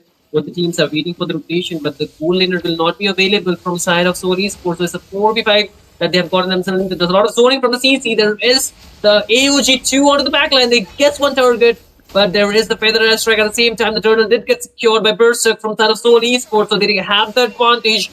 And at this point, the HP bar is really low onto the Incognito. There is the Astral Recall to get the vision. However, there won't be any follow-up as of now. However, the bot lane is again open for the take for Seoul Esports. EXP laner and finally Blue making his way to down there to defend it. But this time, what do you think about the team fights, Crucifix? Like, is it 50-50 or is it favoring one team more? I'm going to be very honest with you. Seoul Esports are getting the advantage in most of these team fights, but look at that bot lane. Feather Air Strike once again. Max forced to go back. He does have the foot from April, but the bot lane, the minions are not yet there, so might just make a rotation down to the mid lane. But Elu, too tough spot, forces out the Revitalize, but cannot survive. Can you from the damage? There's a lot of damage. 2 marks on being present there. So I think amidst all that chaos, Toby will just switch the lane up and push that lane.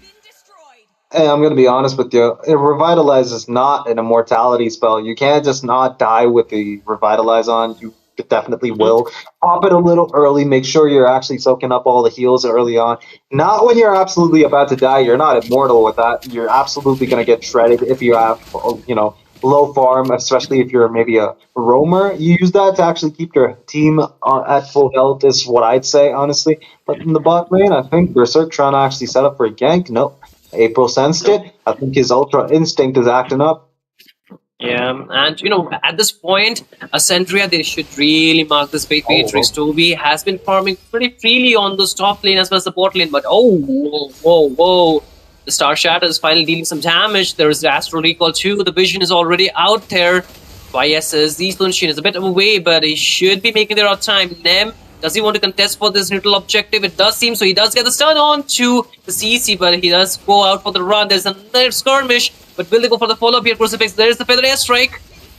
Oh, forces the AOG almost connects. I think Nem is actually in trouble. Oh, shoot. Gata's passive, which was already stacked up, was able to target lock on Yi Sun-Shin. Yi and Nem is out of the picture. Next full turtle will be for the side of Team Seoul Esports. Yeah, they finally have some of the control compared to the first game. This is looking a lot better. Second game too, it was a 50-50, but it was only the second turtle that they got their hands onto. And this time, they got both the first and the second turtle secured towards their side. And I believe one of the reasons would be the Farsa, right? There is nobody who can actually go in and mark her. There's nobody to cancel her ulti, so she's pretty much free hitting those targets. But again, April, oh no, Toby gets a kill. The flicker placement was absolutely perfect. Max was not able to pull back Toby, and that means Toby will be getting a kill on Max, which is a complete turnaround, and we get the grenade launcher action now. I think it's going to be on the buff mostly. I think he was not going to follow up with this team. But we see Ilu, we see Notorious and Berserk trying to actually force their way into a fight in the top side. I think they're going to catch a kill, maybe. No, I think Electro is a little too far behind for Notorious to engage. But Moba is putting so much holes in CC. Again, now Berserk comes out of nowhere, but he gets stunned. Oblivious Berserk is going to get taken out. And that's going to mean, nothing. It's actually going to mean nothing because no objective is open up yet. I think it's going to be fine. They just lost a little piece. Yeah, and right now Nem is trying to push the top first tier turret. Finally, they're locking onto this objective that is very, very necessary. But there will be rotation from the Notorious, so they should be holding on to this turret. However, mid lane, a lot of movements being made from both these teams. There is no first tier inhibitor, so there is going to be the Astral Recall as well as the Star Shatter dealing on a lot of damage. And you can see finally, right, those item stack ups doing enough damage from Electro. He has been the key player for the last two games, and this time too, he's not really trailing behind when it comes to dealing damage. So I feel Echelon, Ascendria Echelon, they do have a way to come back in this game. If they get the proper vision for the slot fight or in the slot skirmish, they can possibly go for a turnaround.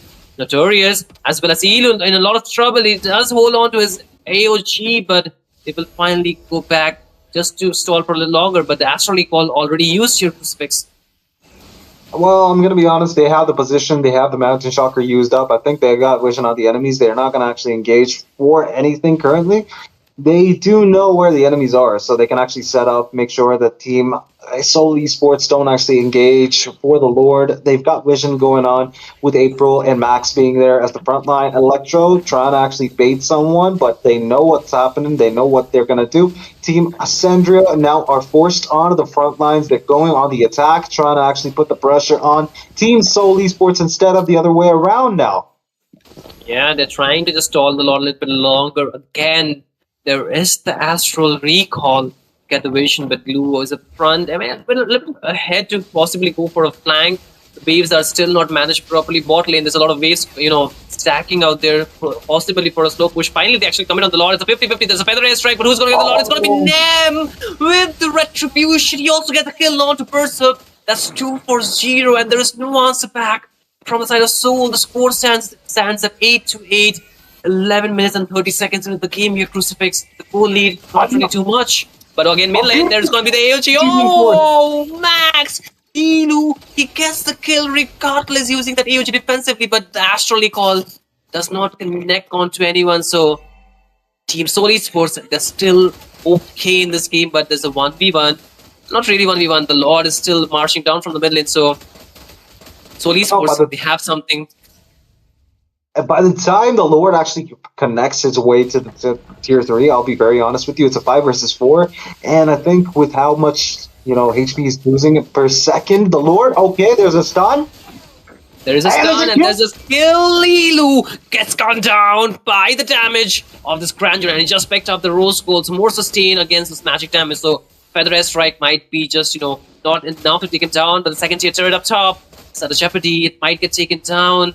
Will they be there on time? I don't think so. Grandeur is finally, shooting those bullets down to take it. So with him, and at this point, your Crucifix is middle in 2, stands at a rough position, and it might just be a moment before they get taken down. But again, there's another stun onto the Notorious, and there is the Grandeur finally showing what he is meant to do. The double marksman damage finally hitting up on the side of Team Ascendria, Echelon. Seoul Esports, they have their back against the wall. What do they do here? They've got to play it safe. They got to make sure Elu does not engage in any unnecessary fights. Got to keep Elu alive. And obviously, Notorious should probably get all the damage soaked up, before a team fight actually begins. I think he's supposed to be in the front line, take damage. I think he won't be able to survive with the Granger, though, now that I think about it. Executor does a lot of damage, especially with that Malefic gun, Malefic Roar, He's able to actually shred all those tanky units from the side of Team Seoul Esports. But all things... push comes to shove, I think Team Seoul Esports don't really have an opportunity to win this. Yeah, it's pretty much a tight position that they've gotten themselves into. And at this point, almost nearing to the 14 minutes, the game is now heading into that, mid to late game where damage is just going to be coming out. It's going to be the more of the dead timers, but once again, the Feather Airstrike does get committed. Max still walks out of it pretty much at 50% HP, still healthy. Should be able to heal back up, but there is the kill onto Elu. The damage this time, Crucifix is going to be now double kill onto him, triple. And this Grandeur is set to take the game. 2 members are surviving, low HP onto Hanyu, and Toby 2 is running down for the hills. Ascendria East, Ascendria Echelon, they have the advantage. They have the siege here onto the mid lane.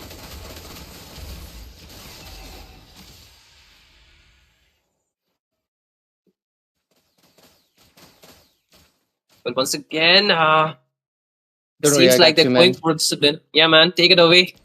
No issues, I'll take it from here, and it's all going to be good because, of course, I'm just going to be picking it up from this point on, and it's all going to be good because, and right now, Ascendria Echelon are the ones picking up the Lord for themselves. Despite how the game has been going, it is actually really interesting that the side of Seoul Esports did dominate the map a little bit early on because, of course, I've been backseating it the whole game. But for now, at least, looks like the side of Ascendria Echelon will most likely put a pressure in and most likely end the game because look at that. But, okay, they're trying to go for a little bit of a wave management onto the bottom and the top, and they might just push in Crooks. Heyo, I'm back. Oh, dude, I've missed a lot. There was a Lord marching down now, and the Feather Airstrike trying to put some pressure on the Lord. Not happening. Shin? No issues because right now I'm the one who's Shin because look at the pressure that they're building in because looks like Seoul Esports will be able to at least take down one target and it's going to be of course the Padang April, and they actually make a really good defense, and with it they do take down 2 inhibitors. They have to pressure back a little bit, but it's all going to be good, and I think they should retreat. But so far Seoul Esports do make look at the damage that's coming in from Electro. Like, funny enough, that's not it would have been really poetic if it was Udra, but sadly Udra ain't that meta, right, Crooks? But yeah, overall 10-14 score and 5,000 goal lead into the hands of Ascendria, my bad, Echelon. And Seoul Esports, let's look at the builds and everything, and with it, the glue has 3 items done, might go for the 4th or the 5th one. Granger is fully completely built. I would most likely sell that boots for a little bit of that rose gold because I do think that he might just get bursted out by the Farsa, who also has 3 items slotted in. So I think that I think he should probably sell out the boots if he has enough gold. He should basically max build plus 1.9k extra gold. It should be that. If not, but yeah, Yushin is the same. Of course, he can't sell the boots, but instead of he can right now. Okay, he would have to keep the obviously, but oh, look at Elo getting so much pressure right now, so much of damage coming in, and the AOG will pop in and legendary secured for this Executor J. 10 kills and only 1 death, and only 1 time. That is basically still unkillable at this point of the game. 10-15 the score, and with it the side of Ascendria Echelon have still maintained that 5,000 goal lead with 17 minutes into the game. they're trying to pressure in. They might just end it for the base, and they might just go in for it, because right now they do find a window. Rose Gold popped in. Look at that. The damage is not dealt yet. CC surviving with 1 HP, and they'll take a lead for now. They're just trying to solve the game as much as possible to push them into the base, because look at that. The Lord is going to be coming in 20 seconds, and they're going to be all good. But so far, at least, the side of Seoul Esports, can they make a comeback? The only way they can make a comeback is, of course, taking down Granger, if they can take down Granger right now. But it's not looking that good for themselves, because they can't exactly find any window to reach out to him. Not to mention, Electro has 0 deaths, and despite the fact that he doesn't have a bounty, but look at the engage coming in, the fist crack are on point. The punches will take down Berserk, and a shutdown will be secured into the hands of Granger. Legendary Secret might go for a double kill, but now Nem is the one securing it, and with it, it looks like with 3 members down, only the Farsa one left defending. They don't even need the Lord. They can go in for it. What can Ilu do? He does have the OG. Hanyu also has the ultimate, but is it going to be enough? Let's see. They are trying to defend it, but is it going to be enough? I don't think so. They're really doing the absolute best. Okay, Badang goes in a little bit too deep, but it's not going to be enough. The Granger will take the base to its name, and Ascendria Echelon will get that 2-for-1 proceeding ahead. Really great gameplay that came in from the side of Seoul Esports. But unfortunately, despite the fact that the Game 3 happened and they were able to make a little bit of a dominance into that early phases, the side of Ascendria Echelon just came out to be superior with their draft. Novera usually doesn't really work that well, but they used the vision utilization to the maximum potential, and they made sure they did a really great job at it. But with it, I left the squad name to Ace, like full-on aces, right? And with it, by the looks of it, we'll have to say goodbye to Seoul Esports. Thank you for obviously participating in Northeast Underdog Tournament, because you guys went through so many 3, 4, 5 rounds, I'm not sure, but it was a heck of a competition down there with the Underdogs, because there were so many good teams. Yes, they're not the top, but are they something that you can't reckon with? Yeah, absolutely. You had to fight, and unfortunately they'll be out of the they'll be eliminated, but hey, wishing them the best, wishing them best in the other tournaments as well. Seoul Esports, will see you guys on the next time, but Ascendria Echelon, you're going to be moving ahead with the playoffs for the Underdogs, a little bit closer to being the top underdog that will rival the top dog. But with the result screen on this everything, you can clearly see that the side of the Granger just did a really immaculate job, and I think we can go back to the Costa's desk, because congrats Ascendria Echelon, even though, technically right now I'm the only one here, but it's all okay. I'm Crooks and Shinryu both right now, but from their ends, ladies and gentlemen, thank you for tuning in for the first day of the Underdog playoff stages, and we'll be done, obviously the Underdog stages will be done pretty fast, so make sure you stay tuned and tune in tomorrow as well at 7 p.m, maybe 6 p.m. We'll start off early as soon as possible, so the games do not get too late. After all, everybody got to sleep, right, students? But yeah, jokes aside, thank you for everybody tuning in, and we'll see you guys and catch you guys tomorrow. So take care, good night. This is Northeast Underdogs Tournament. Stay tuned for tomorrow. All souls must remain inside the train at all times. The terminal station is Evergarden Station. 0 is pulling in. Look alive. Car 4.